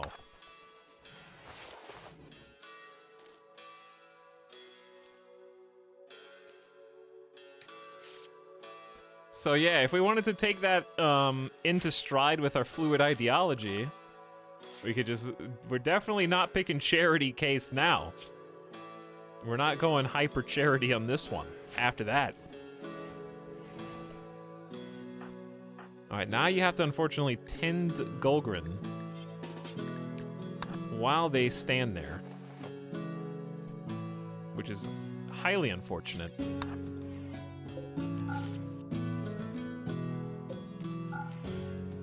%0 tens! Golgrin's dead. I'm sure it'll be fine. We do have the 2 emergency glitter world. For whatever that's worth. We're gonna have to get rid of these bodies.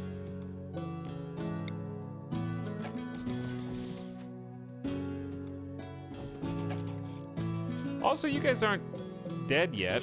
0.8 hours, 0.6 hours. I wish we could capture some of you. There's just no chance. Just gotta let it ride. Oh, Lingonberry didn't make it very far.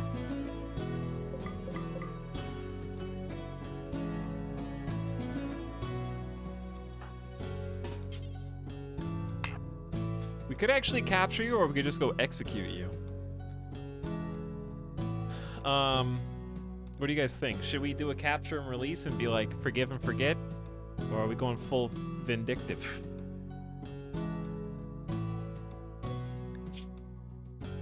I wish I could keep these stats, but you got too much wrong with you.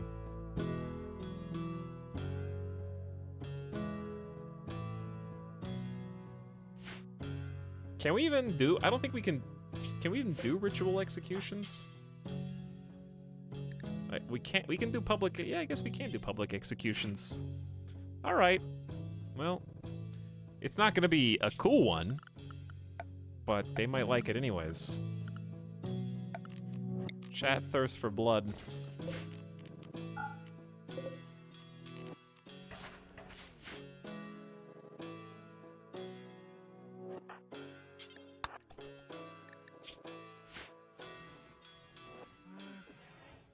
Oh, hello, merchant. Our good friend Turtle John will come out and say hello to you. It's been, I'm still reeling from that, actually. Why do we only have 7 silver? Did we spend, I guess we spent it all on components. Ding, ding, ding, ding. We got some old stinky t-shirts. Unusable pants and parkas. Ooh, recurve bow. That's a nice upgrade. Keep the spears. Not that one.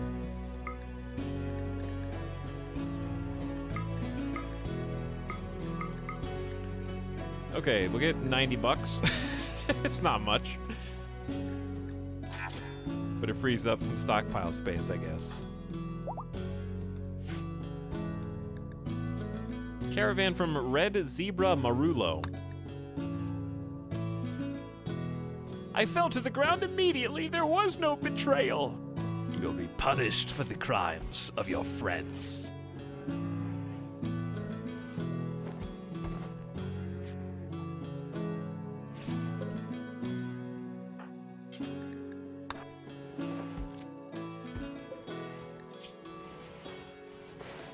We'll give you one last meal.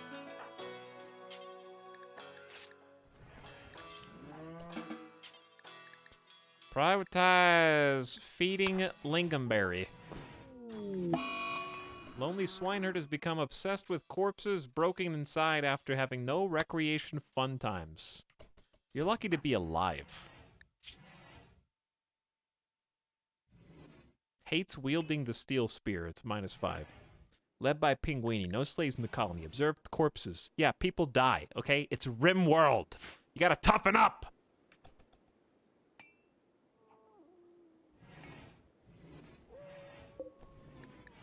So as soon as you can walk again, we'll be able to go through with it.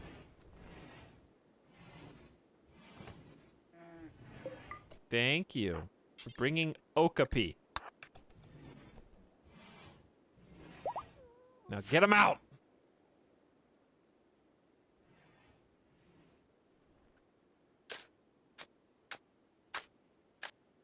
So, now the chaos is settling. Tribal raid into dead visitor into visitors are now trying to kill you into killing the visitors who we were protecting and harboring to capturing one of them for execution. You know, so things are cooling off now. Such is the way of RimWorld. It's -2 degrees outside in the tundra. Still volcanic winter for over a season.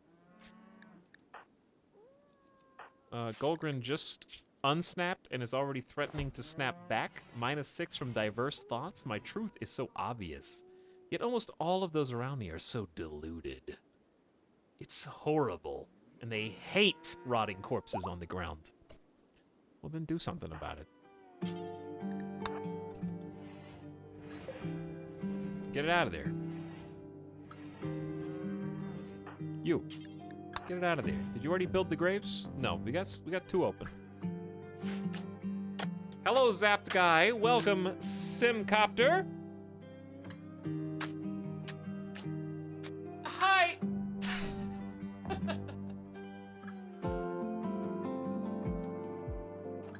What's up?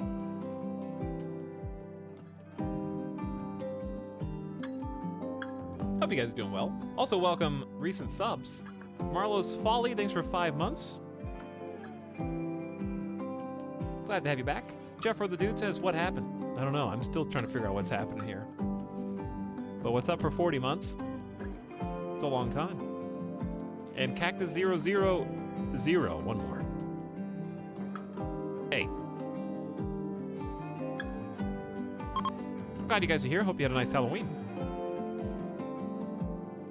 back playing some RimWorld. I've just been feeling the RimWorld. I just want to like progress the colony is all. Tired of being locked after we had to restart. Tired of being stuck at 3 colonists. Now we're kind of at 5, but it doesn't feel like it yet. They're not quite taking care of themselves. Who is the cook now? Should be Turtle John. Here's what we should do. We should bump down everything. So Turtle John will always cook.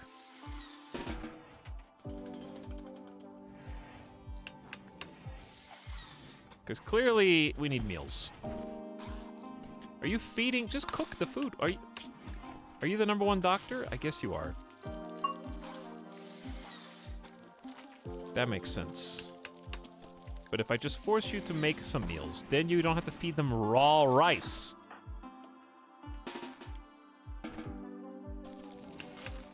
See how good that is? See how tasty these treats are?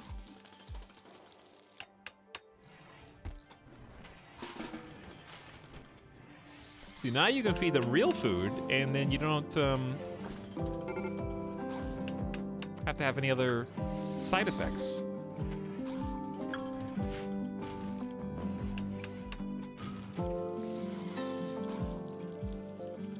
I just got back from Vegas last weekend. Hey, me too. I just got back from Vegas today, actually.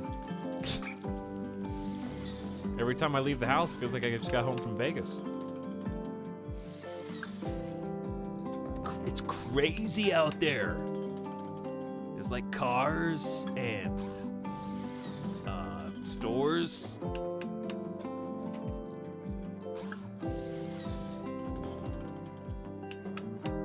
And traffic? Whoa. That's just called being a streamer and leaving the house. It feels like a vacation.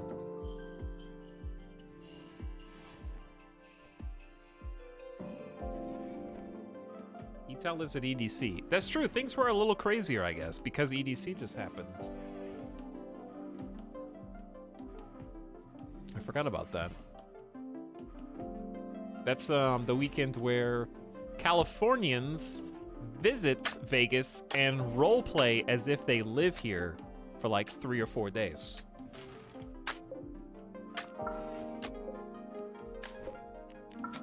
In the tens of thousands.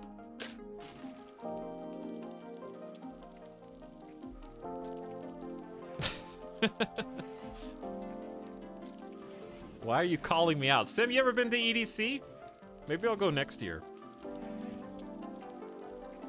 Depending on how the world is looking at that point. I haven't been.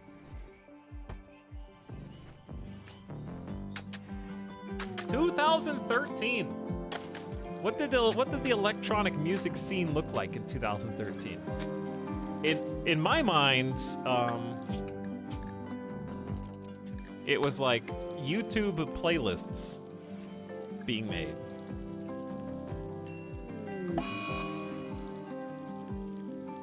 I know it's not the same as like the same type of electronic music, but what actually is all under the umbrella of EDC?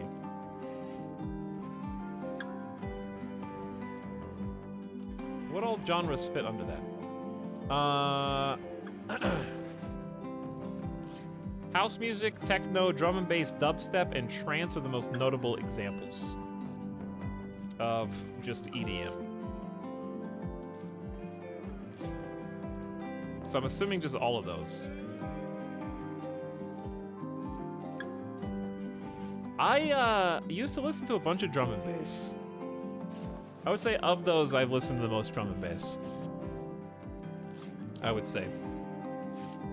I remember watching YouTube playlists from, God, what was the name of that channel? Someone in chat probably knows the popular YouTube channel that just had a bunch of drum and bass playlist music.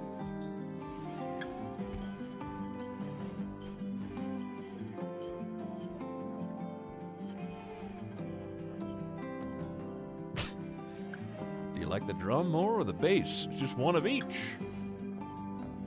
I want to go. You haven't been either, Shadow Fox? When are they gonna have TwitchCon? at EDC. Wait, what is this? I'm lucky I looked back. Turtle John was about to do bad. 4 of your colonists have gotten sick from the flu? Oh no, this is how we die, isn't it? This is how we die, isn't it? 4 out of 5 colonists have the flu. We have 0 heal root. It's over.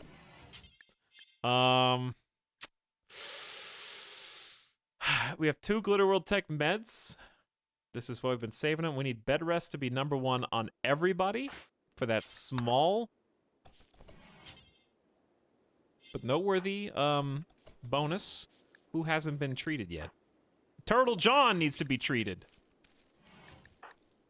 Golgrin, did you get it? No, only the leader of the colony did not get it.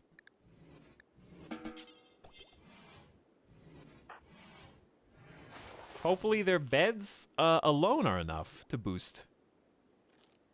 They're immune. 5.8% quality 10. Good. We also can't give anybody any kind of medical boost from the moral guide because we have no moral guide. So that's interesting. Nor can we have one until we have 3 believers. I need 3 believers. But yeah. I really wonder how many people per year EDC actually convinces to move to Vegas. Like a bunch of people like migrating from California. We're like, whoa, it's pretty fun here. It's pretty cool, dude. And then they just like, yeah, why don't I just live there? It's probably not an insignificant amount of people. Tangentially related to that, sports are bringing a lot of people over. I saw today that people who are subbed to the newsletter for the Vegas Aviators, which is their AAA baseball affiliate, who plays here in a stadium in Vegas that they custom built just for the AAA team. They are polling those fans on how they feel about the Oakland A's moving to Las Vegas and having a stadium built near the Strip for the Oakland A's. So Las Vegas is the new Oakland. It's literally California. We got the Raiders. We're apparently about to have the A's. We got the A's I think it's a AAA affiliate is. So that'd be interesting. The Oakland A's and their AAA affiliate in the same city would be crazy. And we got the Golden Knights.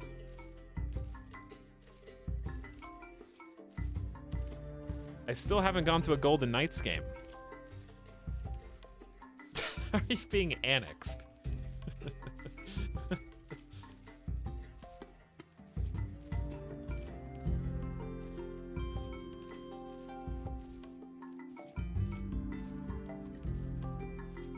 I've had several friends move to Vegas recently. There's a lot. It's a booming city. Predictions are quite high for the future.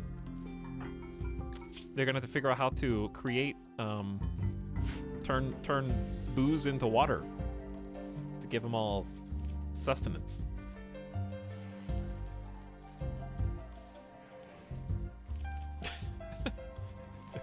NCR moving into Vegas. Fallout is happening. It's already here.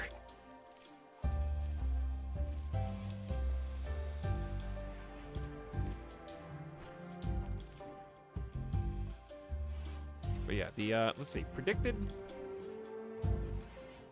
population growth Vegas by 2050.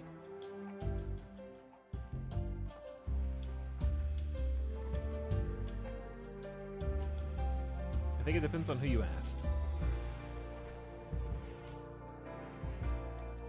Apparently they have through 2060. It's 2019 to 2060 population forecasts by Clark County nv.gov.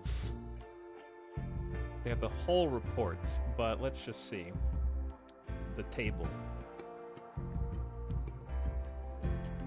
Population in 2010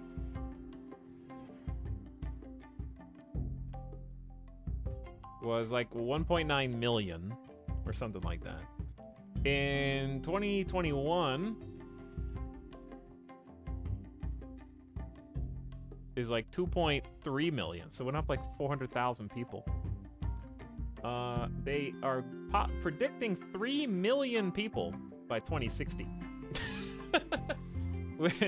Which is basically doubling, or rather increasing by 50% from 2010. So 50 years, we'll see a 50% increase. It's going at about 1% a year, I guess, which is really high.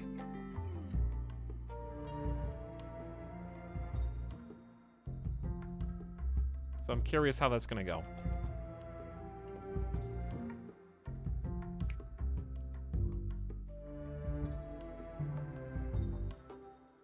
Speaking of how it's going, how's this flu?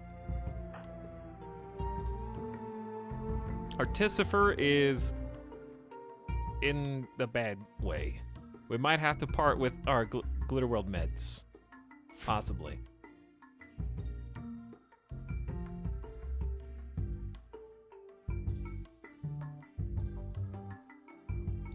Isn't the coast on water, though? You drinking salt water?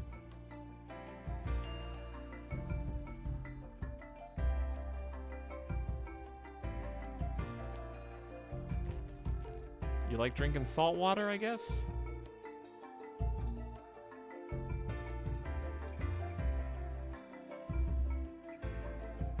But yeah.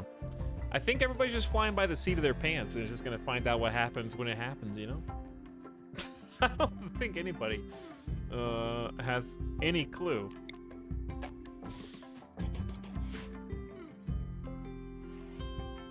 I think they're just going to cross that bridge when they get there, sort of.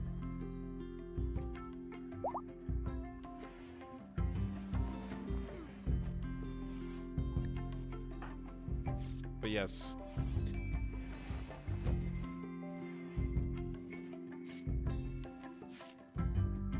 Let's see. Someone in chat is incredulous that they desalinate the water for 9.2 million Israeli peoples versus 40 million Californians. You know, it's the same thing. If you can do it in one place, why can't you do it everywhere? Desalinization. Incredulous, I tell you.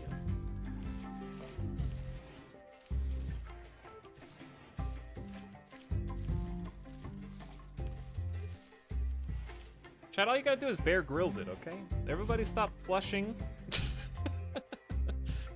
Get some survival gear for purification purposes. Get some, listen, they just throw water tablets in the military. What's wrong with that? Just toss some water tablets in. Anything is drinkable.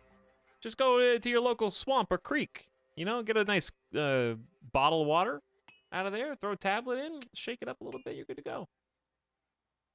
What's wrong?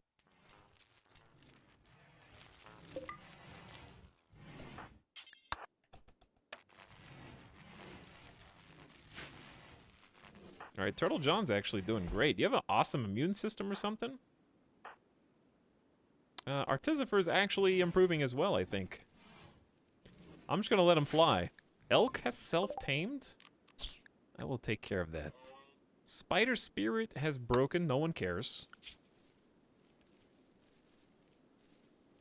We do still have a warden, and we're getting our very first smoke leaf harvest. Now, Swineherd does not have any illness to speak of whatsoever, and can therefore start growing heal root, which will save the colony.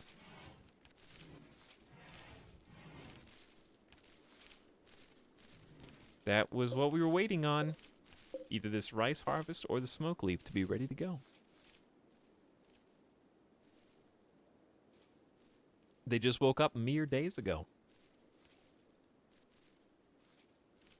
Why would you want to drink ocean water full of microplastics, rotten fish, corpses, and algae? They got microplastics in all the water.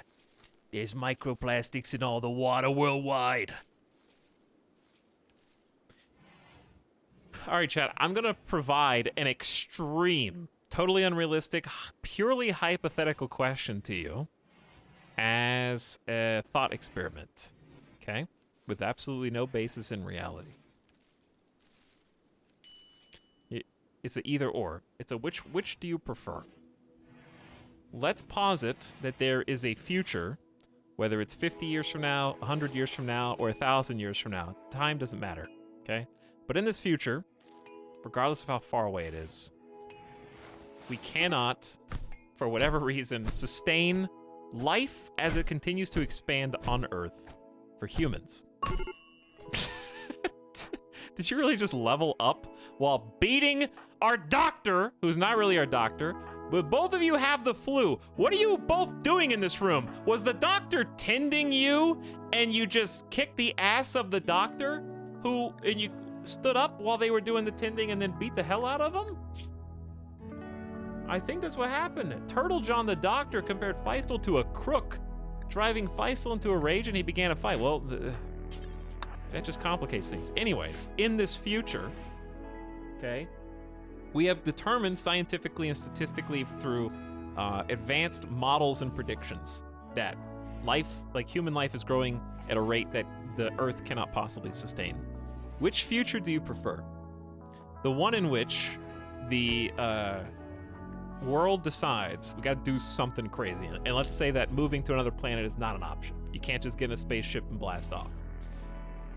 Which one's preferable? A, having a global limitation on how many children are allowed to be had by families, or B, reducing the overall life expectancy of humans on purpose.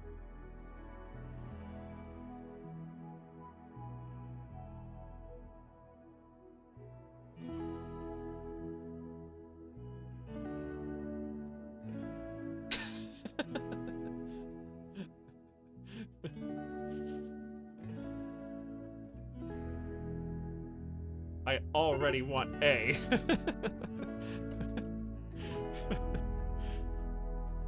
Quality is better than quantity. I don't know.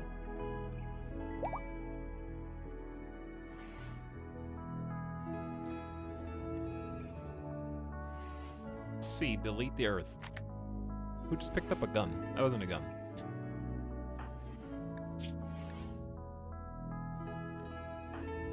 Oh, you need to be tended.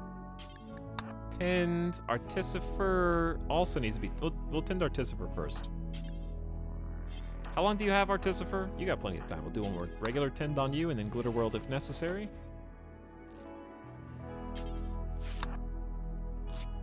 %. That's pretty good for no meds. See both. Oh, 3%. Good.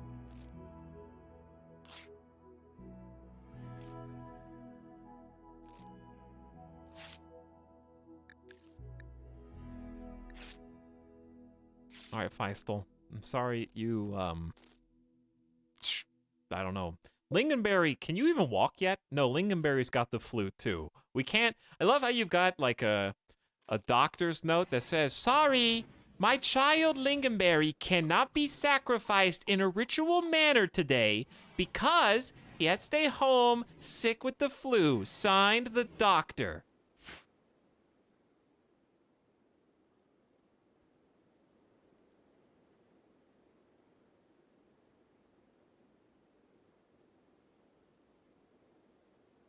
All right, chat. What happens, hypothetically? I probably shouldn't even go down this road. I'm not offering an opinion. That's how I am cleansing my hands of this conversation. I'm just curious what the hive mind thinks. Since so many of you said that a one-child rule is better, okay? I think it was the overwhelming majority. I gotta ask, you know, you gotta play devil's advocate a little bit. Because I don't have an opinion either way. I'm just asking your opinion. What happens if someone is going to have triplets? Or twins? What do you do? Are they the exception?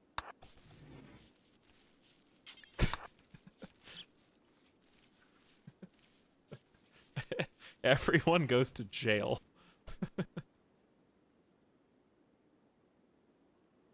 I feel like this is probably the theme of a Barnes & Noble young adult novel. Where this world already exists, and... Ow! Wow! This is the first time in hundreds of hours that a battery discharge has directly hit multiple people! Oh, Artificer is grounded! There's hold the door open. That's the best thing we can do is hold this door open. They're on fire on the ground. Lonely Swineherd, come help. Feistel, Turtle John, come help. People are burning. All electricity has discharged. Someone needs to go save Artificer, dude.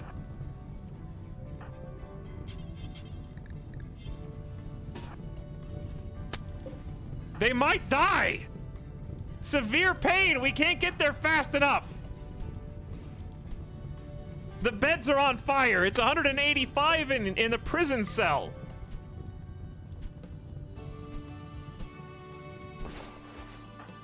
Artificer's got multiple burns all over their body.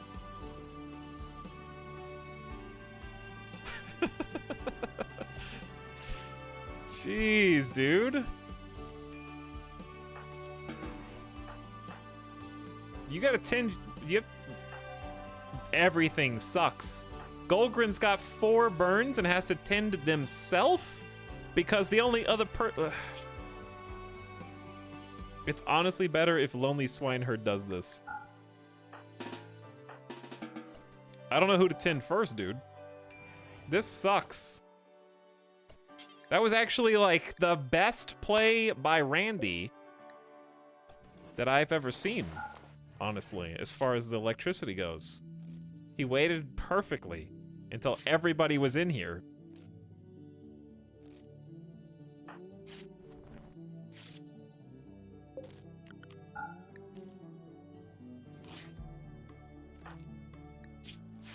And that's a lot of work for one person to try to heal. One shot your whole colony. Randy doesn't approve you washing your hands of responsibility for this conversation. Apparently. Randy trying to purge. Not happy with us having 5 people, I guess. Alright, this is taking ages. 0% quality burn tins. Someone's gonna get infected, and we're gonna have to make a tough choice. This is so slow. It's on 2 times speed. And the power is gone. To be fair, we can turn these off. Feistel, would you burn? No, you're good. Go turn these lamps off.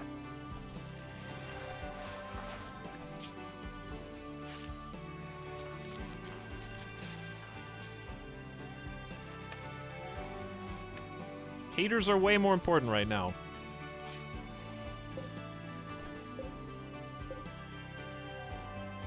The prisoners are also starving. Artificer is also starving. Oh no. Feistel, you can't doctor physically. We actually have to stop what we're doing. Are you feeding them corn? Who's supposed to be cooking meals? It's Turtle John, who is also dying of flu. Chat, I'm a little stressed right now. I'm a little stressed. Talking about hypothetical situations. Bad things are happening. We only have raw corn. 30% manipulation. No one else can even cook? You're gonna eat corn for your own good.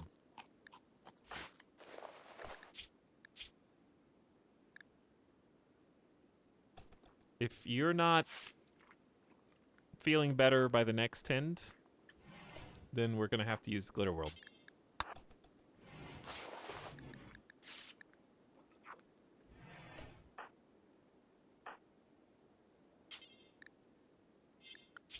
Okay, shh. Chat, what do I do? Do I just make Lonely Swineherd do some cooking? What do I do? Do I just feed the prisoners raw ingredients? I think we just feed the prisoners.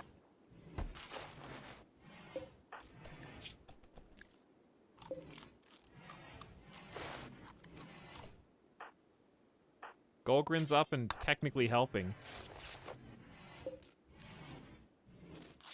There is food on the ground. Go for it. God, this is so stupid. Yep, still starving. Golgrin, what's your manipulation? 98? Okay, just do your best, everybody. Eat some raw food. It'll make you feel much better. I can't believe Feistel beat Turtle John this badly while they have, both of them have the flu, and Turtle John was the only person who could cook in the colony.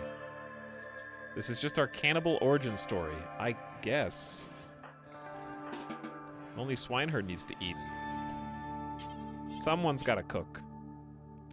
It's you now. Dude, the food poisoning.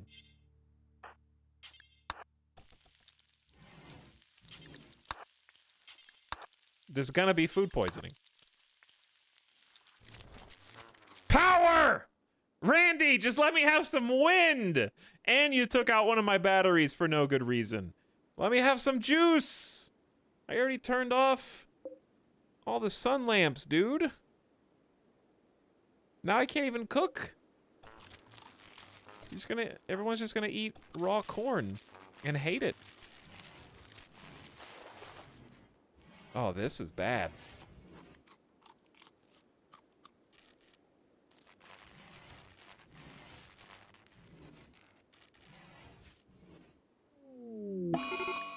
And there it is. Artificer has been infected in the right arm.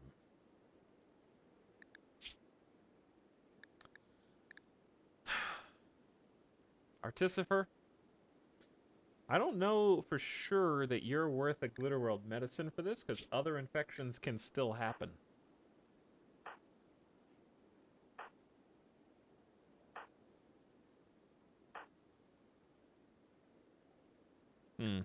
Ooh, technically, we'll do one regular tint. They go so fast that we might already die. There was a 3.7%. Oops. You're just not that good. Underground the Wimp. Crafting, and there's another one. But this one's on a prisoner. It all goes to hell, dude. So fast. It all goes bad!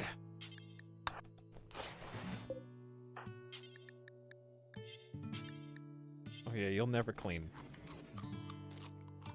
That one explosion just threw everything into disarray. That easily. Also, how'd you do a 32% on the prisoner, but you only did a 1% on our colonist?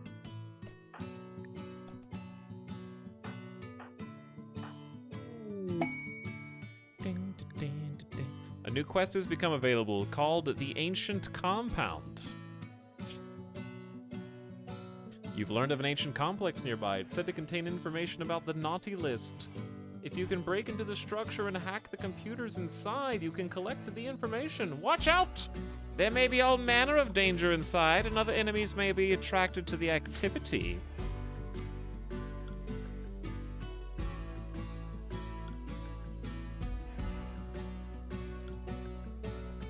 Indeed.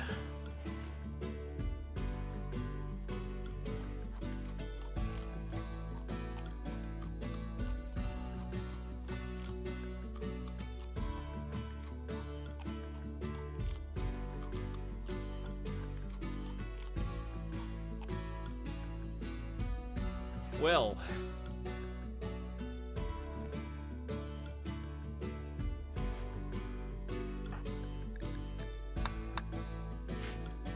two people who I don't really care much about. So if you die, Spider.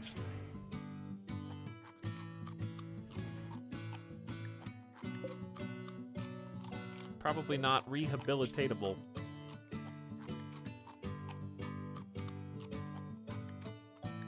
You're already missing a left arm. You're just not worth anything to me at this point. We've just been feeding you for no reason. So, why don't we at least get something good out of it then?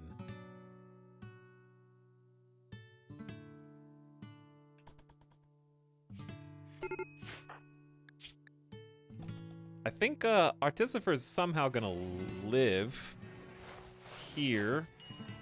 And I can just do one medical tint here. And we should be fine. This room is very crowded. Alright, time to wake up, everybody. It's public execution time. Wrong one. Everybody gather round. Spider's dying of an infection, and we simply can't have that.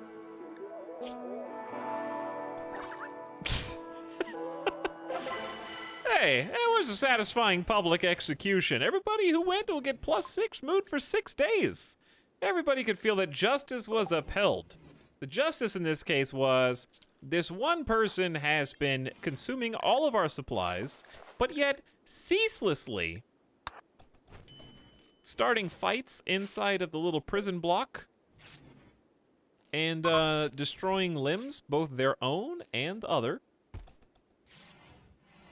They blew up Red's leg and middle toe.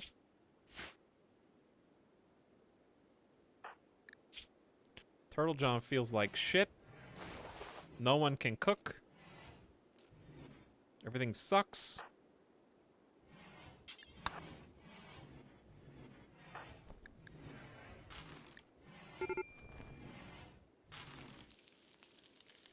Yes, my secret ingredient for my corn casserole is a single grain of rice.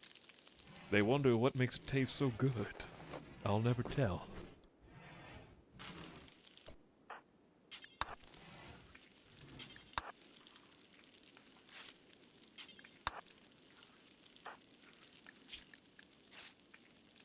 Okay, so congratulations, Artificer.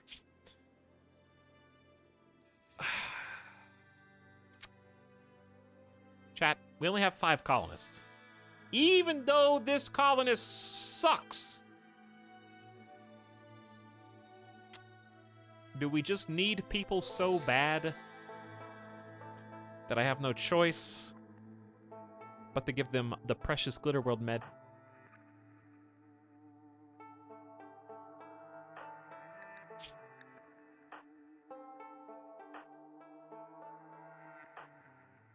Because I feel like that is the pickle we're in, especially after we just got rid of one of the prisoners we had been converting this entire time. It is nice to have another crafter, I guess.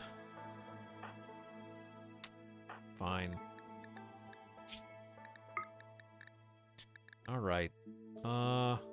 Golgrin is upsetty, so I'm gonna let you eat.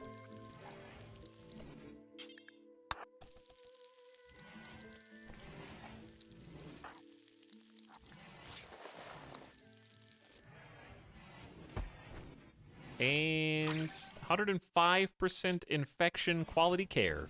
It'd be funny if you still died to the flu. But I think that actually ups the flu tint as well. I think it works for both, but I could be wrong. No, it's a 5.1% tint quality. But it'll be interesting to watch nonetheless. Oh, ding! Red, if you switched off Penguin Patrol to Legion of Barbron. All right, everybody, gather around. We've got another execution coming, because I am not going to convert you a third time.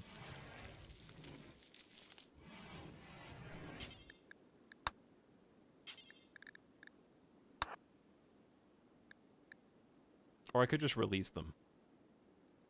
Expected quality, we performed this 2 recently. Okay, never mind. 2 recently, you get to go.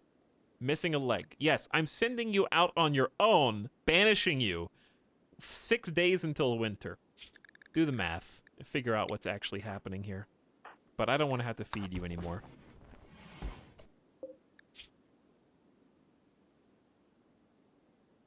Lingonberry can't move yet, I guess.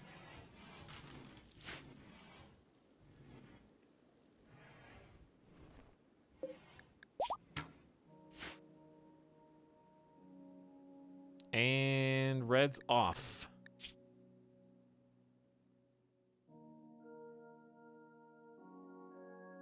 I don't want to deal with you anymore.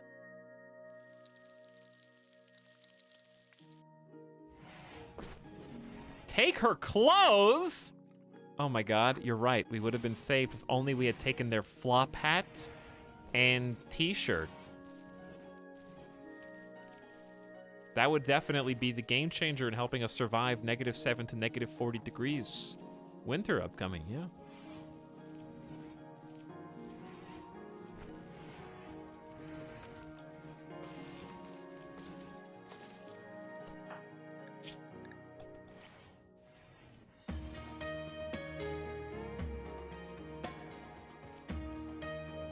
Okay, so let's turn one of these off so rain doesn't do the thing again. We need to turn the sun lamps back on, but I'm trying to get some time for juice.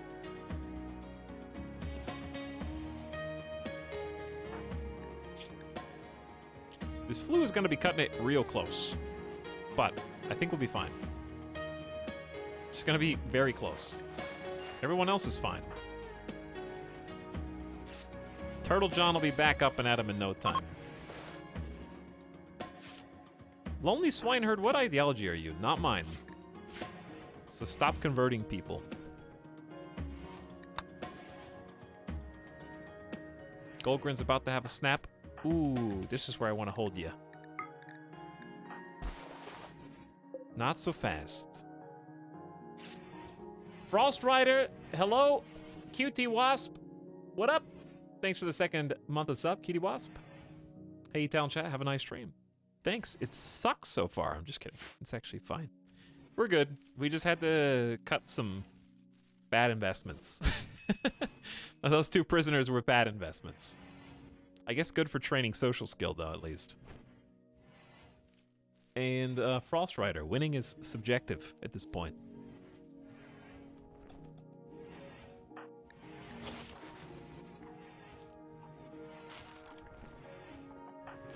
Time will tell.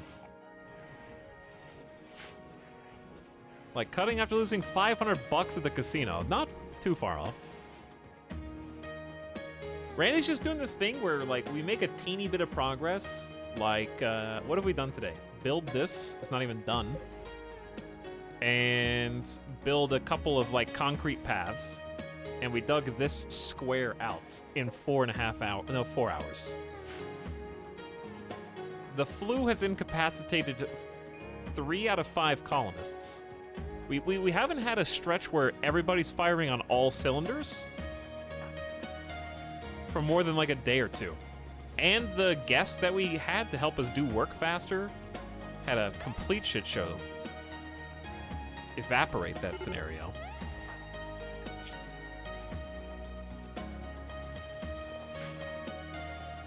We've just been trying to stay afloat, basically. Keep head above water.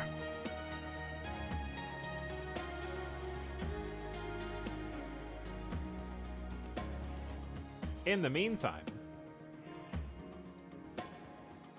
I watched what did I watch today? What was a trailer I watched? Chat, what trailer came out today?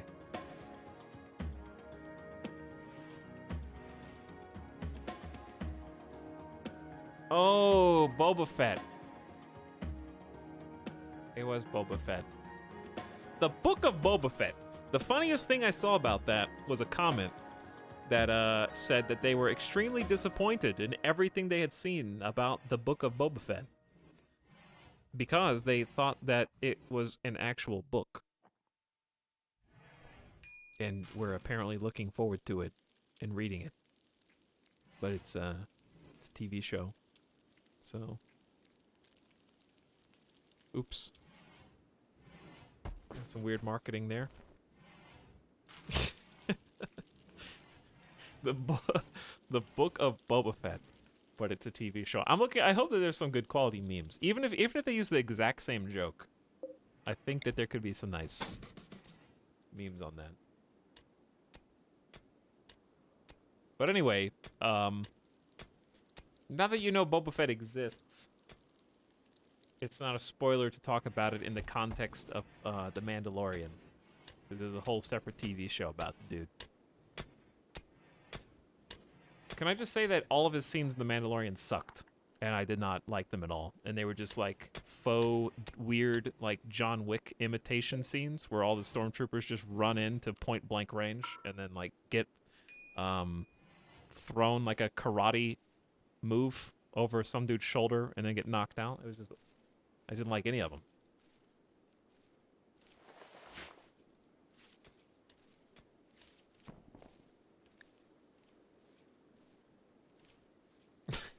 No.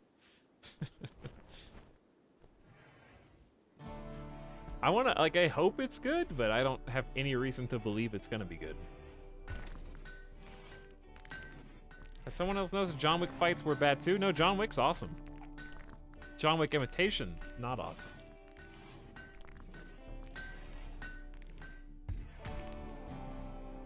By and large, the John Wick, the difference between John Wick and John Wick imitations are, while there are a handful of people per movie that will just run headlong into John Wick, there's at least like 92% of the rest of the fights in the movie are like fine or enjoyable.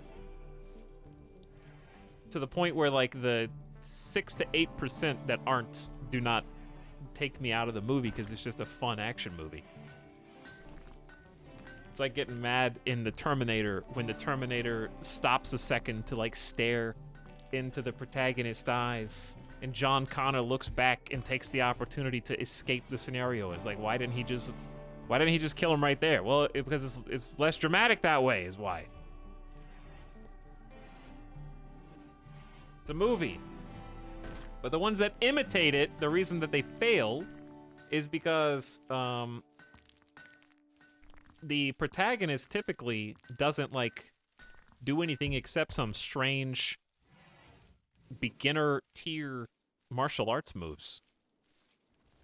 And they don't actually like kill anybody or like shoot anybody really for the most part, unless it's the Star Wars shot. Which, by the way, why do any stormtroopers wear armor? Can anyone explain that? Has armor ever once saved a stormtrooper from death?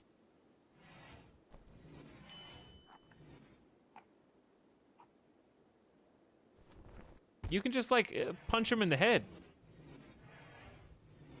Apparently. When, by the way, wasn't the whole shtick...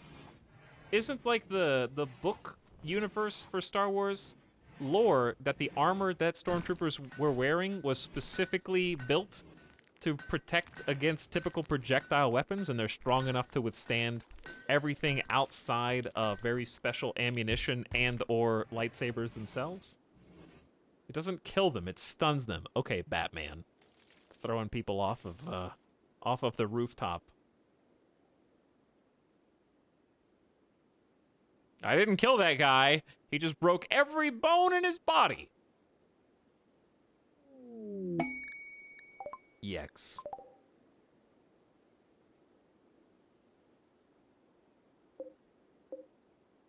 I don't want yaks.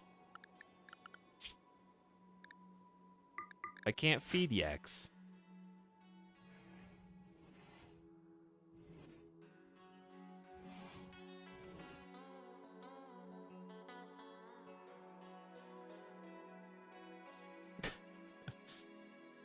They are weaker than clone armor. Why would the Empire stop using clone armor after they win? They're like, yeah, well, that was a really good rebellion, everybody. We really showed those political nerds who's boss.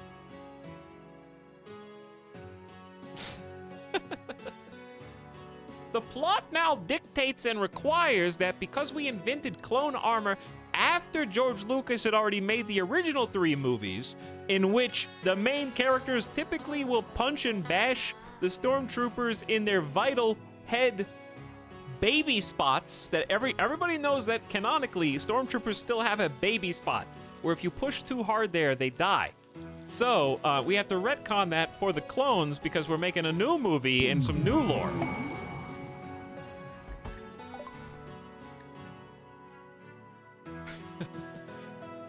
To save money. They ran out of components. Empire's cheap, yeah, but still has enough for hundreds of Star Destroyers and multiple Death Stars. Okay.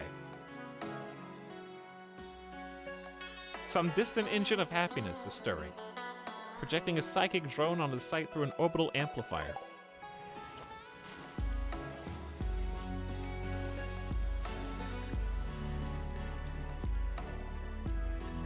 We survived the flu. It was easier to not even look. I'll be honest, I forgot that the flu was a thing that was hurting us, but you'll be happy to know Artificer Boomy lived. So did everybody. But Turtle John's not satisfied. Still thinking about that time they were imprisoned and will now follow Feistel around and insult them forever.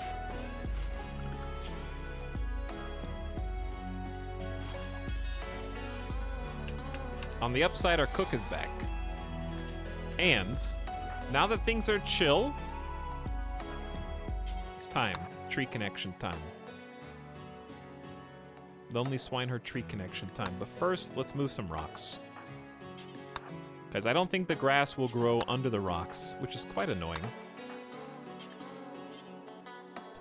So we gotta manual move all of them. It might be easier to do this. Just create a dumping stockpile right there. Don't know if this one's preferred, though.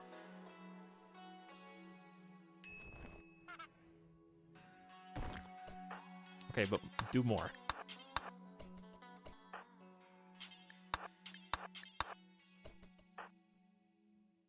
Are you hauling the yaks in simply to murder them? Because that's what I think you're doing.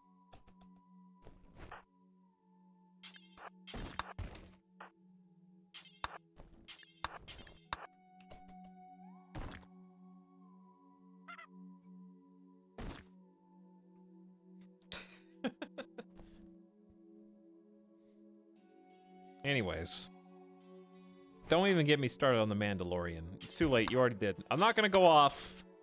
Suffice it to say that if Baby Yoda didn't exist, that show would not even be remembered.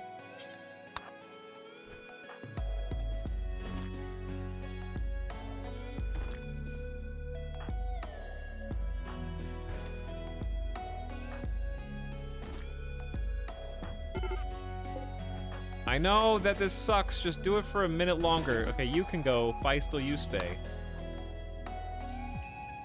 Turtle John's ruining us! Turtle John, you just healed! Look how many more wounds you've got! Turtle John flagrantly disrespected Feistel's diet and will never cook again, because Turtle John's the cook. Turtle John is now going back to full-time bed rests.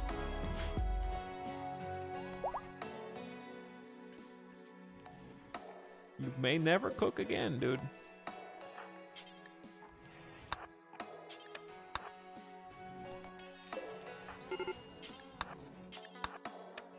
Okay, Randy, you're not gonna explode all 6 batteries this time, okay? I'm watching you.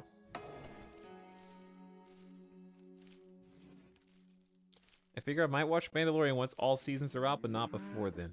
There's no, save yourself some time, just don't.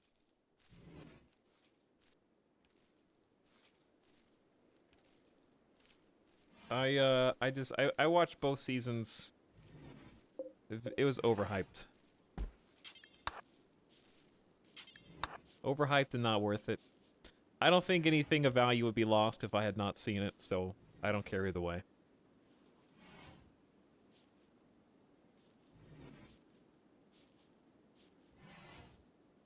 Hipster streamer hates normie shows.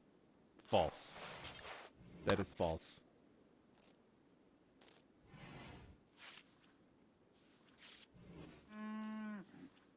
Basically everything that's here The Mandalorian to me is a bunch of really interesting setups with a bunch of really terrible payoffs.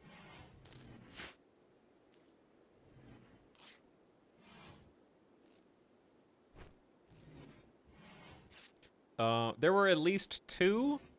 I don't know if there were more than two, but there were at least 2 times where the bad guy in any given episode was just killed Game of Thrones style with a sharp object or gun from their back while monologuing to the other hero. Off-screen sidekick character comes in and just saves the day with no foreshadowing, just at the perfect moment. And so basically what that does is just deflates all tension.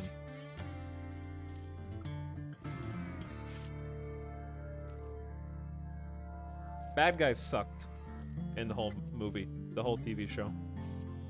They really wasted the talents of what's his name, Giancarlo, our Far Cry 6 friend. They wasted his talents and made him into like kind of a goof.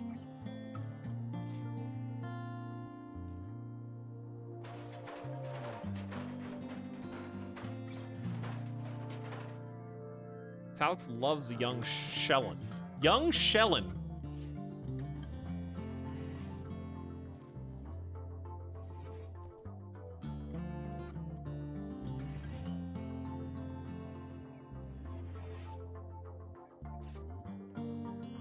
I'm trying to think of a good TV show.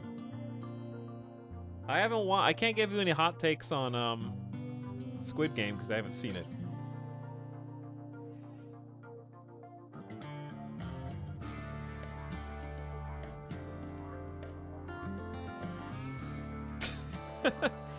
Wow, that is not a take I have heard before. Leave it to Etal. What, to dislike The Mandalorian? Here's the thing.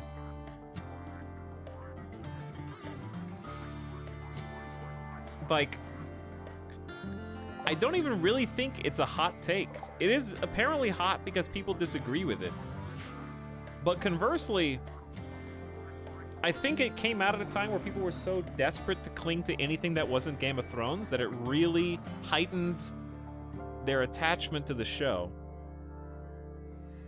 And the substance that they thought or expected from it wasn't there. They were just happy to have anything else to watch.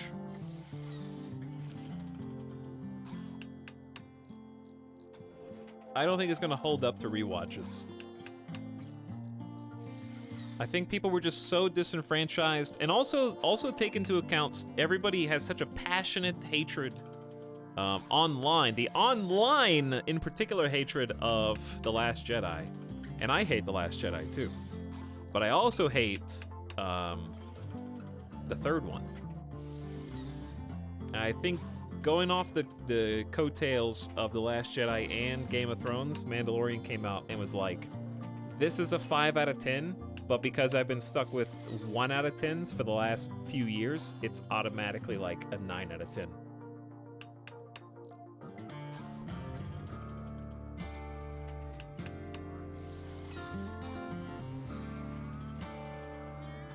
The third one felt like being stuck on a roller coaster for 2 hours. Yeah, it kind of did. But like not at Universal Studios. Like stuck, it was like you got stuck on a roller coaster at like the local fair.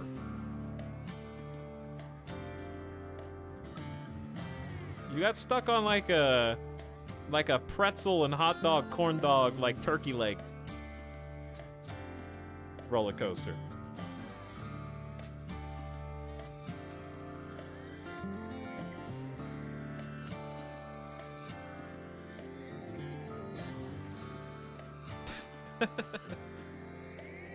I hated Last Jedi so much I refuse to watch anything Rian Johnson ever makes again. See, I don't go that far. I watched Knives Out, and that was enjoyable. It wasn't a perfect movie, but I did like it. It was enjoyable to watch the characters perform, shall we say. I did like Knives Out.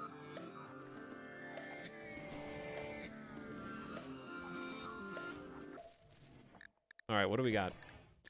Still volcanic winter, no food, no meds. We got meds. We're working on it. Let the people go to sleep. We still got food. 1,600 corn is just in the wrong spot. Stuck on the tilt-a-whirl.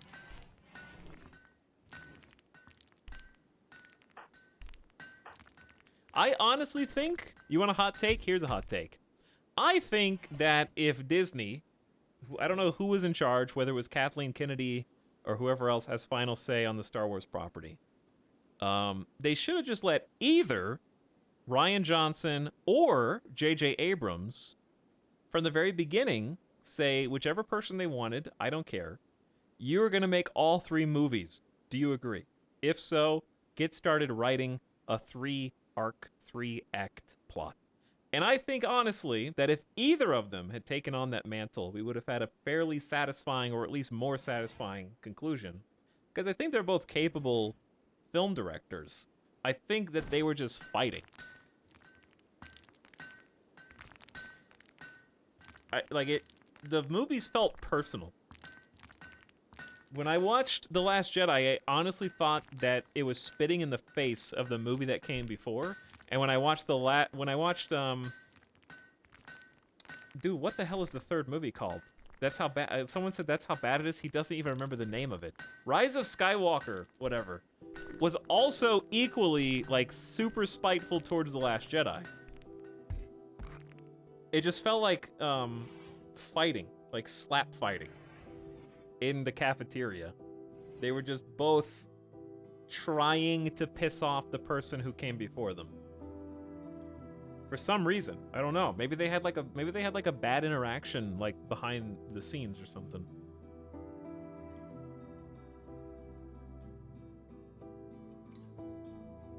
He thinks his cold take is hot. No, you guys just missed the sarcasm. It was like, you want a hot take? Well, here it comes. That was maybe I didn't prep you well enough, but anyway. That was supposed to be the level-headed response.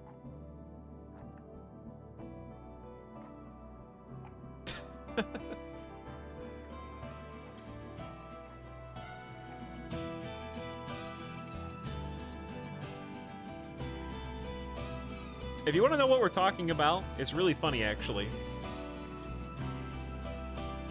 Go look up, if you're totally in the dark and you don't know. This is a jam, though. I can't even talk over this. But yeah, go look up, to see how tonally different the movies were. Look up finale scene Star Wars Episode 7. Luke. Or something. And just watch it. Okay? Then look up Star Wars Episode 8, first Luke scene, and watch them back to back. If you just watch them 2 in a row back to back, it's hilarious. This is the only trilogy of movies I've ever seen that are actively worse if you watch them together.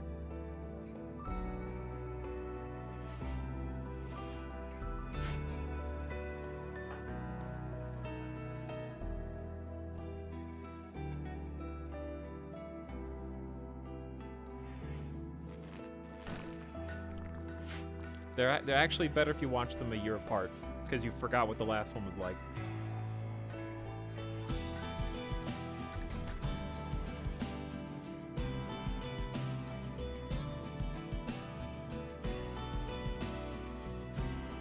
Was any of the new trilogy good? I actually, despite the dumb plot of the 7th movie, I actually like the 7th movie.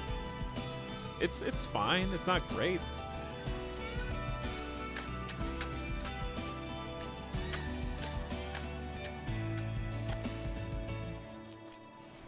I thought The Force Awakens was worse than any of the original trilogy, but I would rather watch Force Awakens right now than Attack of the Clones or whatever.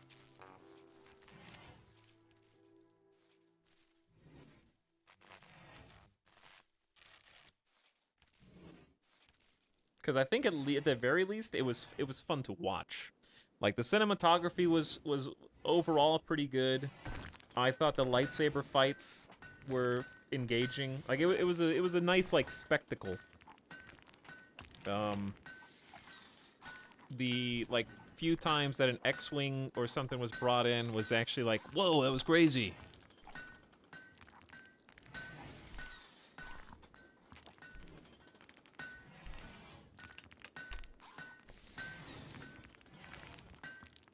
But I also think that the people that are like, it was the same movie, it was the same thing as Star Wars: A New Hope, have totally blanked out, and the same breath will tell you that Return of the Jedi is the best movie, or the second best movie in the Star Wars franchise, which is literally the second Death Star in 3 movies. So like, I don't buy the like, oh, they played it too safe and they were appealing to the fans. It's like, well, they did that on the first series. Dude, they had 2 Death Stars in the first 3 movies. Have you even seen them? Why wouldn't they do a 3rd Death Star at this point? They've already committed.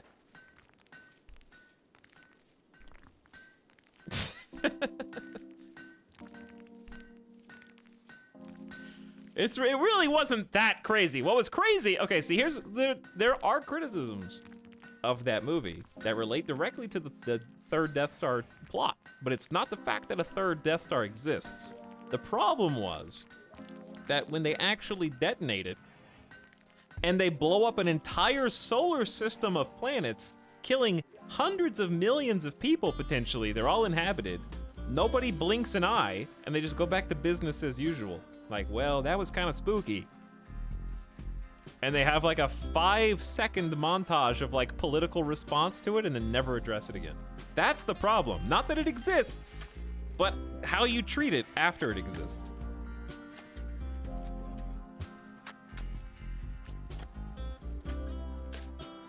If they had given it some like severity and some weight and some emotional depth, then I think it would be fine. Because here's the problem. The problem is that realistically, Disney should never have tried to make sequels to the first 6 movies. They should have just gone a different direction and tried to create new characters. We can all agree on that. But since they decided not to, the problem is that how do you raise the stakes? So if I was sitting in the writer's room and everyone was like, okay, so in the past, here's what happened. 1, the future emperor tries to sabotage the entire Senate and destroy the Republic from within. Okay, political sabotage, interesting. Then sequentially after that, rises to the position of emperor and creates an army of people to support his plans to destroy entire planets wholesale with the push of a button and a green laser shooting out. That's crazy. How do we go bigger than a planet getting destroyed while also, like, still feeling like Star Wars? They were like, well, 1 planet's crazy, but what about an entire solar system? So, like, I can see how they got to that point, but really they just needed to reset the stakes back and create new characters and go smaller scale, which was why I do think that Rogue One was probably the best one that's come out recently, because it was just like, went in an established place, smaller stakes, but the stakes were still big and directly relevant to movies that already happened.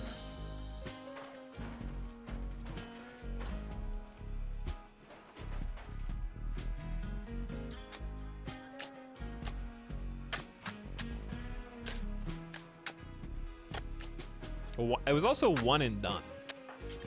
That was nice. Just one movie. You got the whole package.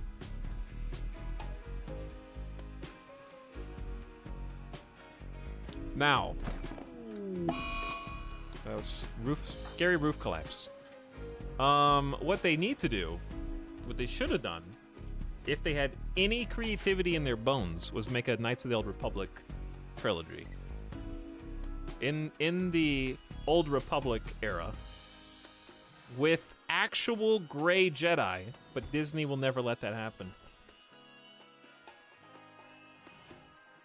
Disney has to have a purely good character who wins against a purely evil character who loses, who is so cartoonishly nefarious that you can't possibly mistake them for what their intentions are. No subtlety whatsoever.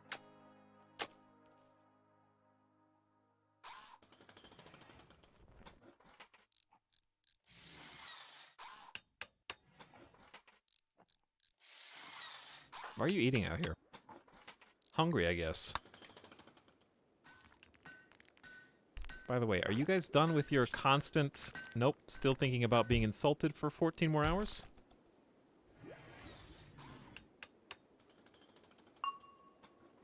Oh, ding! Lonely Swineherd's researching, hallelujah. We might actually get... Well, I'm about to take that back. I'm about to ruin your whole career. Because we're gonna do a tree ceremony. And everyone's invited. Ooh, look at the glistening lights on the snow. That looks cool.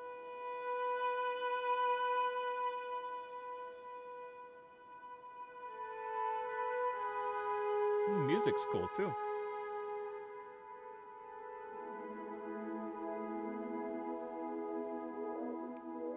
I think we've heard this one before.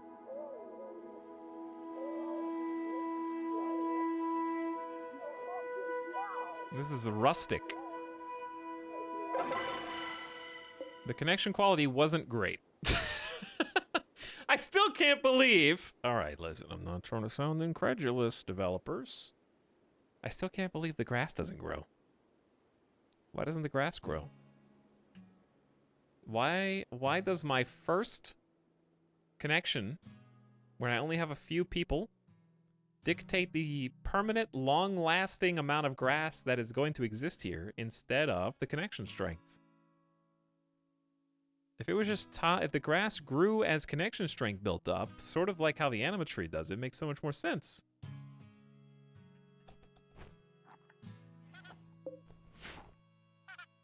But it's always going to be this little bit. It's going to be this teensy tiny little amount instead of all of this. Well, we're going to start powering it up, I guess. And what we really need is Woodmaker.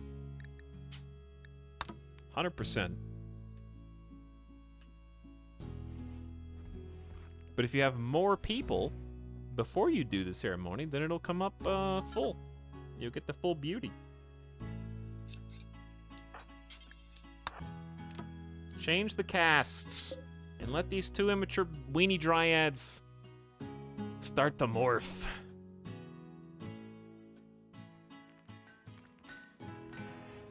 What's up, recent subs? Hello, Skivs. I'm very far behind in RimWorld. Anyway, did you know that dolphins sleep with one eye open, and so should you? I actually did know that. But I don't need to sleep with one eye open because I have a guard dog.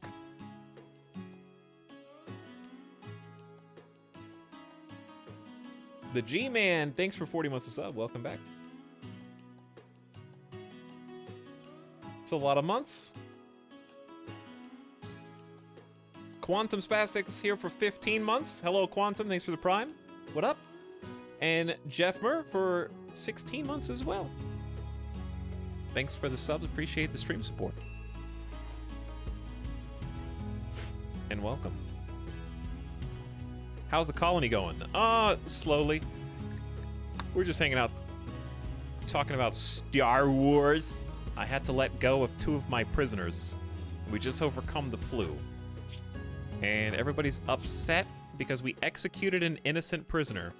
I had to execute an innocent prisoner. This is a horrible offense against my beliefs. Well, not for long. I'm going to change those beliefs. 7 out of 10 ideological points. I actually didn't know that was going to happen. But you thought it was pretty cool. So... someone was executed. They're happy that they released a prisoner, too. We released a healthy prisoner. It feels good to know we even treat prisoners well, except for that one guy we killed, because they had an infection. We were just putting them out of their misery, that's all. We didn't have the medicine for them, so we just wanted to make it quick. If anything, we did them a service. They were guilty at one point.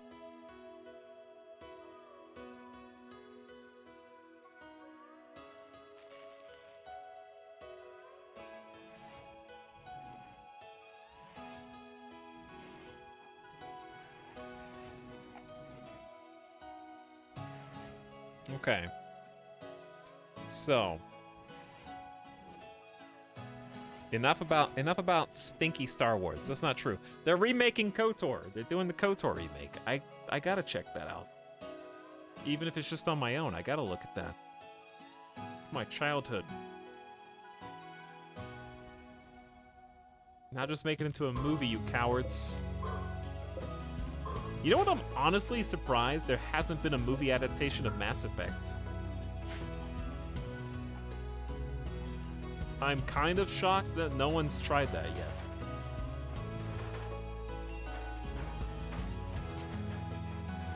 I think it could work. Depending on who was in charge of it.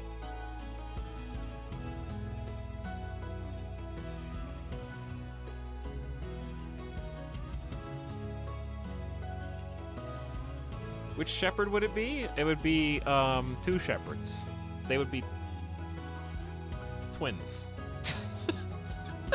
I'm in the writer's room right now.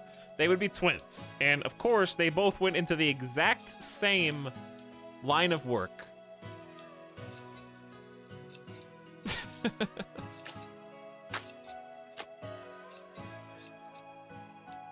That's the plot of Andromeda? Shit, is that how they... I don't know, I haven't played Andromeda. Did I just make like a half-baked joke about something that actually happened in the BioWare writer's room?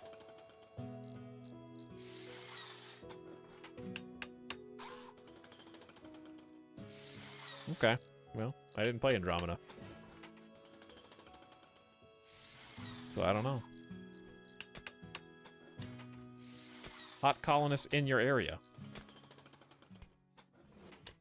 Okay, well, that just stole my thunder, but, you know, it kind of makes sense.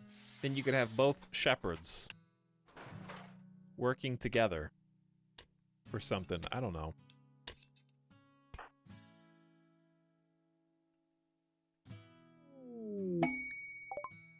Feistel charmed Artificer Boomy by describing her as a lovely star.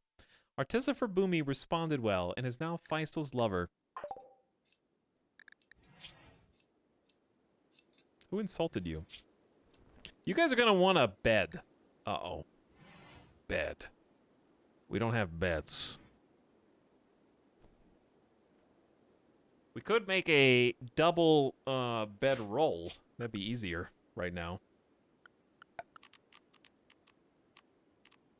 85 cloth. It's kind of gross in there.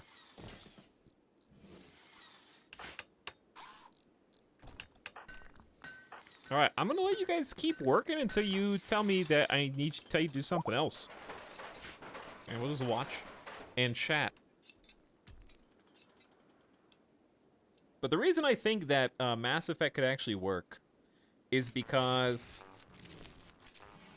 I think there's enough interesting characters, and I think that the first game is probably the easiest to adapt. Like, it doesn't seem that crazy that somebody with a gun and some basically psychic powers. You got cool action scenes already baked into the just core identity of the property. You've got weird aliens. You've got a really interesting initial game story with the Citadel. I think the first game's plot was pretty solid, actually. And the reveal at the end, while I think it's been done in other sci-fi media, was still at the time, at least, and may still be, like, pretty compelling by itself. Golgrin has broken inside and become obsessed with corpses. She's gonna dig up a corpse and present it for all to see.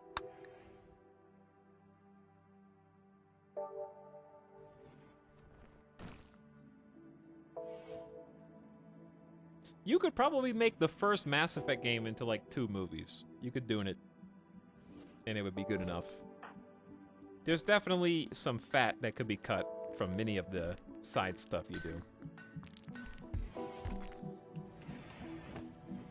Golgrin, you're supposed to be a rock. You're supposed to be our best friend.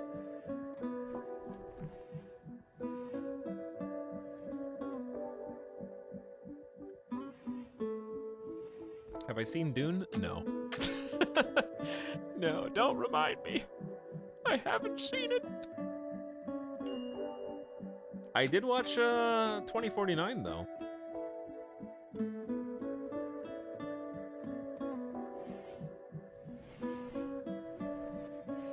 Which is somewhat close.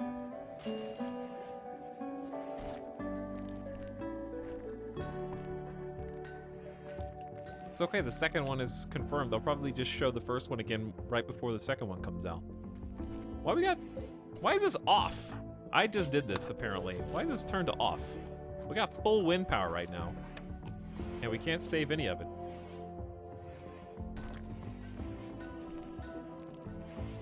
I must have just done that. But yeah, I'm just kind of letting them catch up on all the jobs that I've already given them. Plus, we're getting some research on solar panels in. We got some tree pruning to do. We got some planting. Like, we're just trying to stabilize.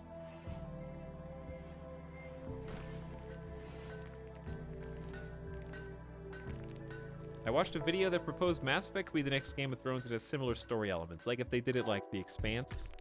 I could see it being a serial or episodic. I think it would be better than, I think if they handled it tonally similar to The Mandalorian,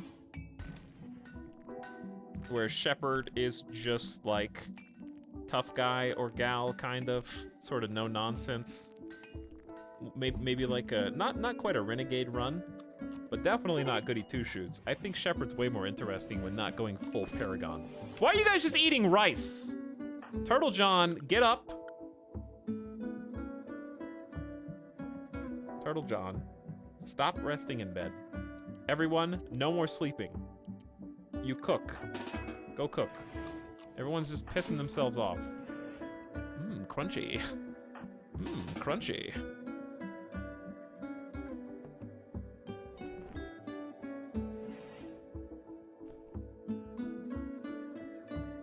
Pop culture has rapidly become incomprehensible to me, says the person watching a Twitch stream. Do you like pop culture, Miss Turner? You're in one.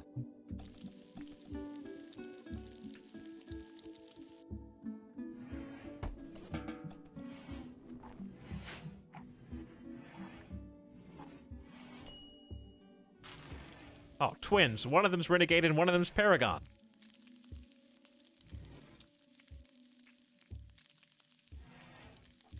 That would be awful. That would be terrible.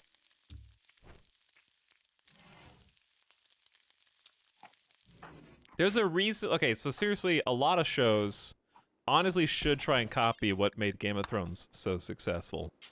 They really should. Because we're gonna do a little experiment, chat. Just in your own mind, I'm gonna say, I'm gonna ask you a question and you type the answer in chat and post it as fast as you can, okay? You ready?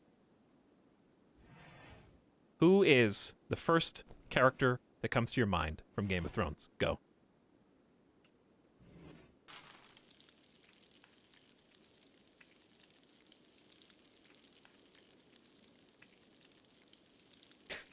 Geralt.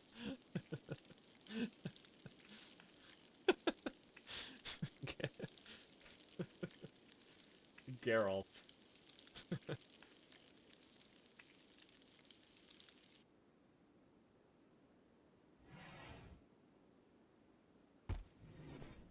Okay. So, got a lot of people that said Ned. Got some Cersei, got some Daenerys. Got some Jaime, Tyrion. Uh-huh. Guess what? Nobody said, you got some Jon, right? But the trick is, nobody said Bran Stark. And the reason is because everybody likes characters that have to make very difficult, tough decisions, and they don't always make the right decision, right?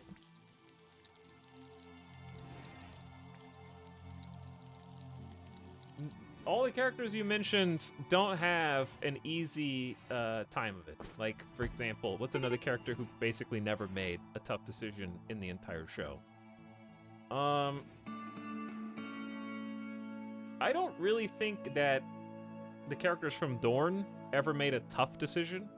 They were just playing a straight and narrow role. I don't think any of the characters from Highgarden ever made like none of these other side characters ever did anything remotely close to those characters that you're talking about. Only like 2 people originally said Hodor in the first question. Now you guys are just saying because it's fun to say. Okay. But nobody originally said the first character I think of in all of Game of Thrones is Hodor. My point is that I feel like a lot of these major companies are too afraid to actually copy what made the show successful and the books successful. Because if they weren't afraid, what they think made it successful was like gratuitous violence and sex. But actually, it was characters who are possibly in a vacuum unlikable or did things that are disagreeable, but that are likable and agreeable because their reasons for doing it were internally consistent.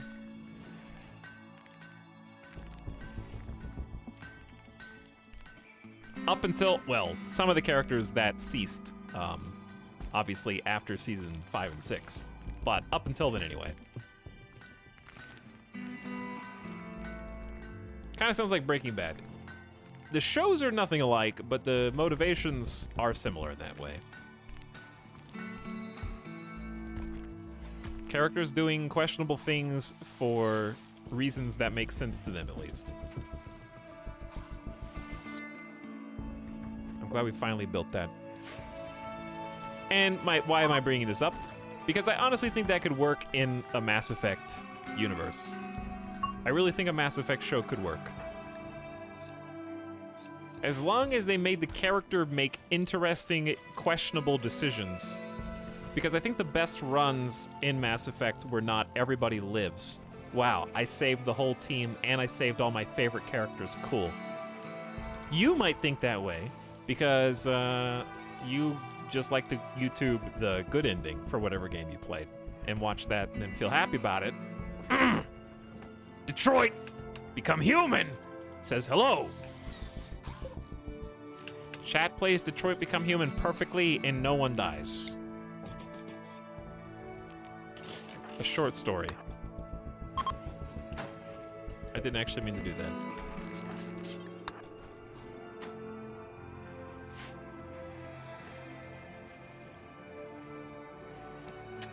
But that's why The Expanse works so well. The Expanse does a really great job. Characters making questionable decisions based on the information that they have at the time. And sometimes being borderline unlikable because of it.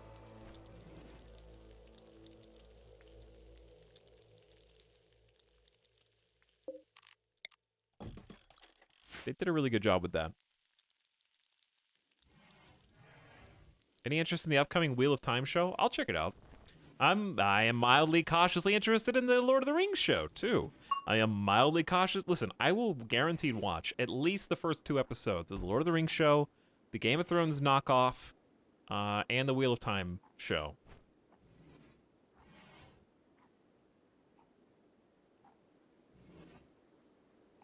Holy shit, that's a bad take. What, that I'm gonna watch the first 2 episodes of those shows?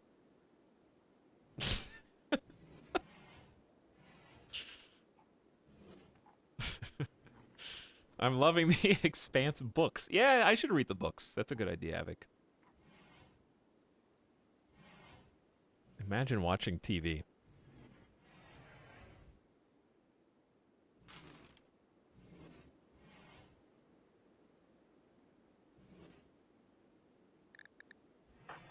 Turtle John, you're doing fine. Keep it. Is that all we got is this poor quality revolver? All right, just keep going then. Randy's gonna blow up all of our power.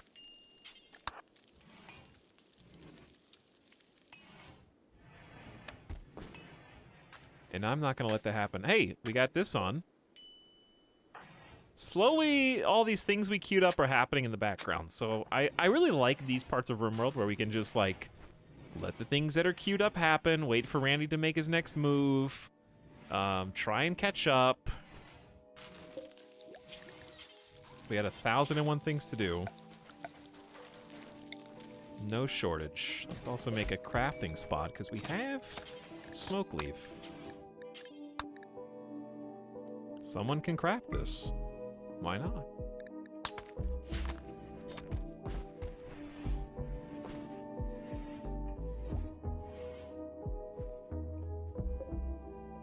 I mean, we still, once these wood cocoons hatch, that's where we're actually gonna start be able to make some furniture. Okay, I know you hate the bodies. There are actually graves now. You can do something with them.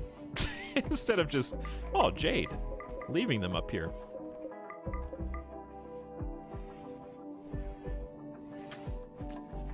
I want to get into watching The Expanse, but I feel like it'll just let me down eventually. Wow. There's some emotional trauma there. Like, The Expanse is actually kind of difficult to get into. It did not hook me in the first episode. I actually thought it looked bad because it was a sci-fi original and it looked like a sci-fi original. So I was just like, I watched it like 2 years before I actually binged the whole show. I was like, this kind of sucks. Then season 3 was coming out and I was like, I'll see what all the fuss is about, because it's kind of interesting that Amazon is like picking up the show and renewing it and gonna do it themselves. It's kind of neat. And then I tried again, and I forced myself through the first 2 or 3 episodes, and then I think 3-ish episodes in, 3 to 4 episodes, I was like, damn, this is crazy. This is good. Like, oh my god, I can't believe what the main characters did. They just made a really insane decision. What's gonna happen to them? And then it never, there's one season that's kind of worse, but it was still enjoyable to watch. Also, this is not your bed, Golgrin. This is Artificer and Feistel's bed. Wait, are you guys religiously not allowed to share a bed together? Okay, so this was unnecessary.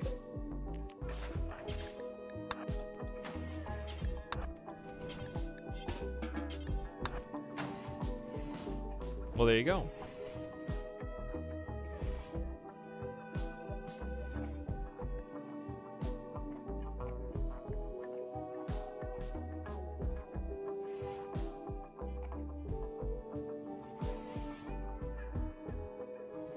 Seeing some interesting takes in chat.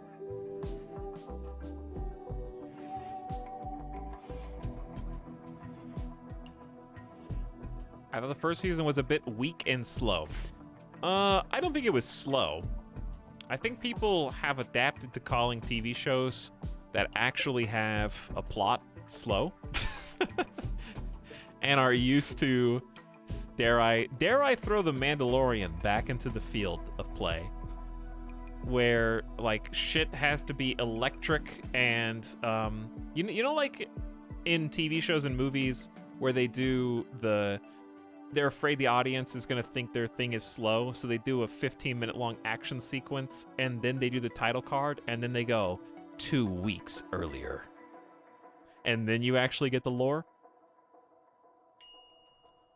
I like that The Expanse is just like, yeah, you know what? There's this plot.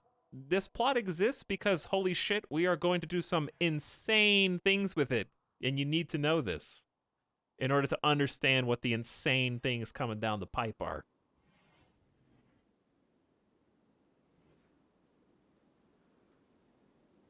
As opposed to, like, instantaneous just explosions and fireworks. Which the first 3 episodes of Mandalorian are. It's just non-stop fireworks for 3 straight episodes in Mandalorian. I feel like if Game of Thrones came out this year, like season 1, and we just had to watch it 1 episode a week, people would be like, this shit's slow, dude. Yo, what they done so far? Oh, they like marched to Winterfell. Cool. Oh, they sat down on the field and like talked about that one time that he killed a bunch of people on an open field. Wow. There's been what, like 1 fight scene, and what even happened? Like, Jaime didn't even really fight Ned in the street. They just kind of pretended like they were gonna fight. Shit's lame, dude.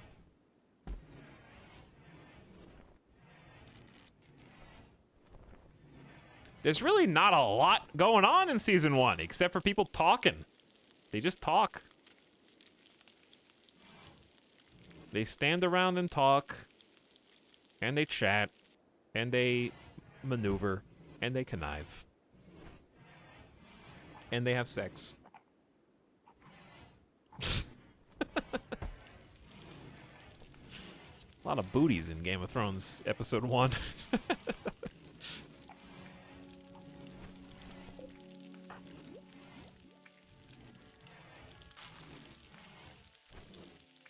Oh, we're making some smoke leaf. Should we actually be eating it all right now? I don't know.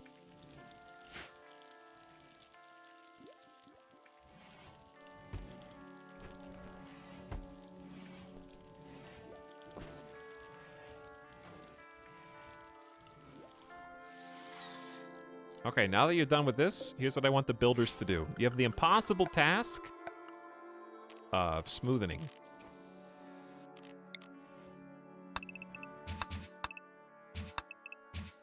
Almost all of this wall. For fun. Good luck. We're still researching solar panels. It's taken years. Oh, doing some much needed repairs in here, though.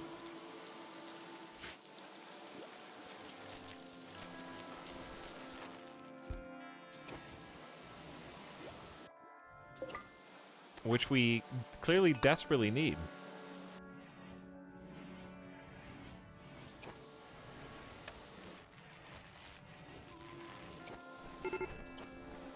The books are so much better. Wait, are you talking about Game of Thrones or The Expanse? Because I feel like there's people that say that about The Expanse.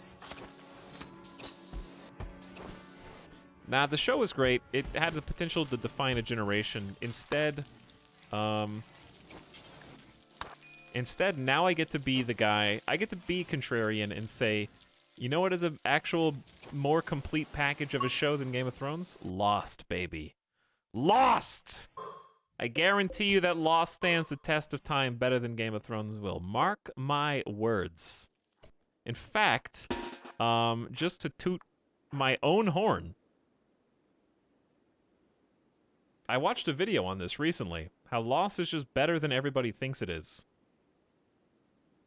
Let me see if I can find it. I'll link it in chat if you just feel like listening to... You can just pretend that that's me talking to you, because I agree with everything that person says.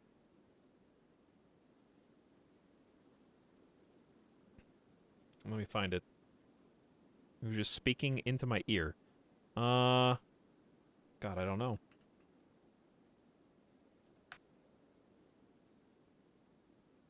It was from like a few weeks ago. It's like a recent video. Chat, help me Google this.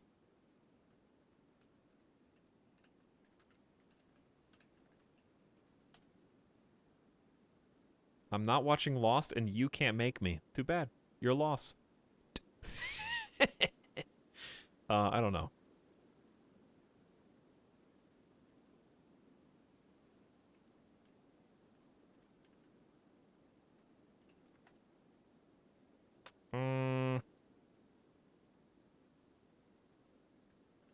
We got one suggestion in chat. First step, go to google.com. Alex, I rewatched Lost a few months ago. It was great. I know. You know why? Because it has an emotional conclusion. I can't find it. Oh. We got an actual person in chat. It is Drew Gooden. I need to subscribe to Drew Gooden right now.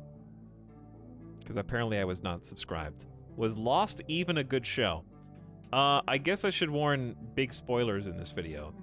Theoretically. But if you haven't seen it by now and you need someone to convince you to see it, I think even if you know, like, a couple spoilers, it's not a big deal. It mostly stays away from spoilers. There's just a couple. But there it is. Anyways, good call, chat. It was Drew Gooden. Actual really entertaining videos, too. I never even heard of them until, like, 2 days ago. Now I'm glad that I found them. I doubt it holds up. Yeah, but you don't know. Have you even seen it? Do we have people saying, I doubt Lost holds up who've never seen the show? Interesting.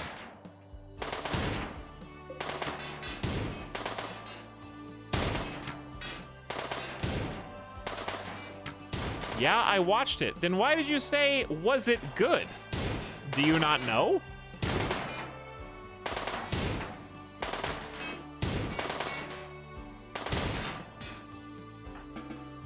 Do you not have an opinion?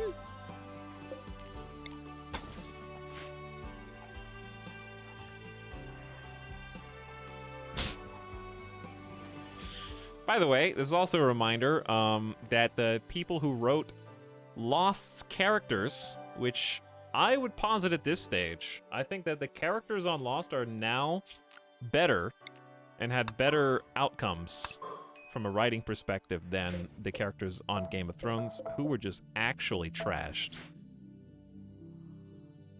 Thrown into a recycling bin for no reason whatsoever, and had their entire seasons-long arcs undone. Actually got emotional and resonating conclusions to their characters without getting flanderized.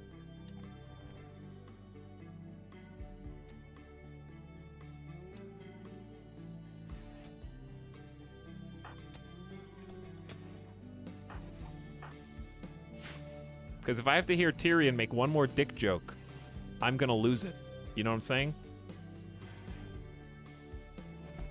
If I have to hear even one more, I'm throwing all my DVDs in the gutter.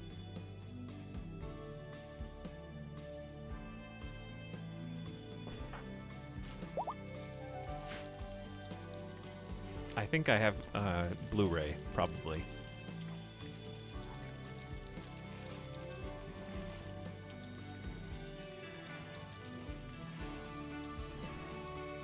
But yeah, I should rewatch Lost.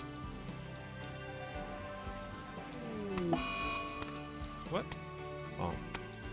Tantrum. I actually do have Lost seasons 1 through 7 on DVD. Like, not Blu-ray, just DVD.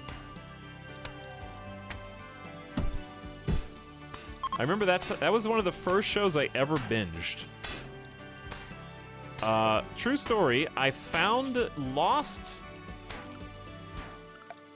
in a truck stop. My dad had gotten a portable DVD player, which was, at the time, incredibly rare and quite luxurious. The screen, a whopping, like, 7 to 8 inch screen, where you could flip up the DVD, pre everyone having laptops and cell phones. Also, this is one of the most destructive tantrums I have ever seen in RimWorld. It's holy shit, it's negative 60 Fahrenheit. All right, it's everyone, you're dying. Everyone, you're actually dying unless someone wakes up and repairs the power that was just broken in the tantrum. Actually, we're gonna make a redundant power line going this way. I just noticed how cold it was. It's the first of winter. Heater, now!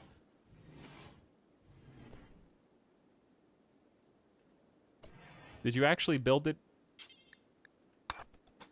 No. Does that give us power? I don't know, I can't. Well, it gives some of you power, I think. Not all of you.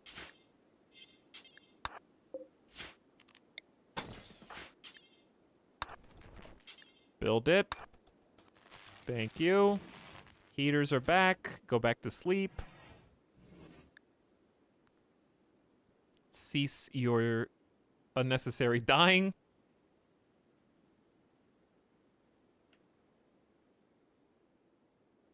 What's the temperature in here?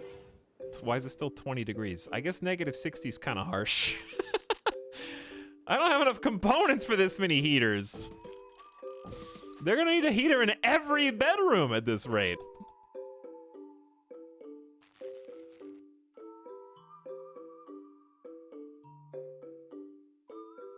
I mean, think about how much work this heater is putting in, keeping the temperature at 40 to 60 degrees. Why is it bouncing so heavily? But with negative 60 knocking down the door, I think they're lucky to even be at 50 right now.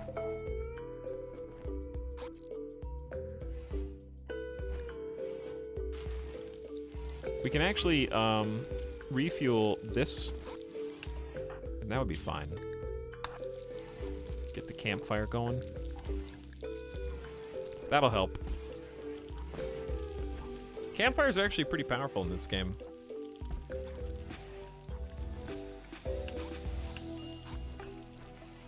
Knowing how Lost ends undermines the whole series. That's actually one of the interesting things that the video covers in depth, is that a significant portion of people have a gross misunderstanding of how Lost ended. That's the best part. There's still a widespread misconception, even to this day, that Lost ended in a way other than it did. And I've had this exact conversation probably 10 times on this stream. There were a significant number of people who just weren't paying attention.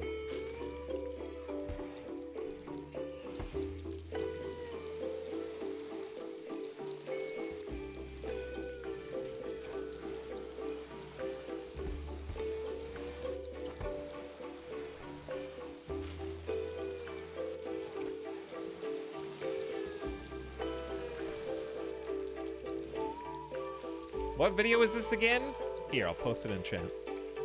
It's a prequel to Westworld. It's like The Sopranos in that even if you haven't seen it, you probably remember people complaining about how it ended. I do! And I've never seen The Sopranos. And I distinctly remember watching the ending of The Sopranos in a clip to see what everyone was complaining about. Had to explain the ending to several people at work. If you have to explain it, it has less impact on them. Well, again, as the video states, Lost is a significantly better show now than it was when it came out, because you can binge it. The reason so many people were so confused is because the only way to watch it was an as of yet unparalleled viewing experience. I'm not being funny or unnecessarily like extravagant here. Having primetime like ABC shows that were serialized super dramas was a new direction for television in the early 2000s. Just on regular ass TV. And having to watch it one episode a week, where you only get to watch one episode from one season and then there's a hiatus or a break, contributed to a lot of the misconceptions about the show.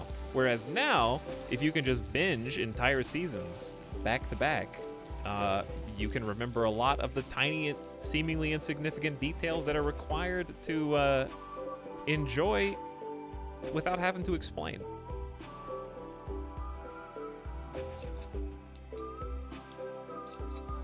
So it does make a difference.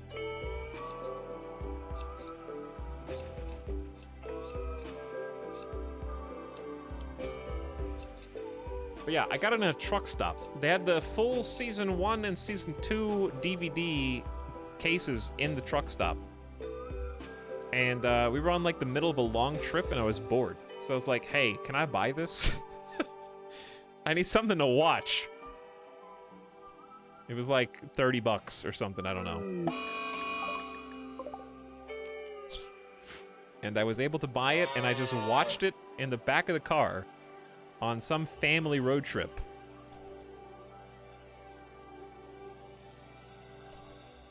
I also watched it on my first portable DVD player. That was my first encounter with binging any TV show. That and Battlestar Galactica. We're on like a greatest hits right now. Lost and Battlestar Galactica were the first 2 TV shows I could ever binge. I think I picked some good ones.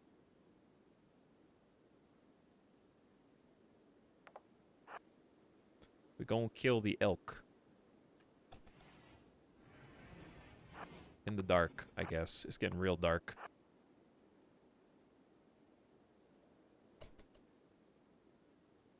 Battlestar, I'm actually not certain if I ever saw the final season. I wouldn't mind just watching it again. Because I remember they released it in some very strange chunks. It was like season 2.5, which was weird, on DVD. Because I could only watch it on DVD. Season 2.5, season 3. And there was a 4th season? I think I saw through... There was also a movie. You had to watch the Pegasus movie separately. They did like a sci-fi original movie or something. Very strange.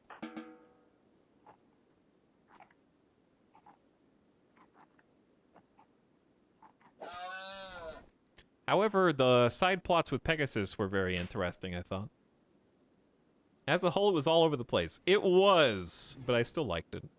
I still enjoyed it.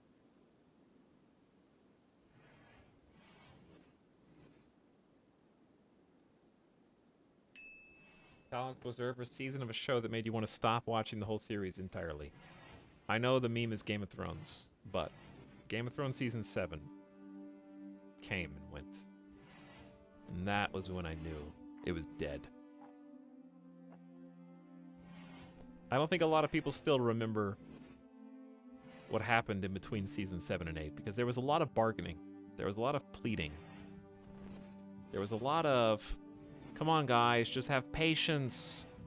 It's another season. That like year or two, because it was delayed, I think, if I remember correctly. There was so much hopium in the air. But besides that,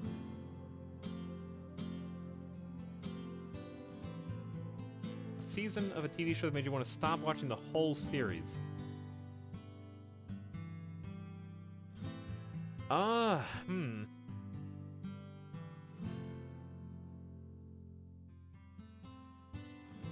trying to think of what's multi-season shows I've watched that have come out.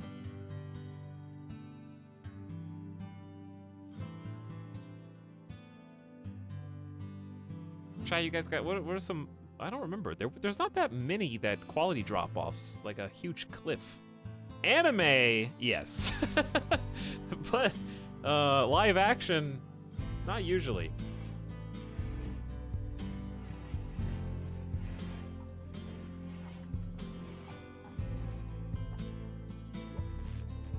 Dexter had one season that made me stop watching. Me too, it was season 1. Westworld! How can I forget Westworld? Absolutely. Westworld season 2, I did just that. Season 1 is fantastic and should be watched exclusively and then put down and never watched again. Actual fantastic TV show. I watched season 2 and my body hurt. My brain hurt.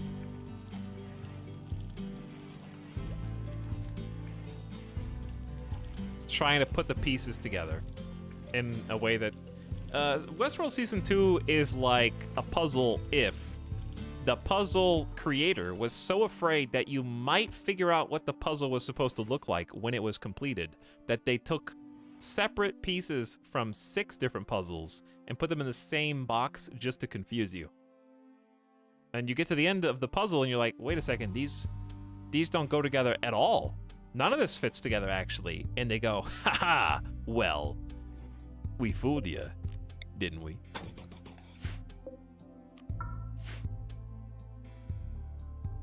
It's like, yeah, but I wasn't doing this puzzle. I knew what the puzzle was going to look like at the end. That's the fun of it, me putting the pieces together. But you just didn't like that I was putting the pieces together so successfully, so you changed the shapes of the puzzle pieces.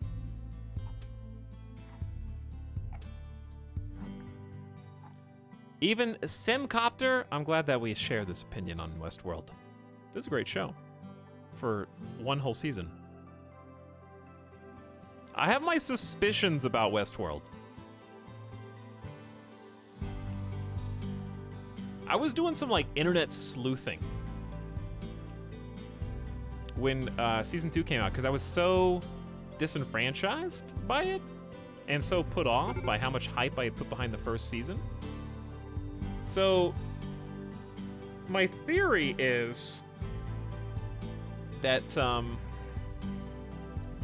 Jonathan Nolan was the showrunner with who else was the showrunner?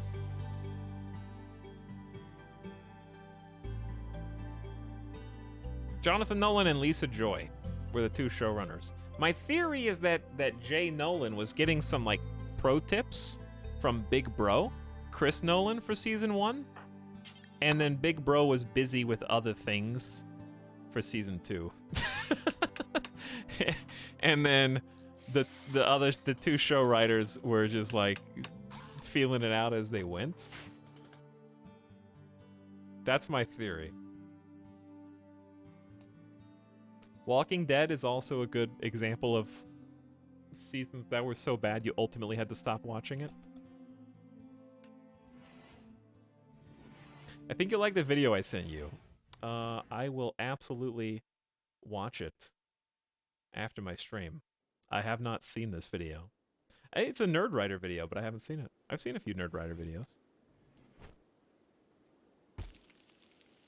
I'll check it out. It's been a while since I've been able to catch a stream. I've forgotten how good Etalyx is making analogies. You give me too much credit. Me making analogies is like... I'm just kidding. That was a joke.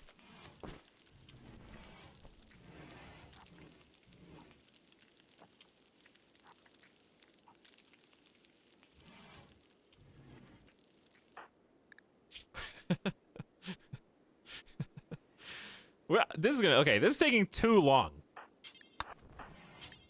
I know that smoothing is supposed to take a long time, but it's good though, because you can run power cable through this. This is going to be our bunker, believe it or not. Like, not bunker, this is going to be our, barrack. That's the word. Will I get purged for linking? Yes. Mods, when you see Simcopter put a link in chat, strike him down immediately. It's probably just a link to his own Twitch channel. Comes into my stream and advertises. Unbelievable, this guy. Who does this streamer think he is? Goldgreen is wandering around in a psychotic state. Due to poor mood. Observed a corpse. I am shocked that there is still a corpse. But I will get rid of it. There's a couple, actually. Well. Yes, you can post the link. And I guess you can follow Sim's channel link in chat as well. If you click the button before chat PogChamps the screen too high. You might want to hold the link, actually, until after the song, because chat is, well, they're frenzied. They get this look in their eye, and you just can't slow them down.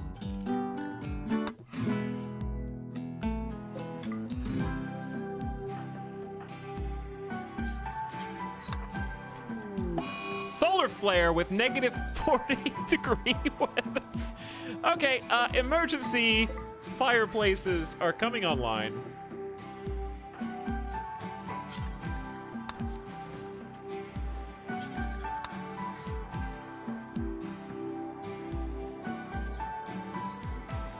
Wait, Golgrin, you can't do that.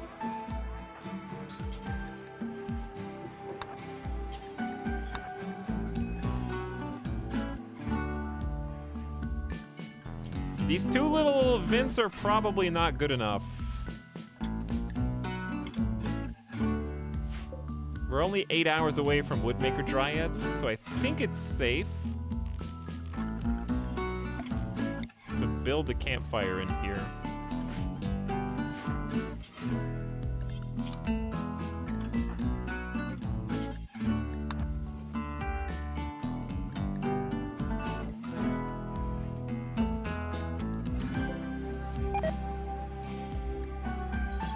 Uh-oh. Well, goodbye, heal root. We were 60. Dude, this is how Randy kills us.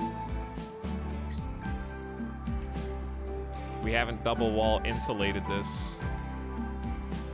Randy's about to delete all heal root again. Nothing I can do. The only thing I could do is build a campfire in here, but it's not that easy.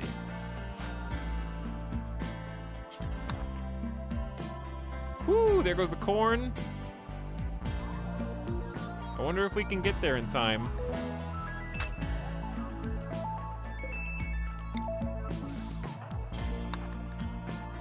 It's -7. Oh, the rice is gone. Come on, Boomy!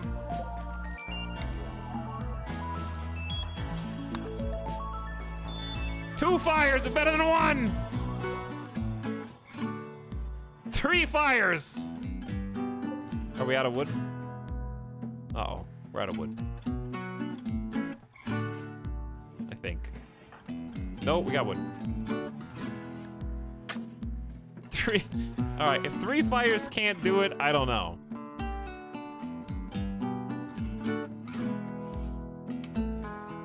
God, it's so cold in there.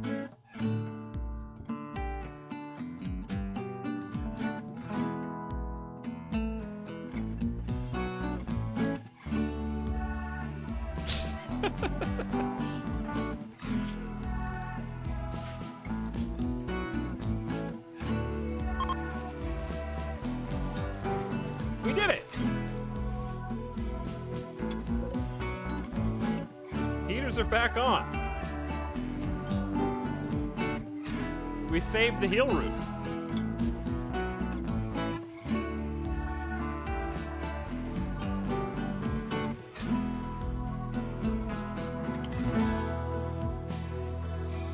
Chat, you did it.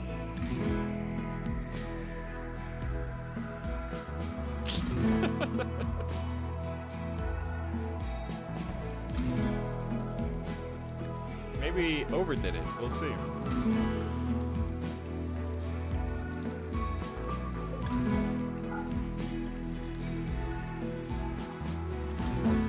I'm alive!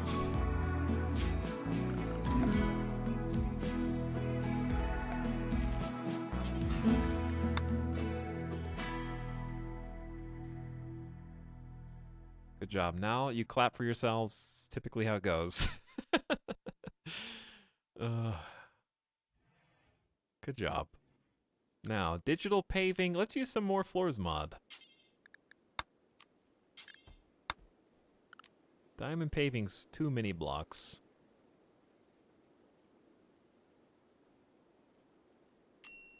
So this is kind of, more floors mod is kind of cheating now. I'm not sure why they did this exactly. I liked it better before. But they made some new types of stone. that are cheaper resource-wise but take longer to make or something. I'm just gonna use them because they're fun. It's fun to have variety. Okay, so I'm gonna do some digital pave around the outside.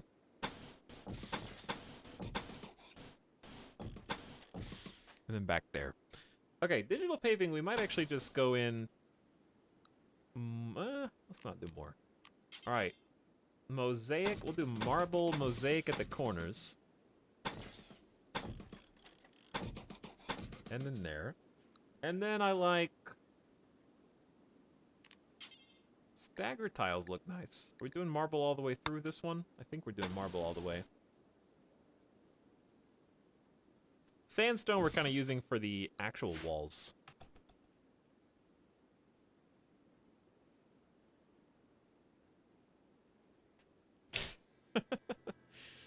Chat had an unforgettable Yayo ceremony. Everyone gets plus 10 mood. The solar flare is over. Anyways, now if you would like to post a link in chat, it's probably a good time. If your name is Simcopter1 and you have a relevance to the previous discussion, Westworld, link to share.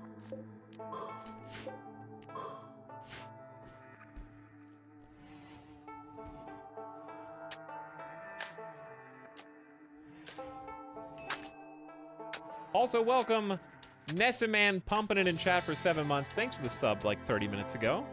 Glad you're here.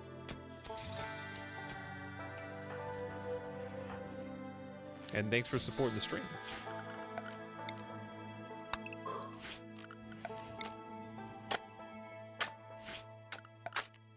Okay, we need to mine. Pretty much just around this. That'll give him plenty of jobs, and this will take him a while to pave. This is going to be a really nice room when it's done, and be the first kind of permanent fixture that we've got so far besides the greenhouses themselves.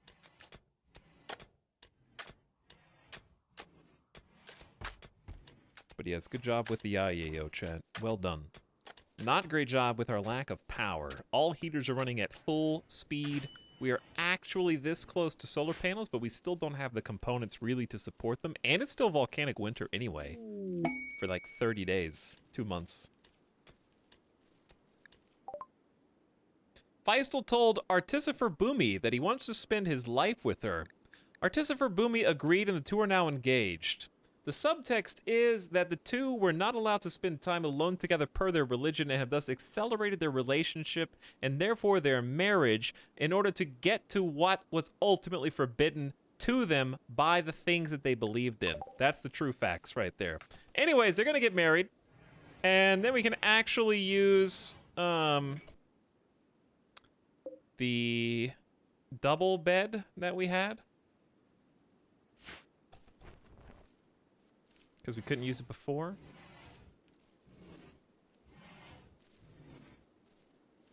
You guys toasty in here? Too toasty, it's 80 degrees. Yeah, it's a bit hot in there, huh? For just a campfire.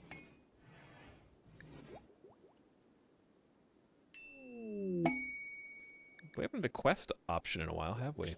Tatiana's infestation, a 48-year-old warrior named Tatiana is calling from nearby. She says she poisoned an underground insect colony, but is now soaked in insect pheromones, and the bugs are hunting her. She begs for safety and offers to join you at Tuxedo Town. If you accept, an infestation of 2 hives will begin in 4 days. She's too frantic to offer more info. 2 hives. That doesn't sound that bad, right? Is it that bad? That doesn't sound that bad. And they're a warrior, per their own words.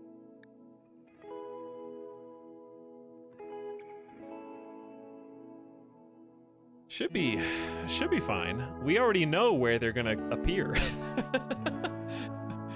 In fact, here's a good idea. Don't accept. I'm like 90% confident this is exactly where they're gonna show up. And all we have to do is unplug the electrics so that the bugs don't destroy them. Save ourselves some components in the process.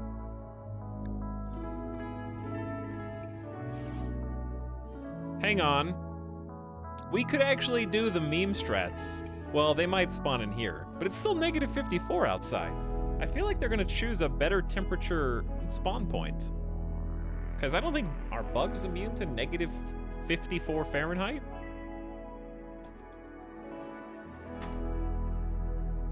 Oh well. I'm curious how this will work. Thank you for uninstalling those. How long do I have for this? 3 hours. It's not very long. It's midnight. We'll give them a little bit longer to sleep.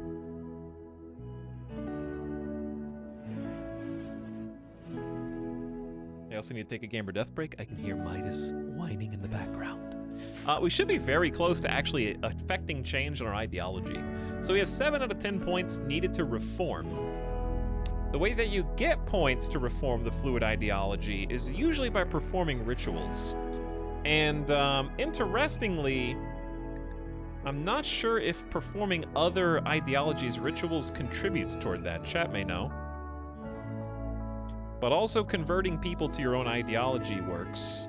Why do we still have Lingonberry here? Lingonberry still can't move. Why are we nursing you? We're nursing you back to health, Lingonberry. I guess I'll let you go at the end. You have hearing loss, frail, bad back, and you're trying to recover from wake-up addiction, which has incapacitated you. All right. Tatiana is in. But yes, once we do 3 more points, we'll be able to do our first reformation to add to what is initially a quite simple loyalist meme, with just a few things tweaked on our rules. Hello, Tatiana. Please, show me I was justified in taking on this risk and burden. Super immune body modder, who is jealous. They are a warrior, 11 melee, not so keen on your other passions, but you are a fighter, so it's gotta count for something. I'm really leaning with the fact that we have Golgrin super melee, Feistel super melee and shooter, and now Tatiana super melee. I'm really thinking about maybe reforming to have a melee specialist in our ideology. It's tempting. I haven't tried that before. This would be new gameplay. Let's go ahead and get you a spear. I wonder if the bugs will get here before you get to the colony.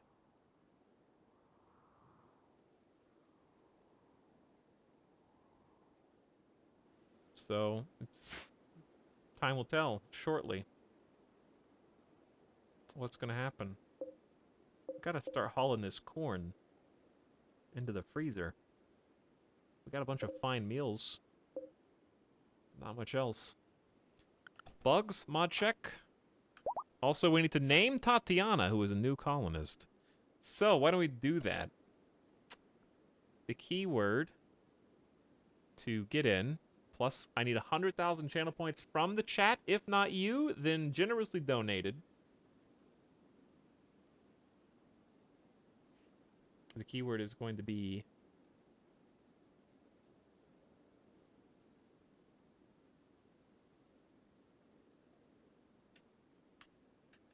goggle. Not Google. Goggle.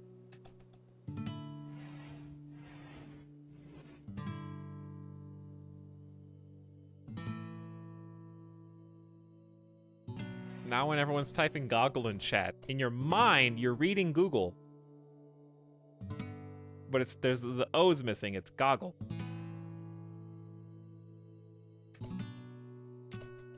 Okay. Would it be possible, legally speaking, for a company to actually make a goggle search engine that competes with Google? Or can the case be made that it's too close, it infringes on copyright?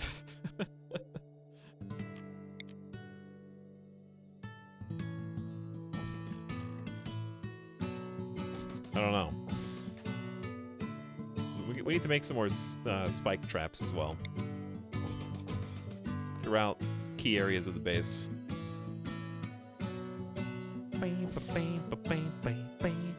Okay, this song's good, but you know what's better?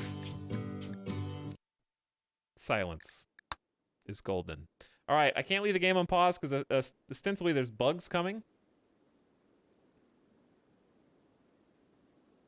So I need to BRB, take Midas outside and grab a snack. Some Halloween candy. You want any? We already did the tier list at the beginning of stream. Maybe I'll get a Kit Kat. Late LJ goggling in chat for 9 months. Thank you, Late LJ, for the BRB sub. We'll be back and then we'll fight bugs. Thanks for hanging out with me tonight. We'll chat some more when I get back. See you in like 6 minutes. BRB.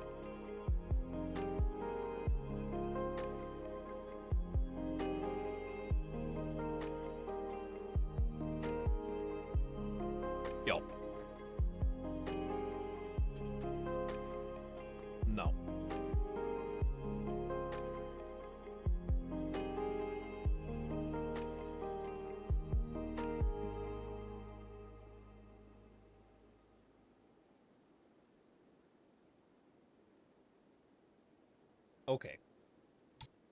Who is it? Who is it?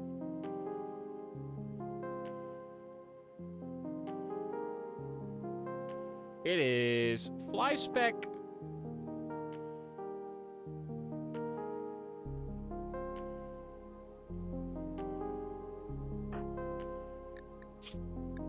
I hope your fight against the bugs goes well. Your title is warrior.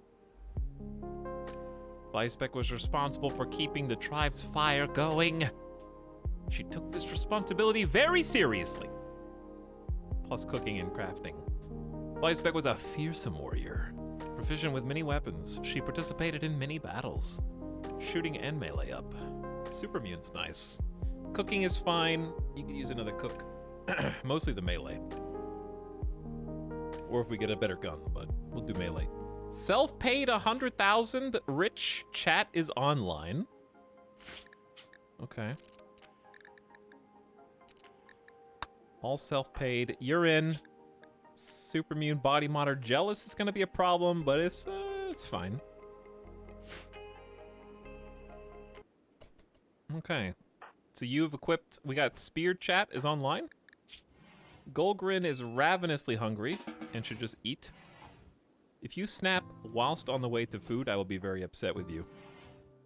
Because that's a fine meal. Which you're lucky to have, by the way. Where's the bugs? Mod check. 4 days! Oh. I didn't read the fine print. I guess we don't have to worry about it for a minute? Shall we get this problem called we can't advance our ideology because we don't have a third person who believes in it? Unless we arrest someone and forcibly convert them. I don't think it's possible. And I really think maybe this should be looked at. The problem is that you need 3 believers for a moral guide, but you don't need 3 believers for a leader. And the problem arises in that the moral guide is the role that actively converts other people via abilities. So in my opinion, you should probably be able to have a moral guide with only 1 believer. Therefore, you could always convert others without having to arrest them. And then have the leader, you guys don't need a leader because you don't have 3 people yet. Does that make sense? Like, who you gonna give a speech to when you're by yourself?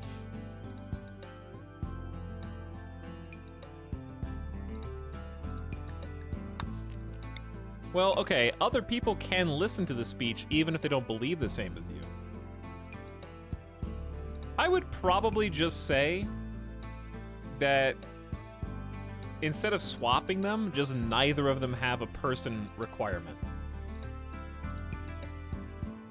You can just be whichever one you want. I don't think the 3-person requirement enhances anything. Trying to make it easier for the bugs to win, I see. Flyspec comes in out of nowhere, slanders Turtle John's cooking skill, drives Turtle John into a rage, and then knocks Turtle John on her ass. Again, Turtle John has been out of commission in this video, in this stream, for the overwhelming majority of the day.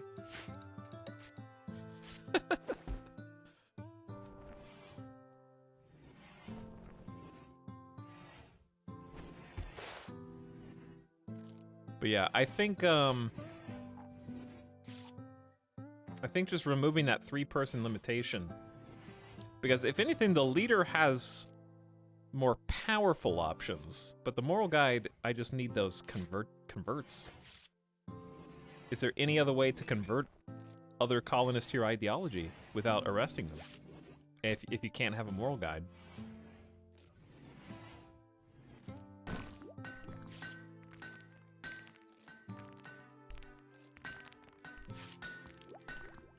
Because I think I'm just stuck waiting until... Because I had to give up 2 of my prisoners. We're not recruiting Lingonberry.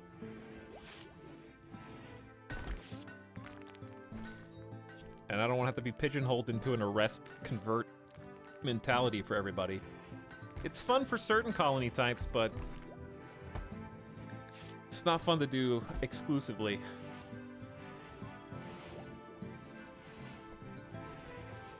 Because it just becomes a chore. Becomes repetitious.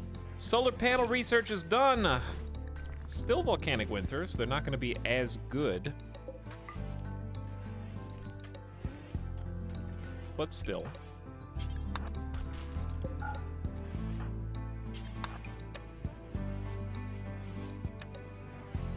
Let's flip those around while the wind power is maxed. Okay, so if we were going to build solar panels, and we are, even if they're 3 components apiece.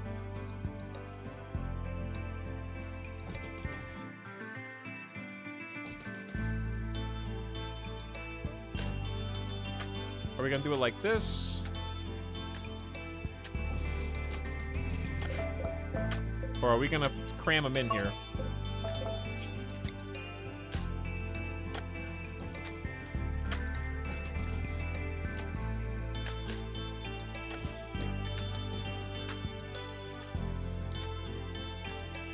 I don't think there's a good way to do this. Or rather, an organized way.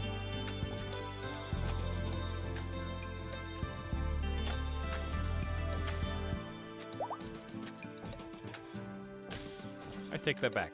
Alright, that's pretty organized. So, let's just do 2 middle ones.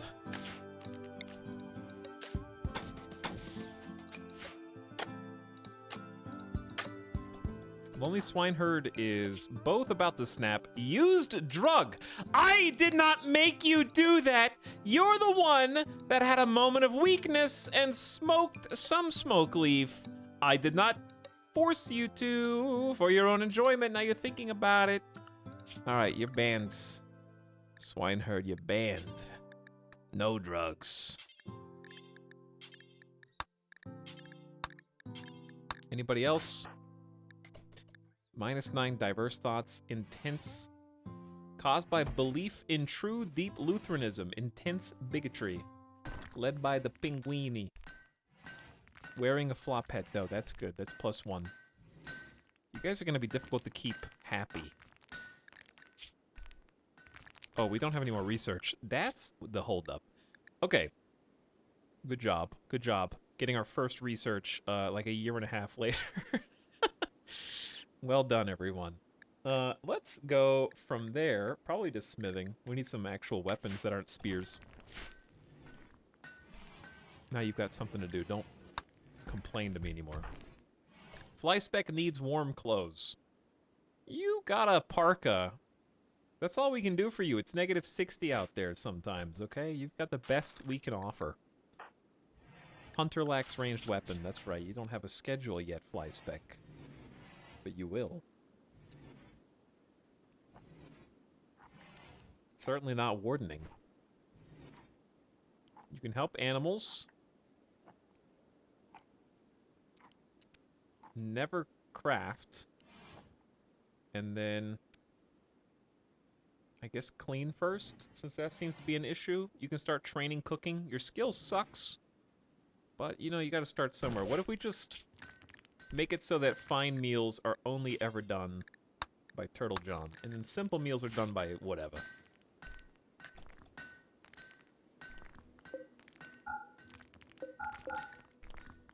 We'll turn automatic refuel of that off. In some good news, our Woodmaker Dryads are up and at 'em. First 2. So we're gonna start pruning this tree more now. Try to get a 3rd, and we got our first wood harvest from them as well. The next one's in 16 hours. Awesome. It's gonna be a huge help for keeping these fires going.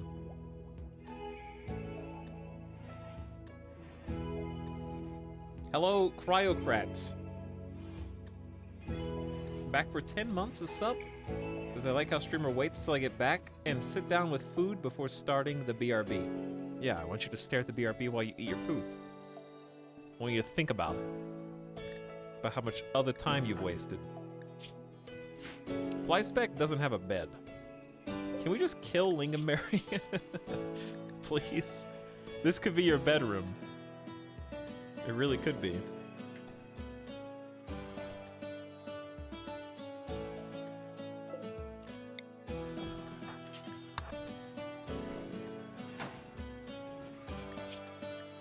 Alright, well, at least you have a bed. Turtle John's still trying to cook! After getting beat up last time by Fly Speck, who's in the room still with them. Unbelievable. We got 3 days until the hives. 3 days till the hives. Look, Turtle John's even gonna try and help you, which is a huge mistake.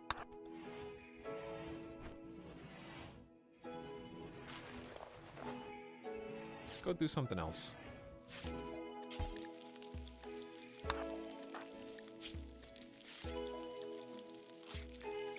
We're trying to help baby Fly Speck.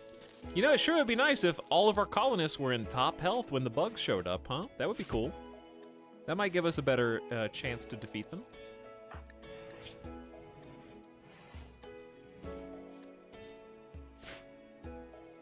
This is going in. It looks awful. It's the random pave. It's the staggered stones. It looks terrible. Ooh, it's bad. And if you think he's not gonna undo it just because it looks, yes, I am. You better believe it.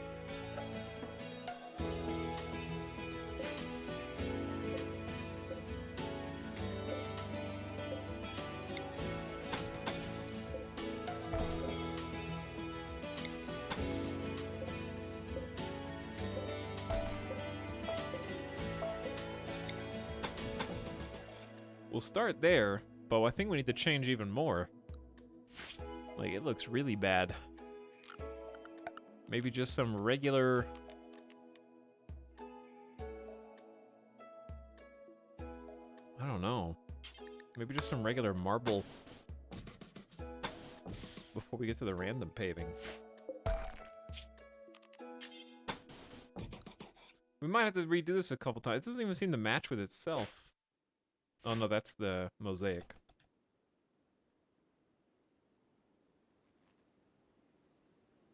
I don't know. This room is going to be interesting. You might do it a few times. Good job. Wow. Good job, Woodmakers. Turtle John's pissed. Understandable. Fly Speck's pissed. They're both just unhappy.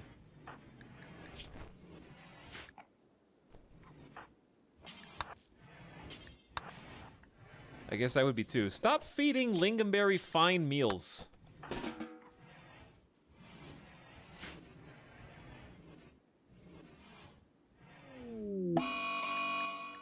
Fly Speck, so far you're the worst colonist. I just want to make that abundantly clear that I am having regrets and second thoughts about accepting you, given the nature of how quickly you have decided to abandon the things that we need. And is now going to binge on Smokeleaf. I see what you actually want. Your true deep Lutheranism, high life tunneler proselytizer. I see why you're really here. Smoke all of our drugs. How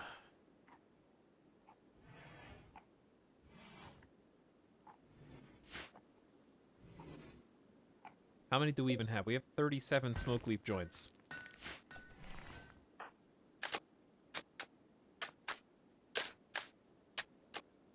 So the bugs are for sure going to spawn in here. Maybe we can at least make it look nice before then. I think I'm just going to end up replacing all of this staggered stone. We'll see. Cross that bridge when we get there. For now, let's just focus on, I guess, building. We only have 5 colonists, and of those 2 are threatening to stop working for us, basically.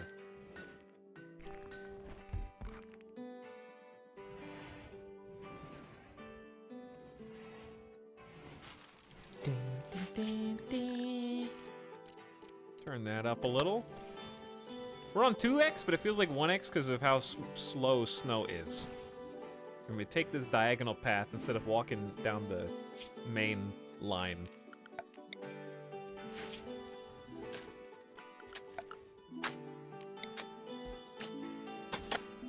Which is not surprising.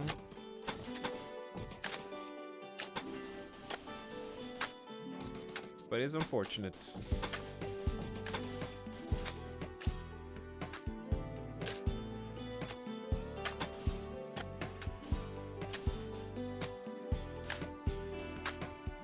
I don't remember where the real road... There's a road in here somewhere. I don't remember where it is. We'll see, I guess. Once the snow melts. And aristocrats! In danger. What was that? Nestorius de Lassos, yeoman of the Exodus Empire, is fleeing a troubling political situation and would like to hide out of Tuxedo Town for 24 days. De Lasso's enemies have hired the Anarchy Gang to hunt him. There will be a raid roughly this size. 1 boss, 4 elite mercenaries, 2 heavy mercenaries, 2 mercenary gunners, 1 mercenary sniper, 2 pirate gunners, 1 scavenger gunner, and 1 scavenger thrasher. You must keep his mood above 35%. 3 champions will be placed under your control. You must feed and house them, but they may die without consequence. All for 63 hyperweave. That could make you a very nice toque. Or 5 honor. That doesn't seem like a good trade-off.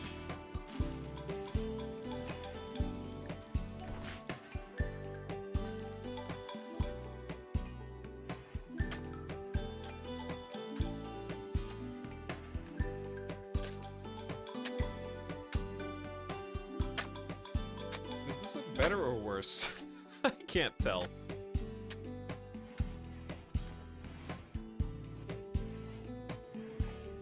Oh well.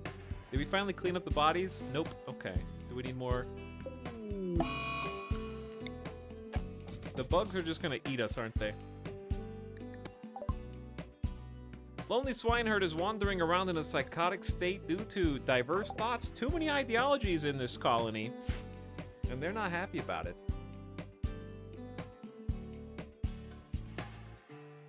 Yeah, not only does the reward suck, but we can't really afford to fight anybody right now anyways. We gotta prepare. We got 2 days. Okay, Flyspec is both fully healed and feeling some catharsis, which will take us through 3 days. Turtle John's the next person I'm worried about. In intense pain, understandable, insulted, awful bedroom. Desires a look change. Oh, that's kind of difficult. Where is the style station? 80 wood and 30 steel. I'll make it out of wood. At this point, wood is a renewable resource for us. It'll be even more so once we get 4 wood makers in time. But yeah, I like the little paths. The paths really add a lot to the look of the colony, especially carved out of the snow. I have a statistics midterm tomorrow, but taking some downtown to check in on the colony is very worthwhile. I mean, I got plenty of statistics if you want them. 16 hours on losing is fun. 2 colonists are dead. Our wealth is at 50,000. That's too high. It's actually too high. We do need more spike traps. That is not a question. This is the easiest way into the base right now.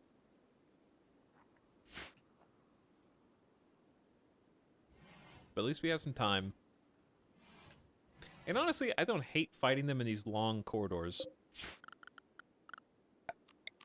But at the same time, it wouldn't hurt if you already know where you want the wall to be. Then build it.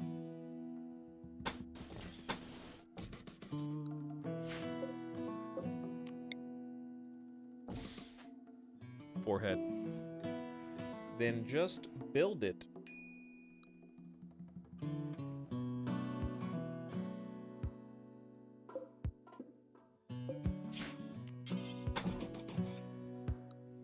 Okay. Back to work. Wasting no time. Hey, we're actually cleaning. FlySpec is doing something besides freaking out and helping and contributing to the colony. Isn't that nice?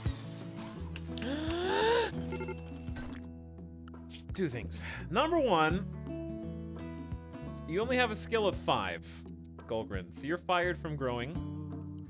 You have a 3, you're fired. 6 is okay, but Lonely Swineherd, oh god. Well, let's just say we'll wait. It's better to have someone with higher talent harvest the heal root and not botch so many. They're not going anywhere. They're here. But yeah, then to regrow them from scratch. But my main planter is currently down. Looks like they're going to take a nap.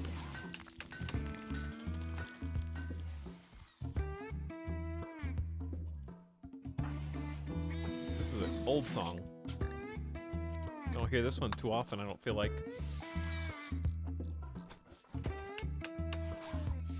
Been around the block for ages.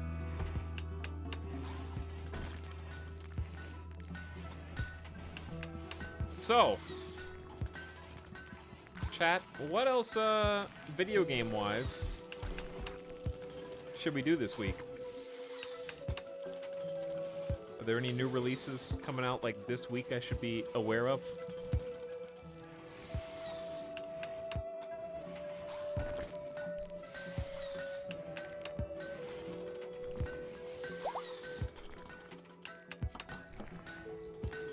I'm looking at Steam right now.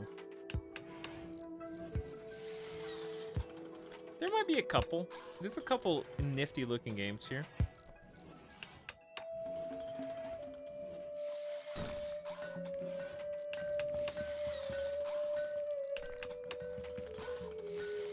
There's a couple nifty looking games here. I thought about doing Age of Empires, but then I ended up not doing it because I thought it'd be hard to stream a real-time strategy game in an entertaining way. We haven't done Witch Hunt yet. I was just thinking of new games. Talking about new releases, not oldies. Oh yeah, Animal Crossing's updates on Friday. That's true.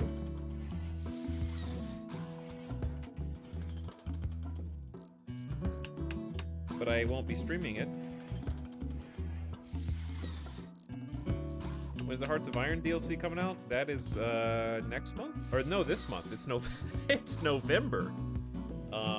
That's later this month, I think. Dude, how is it November? I know yesterday was Halloween and all, but it feels weird that Thanksgiving is coming up next. I'm not ready for 2022.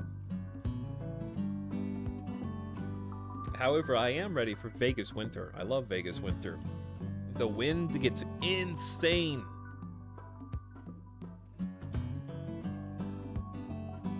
Biting cold for a few days. Maybe a snow if we're lucky.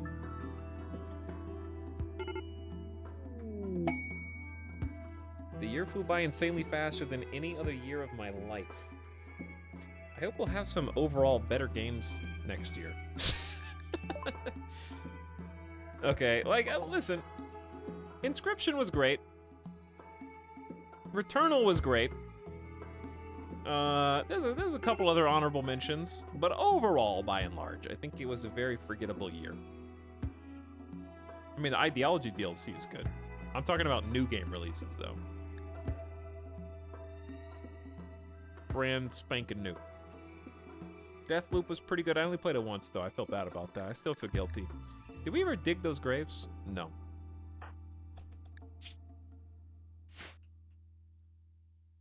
I didn't think this year was that... I mean, I understand why it wasn't that impressive, because people we're still recovering from COVID delays. Valheim was this year? Yeah, it was good. I just don't think I'm going to be looking back on this year in 10 years and be like, whoa, 2021 was crazy. It's going to be like, yeah, there was like 4 good games.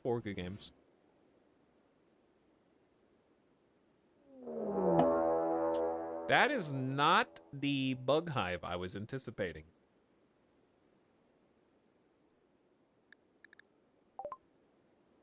A mechanoid combat cluster is landing nearby.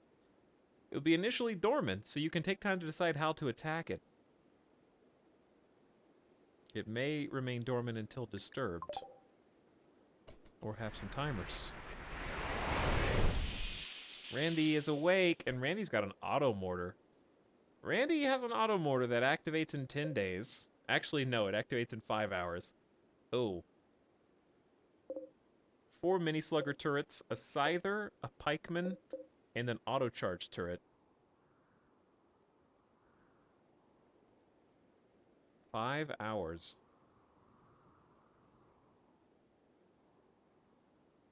And we have mostly melee.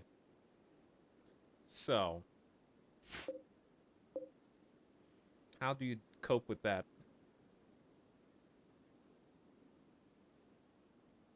It's a pretty chunky raid when considering our gun tech level.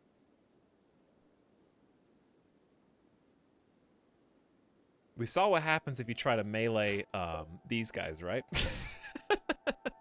We have seen what happens.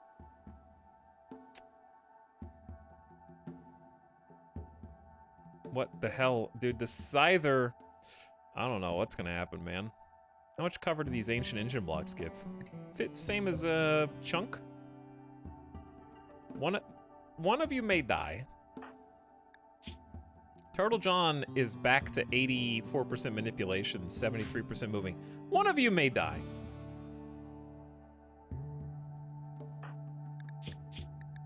I'm actually okay with Lonely Swineherd just not showing... Well, you're tough. But we have to go now. And not only do we have to go now, we have to go die now.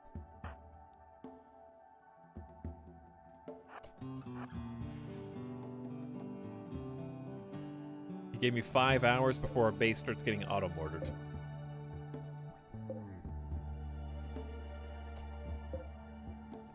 The auto-charge turret's HP is handleable. We just have to be close enough to be able to shoot it. So probably this ancient car.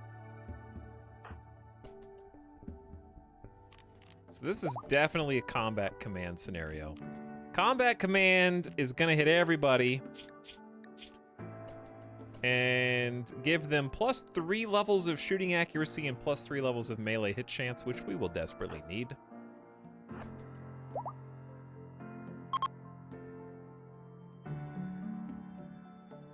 Turtle John threatening a snap on the way to the fight. Also not good, so it's gonna end up being like a 4v everyone and then we die. Very dubious. With only 50% cover max, there's no time to do anything else.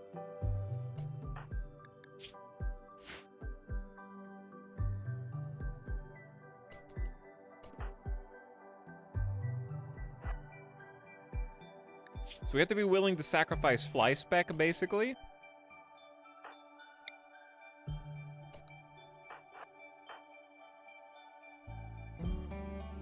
Golgrin kind of needs to stay up here just to boost the accuracy.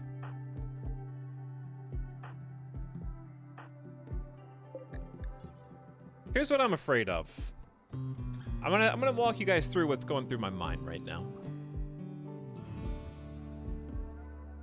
On the one hand, our top priority is deleting this auto-charge turret. I know there's 4 mini sluggers, but the auto-charge turret has a chance of blowing up, and if it does, it'll take another mini slugger and hopefully the auto-mortar with it, right? The auto-mortar physically can't hurt us in here, so it's a non-issue as far as like hurting the colonists goes, right?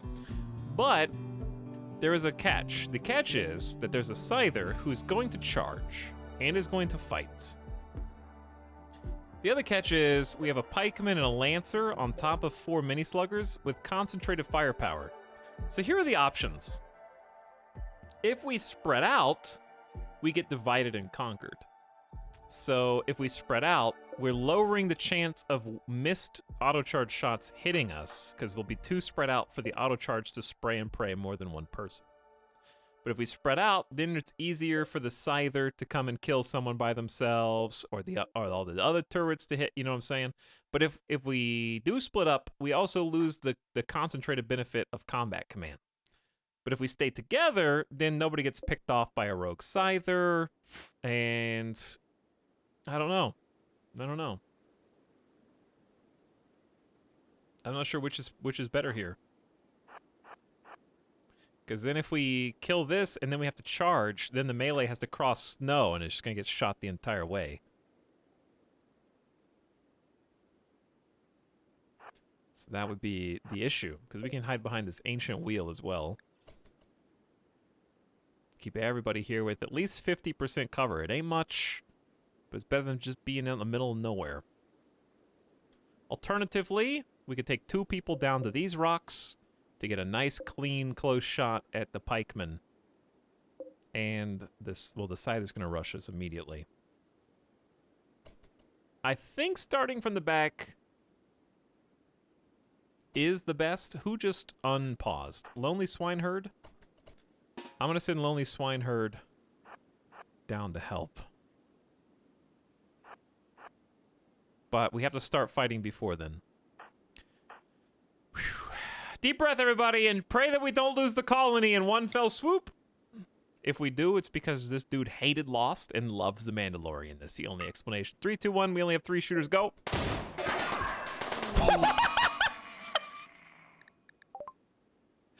Oh my God!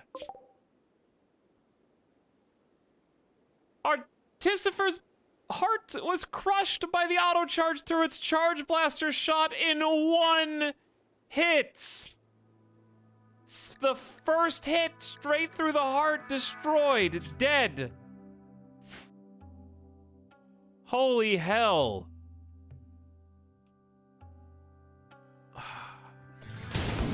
Well, we have 2 Rangers now, by the way.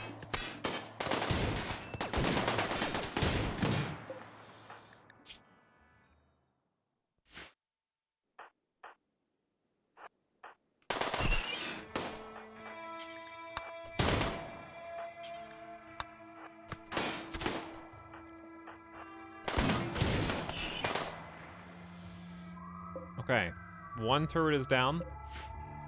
Golgrin has been chipped a couple times by the Scyther blade, understandable. We gotta completely focus on this at the expense of everything else. Good job, Melee. That's what we pay you the big bucks for. Now just die, I guess.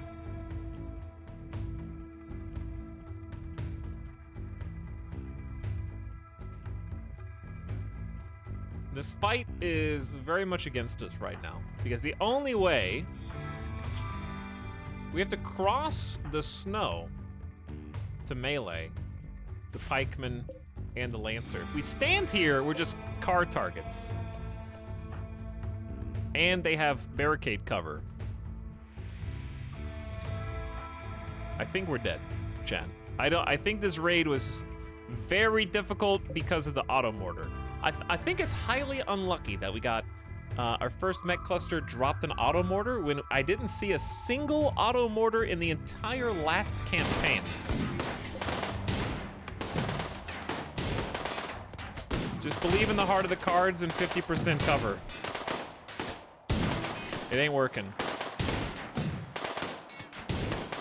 When the car goes down, then we really book it and just run. Once Lonely Swineherd is here too.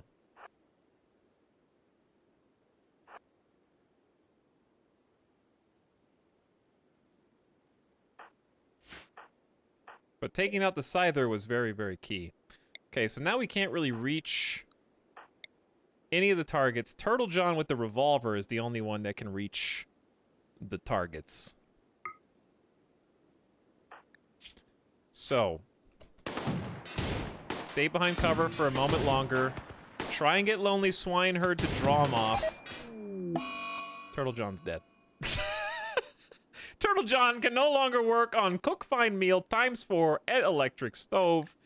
Turtle John has expired after a gunshot through the sternum. Straight through the torso. Turtle John's torso was obliterated by the pikeman's needle shot, and we've lost our cook. And one of 2 penguin patrollers. Feistel is now grounded after getting charge lanced in the right arm and the left leg, and has dropped the machine pistol.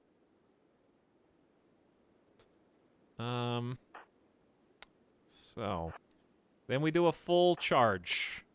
Good luck, everyone.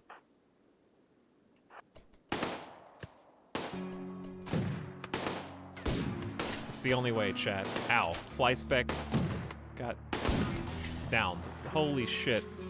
Did not miss. Right shoulder shot off, left arm shot off. Back to back.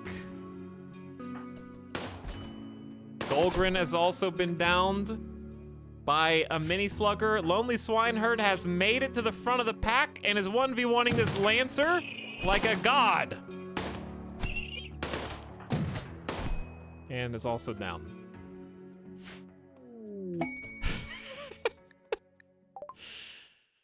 Feistel's father, Jennings, has arrived on the scene, sensing trouble.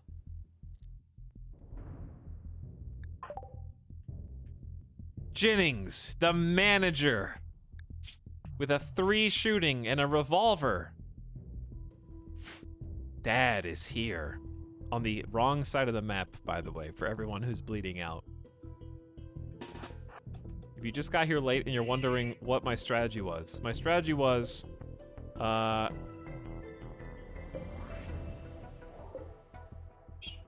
auto mortar didn't activate. Why'd the countdown activator expire? Anyways, there's an auto mortar here and there's nothing we could do, so we just had to go. It was like forced my hand scenario.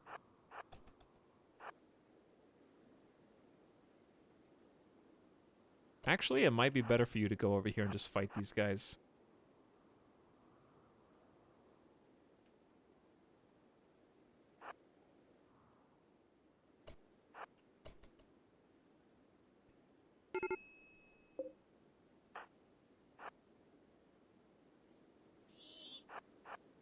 Okay, why don't we just peek around the side?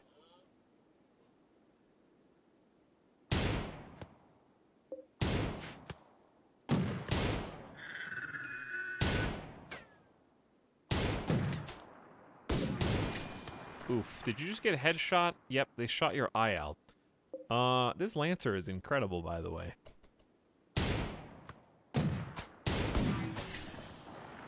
Both of them are pretty incredible. Your 75% cover doesn't mean shit!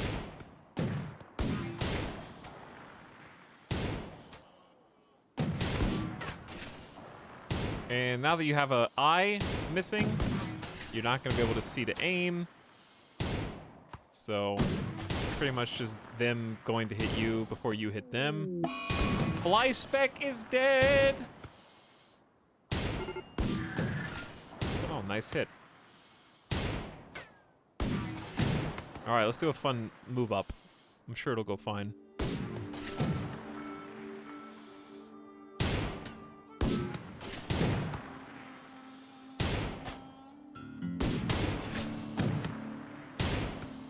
Come on, Jennings!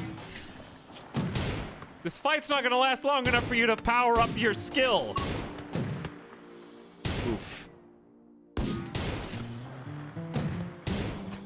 Well, it did. You did, actually. You did level up to 4. Good job.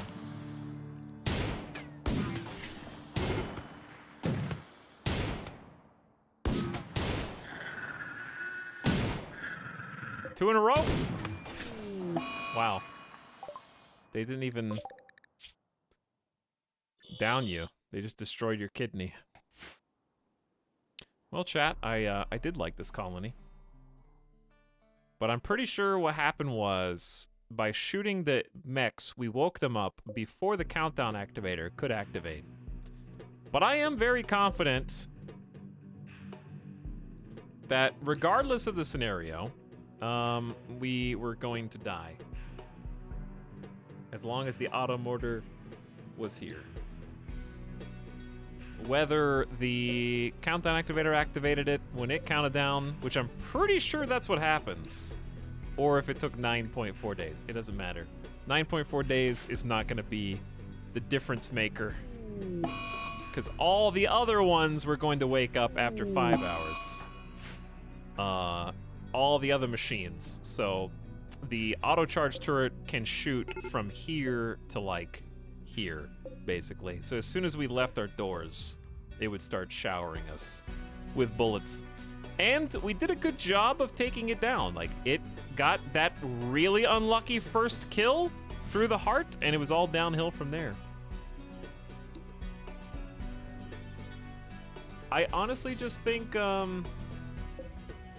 anybody who's got a lot of experience in RimWorld would probably tell you in this stream that that mech cluster was pretty difficult. It was pretty tough. I don't think there was a win there, to be honest. I think that was just in a lose in every scenario.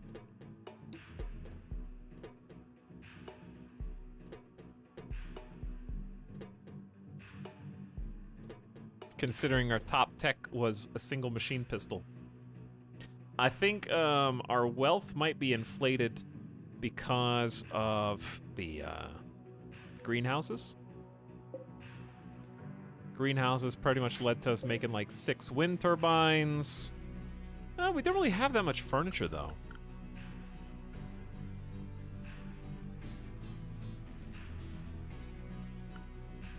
But yeah, if the mortar didn't force me to come outside, then I could just leave them. Nothing stopped me from leaving them and just working within our walls. And we could have just kept going until we could handle it. The mortar drop on the first mech cluster is the ace in the hole, basically.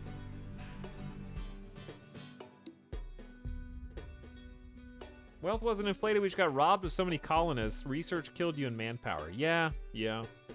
We had some bad luck with the prisoners punching each other's body parts off to the point of not being able to recruit any of them.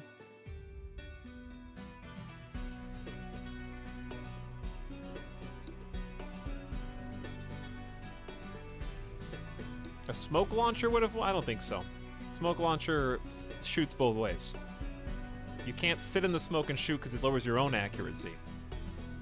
And even if you can move up, you can't melee mini slugger turrets because they can explode. So you still got 4 mini sluggers even if you advance on the pikemen. So I disagree.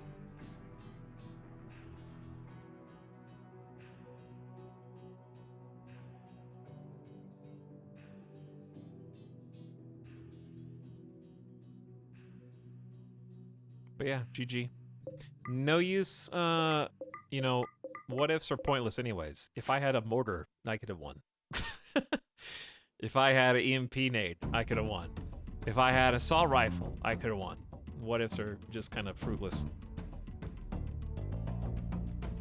Why this action music now?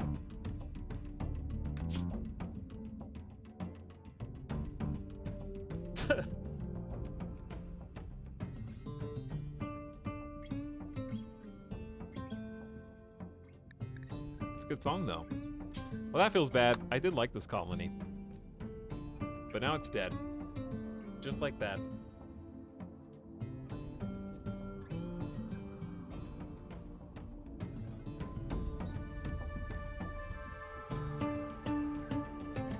Okay, well.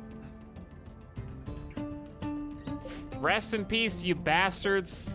All of you sucked, except, I mean, Golgrin was cool, Tough Brawler Melee was neat. But really, each and every one of you were good at like one thing only, and even then, barely. We had 2 wood dryads for like 2 days. Flyspec, you were the worst colonist. Troublemaker. You are the one that wounded Turtle John to the point of being bruised enough to get 1 shot.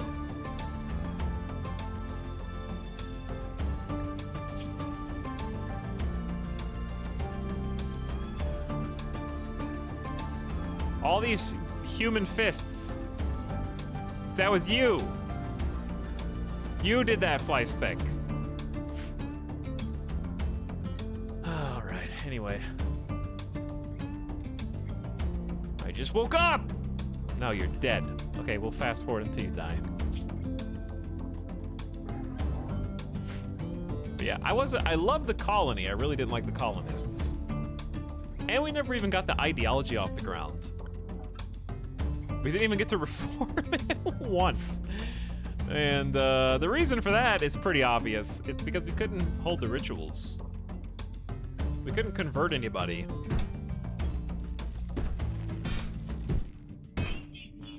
I think fluid ideology would be a lot better with what I suggested earlier. If the moral guide were just open from the beginning of the game and you could make someone a moral guide and then convert.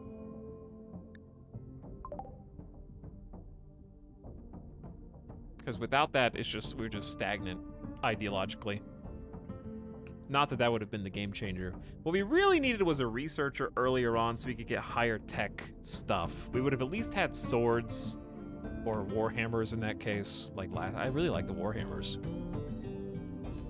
I doubt we would have had enough research to make our own guns. But we may have been able to research armor. But armor sucks in cold anyway. Plate armor sucks in tundra. This game crashed? Did I crash it?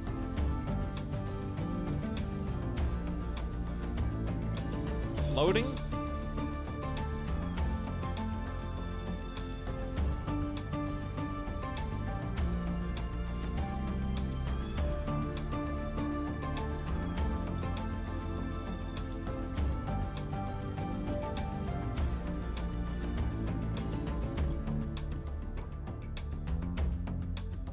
Okay. I'm scared to force close this.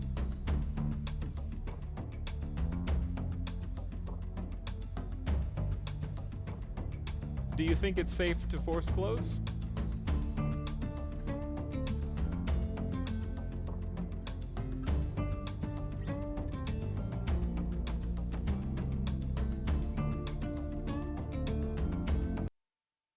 Okay, well, that's what I did. That is what I did. Well, that was a disappointing end. Sorry the rug got ripped out from under us. But we were just, I wasn't stalling. I know we talked about a lot of media stuff today, but our colony I felt like it got stalled. The manpower was a big problem. And we didn't have the research or the people to do the necessary. We basically had people doing things that were not their job or in their wheelhouse for the entire duration of the colony. We had non-doctors doctoring. We had non-planters planting.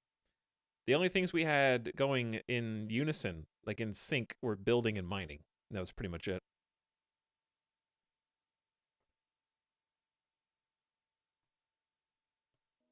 So I think that's what really slowed us down, was just having non-specialists. Do an easier biome to see if you can win. We already won.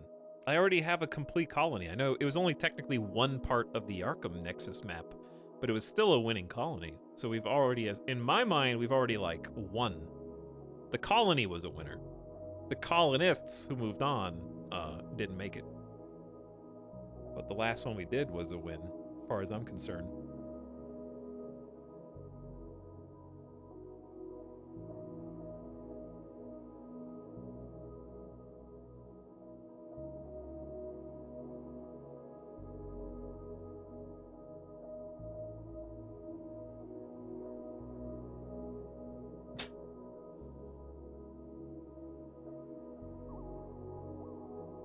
Catch up on chat. Yeah, it happens, Avic. It happens. Too bad. No big deal. We'll start over. The new pin system. Yeah, it would be nice to do some ranchers. It would. I wouldn't hate doing some farmer boys. I like Tundra. I think it's a fun tile, and I think we handled it well. The tile itself, the only thing that really got us was the snow slowing us down. Are there such a thing as heat boots?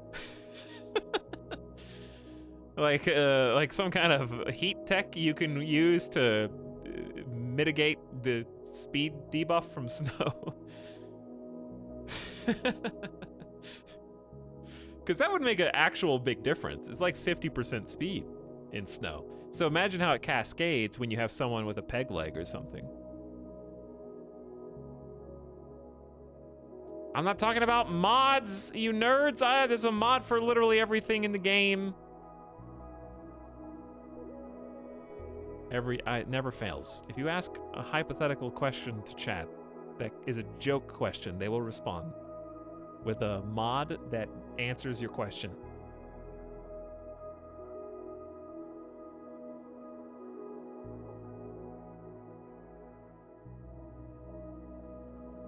We try the same ideology? I don't know.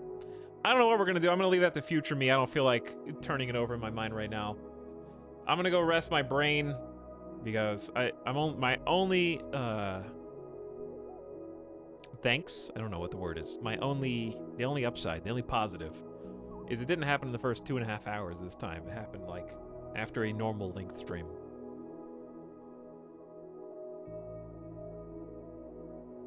So we'll reset like this weekend or something. I don't know. We'll do some other stuff in between, or maybe we'll do it sooner, depending on if I get a bee in my bonnet, as the phrase goes.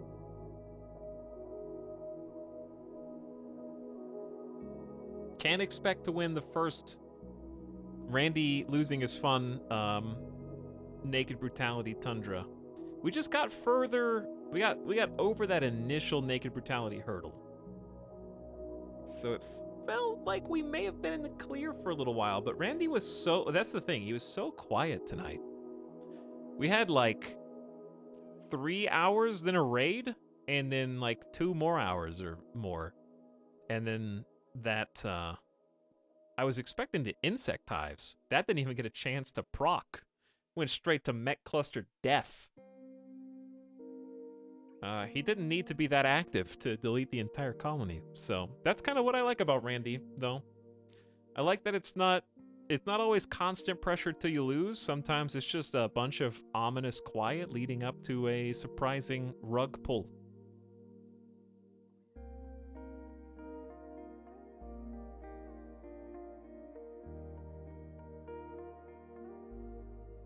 Roof over paths, says the person who just got to the stream.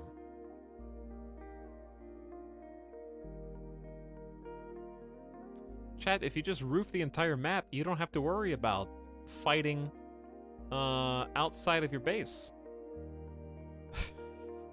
Just pockmark the entire map with checkerboard pillars. Roof the entire map, and you're good to go. Now you've got, you and your opponents have defense everywhere, 75%. Cover.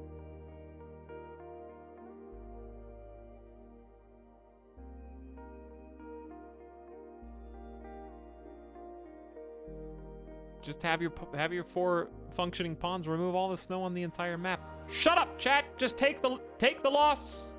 It's okay to lose at RimWorld. You don't have to rationalize every like hyper extreme scenario in which you don't lose. You can just lose gracefully in defeat and come back to fight another day.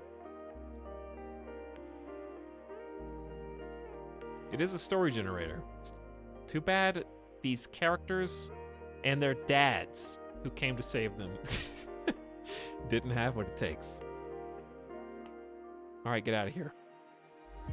Thanks for end-of-stream subs. Random backwards. Penguin Town will live in my heart until something else of mild importance happens.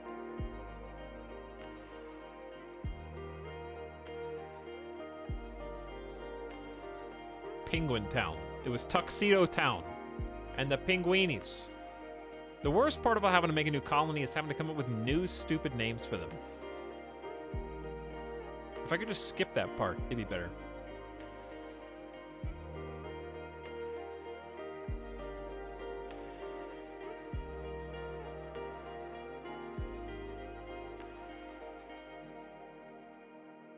The names are the best part. Yeah, you're right. That is the best part. Check coming up with dumb names to fit the bill. And Navitoro, thank you for the fresh sub. You are the last slub of the night. I'll be back tomorrow. We'll do a Tuesday stream. I don't know. We're gonna do something different, probably, but never say never. I feel like 3 in a row would be a little too much. Might be nice to get some breathing room. I'm approaching 1,600 RimWorld hours. Maybe we'll do some belated scary game, witch hunting, or something else that is fresh on Steam, because it is a Tuesday. Stuff just comes out on Tuesday, from my understanding.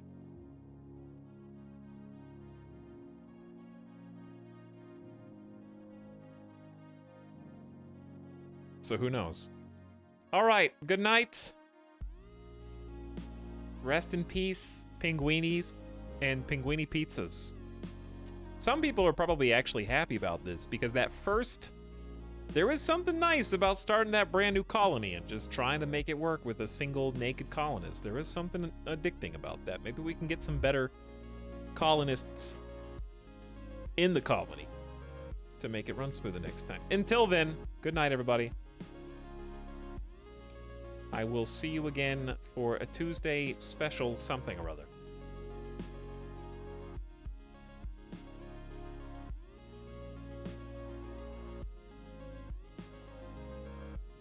Now get out of here.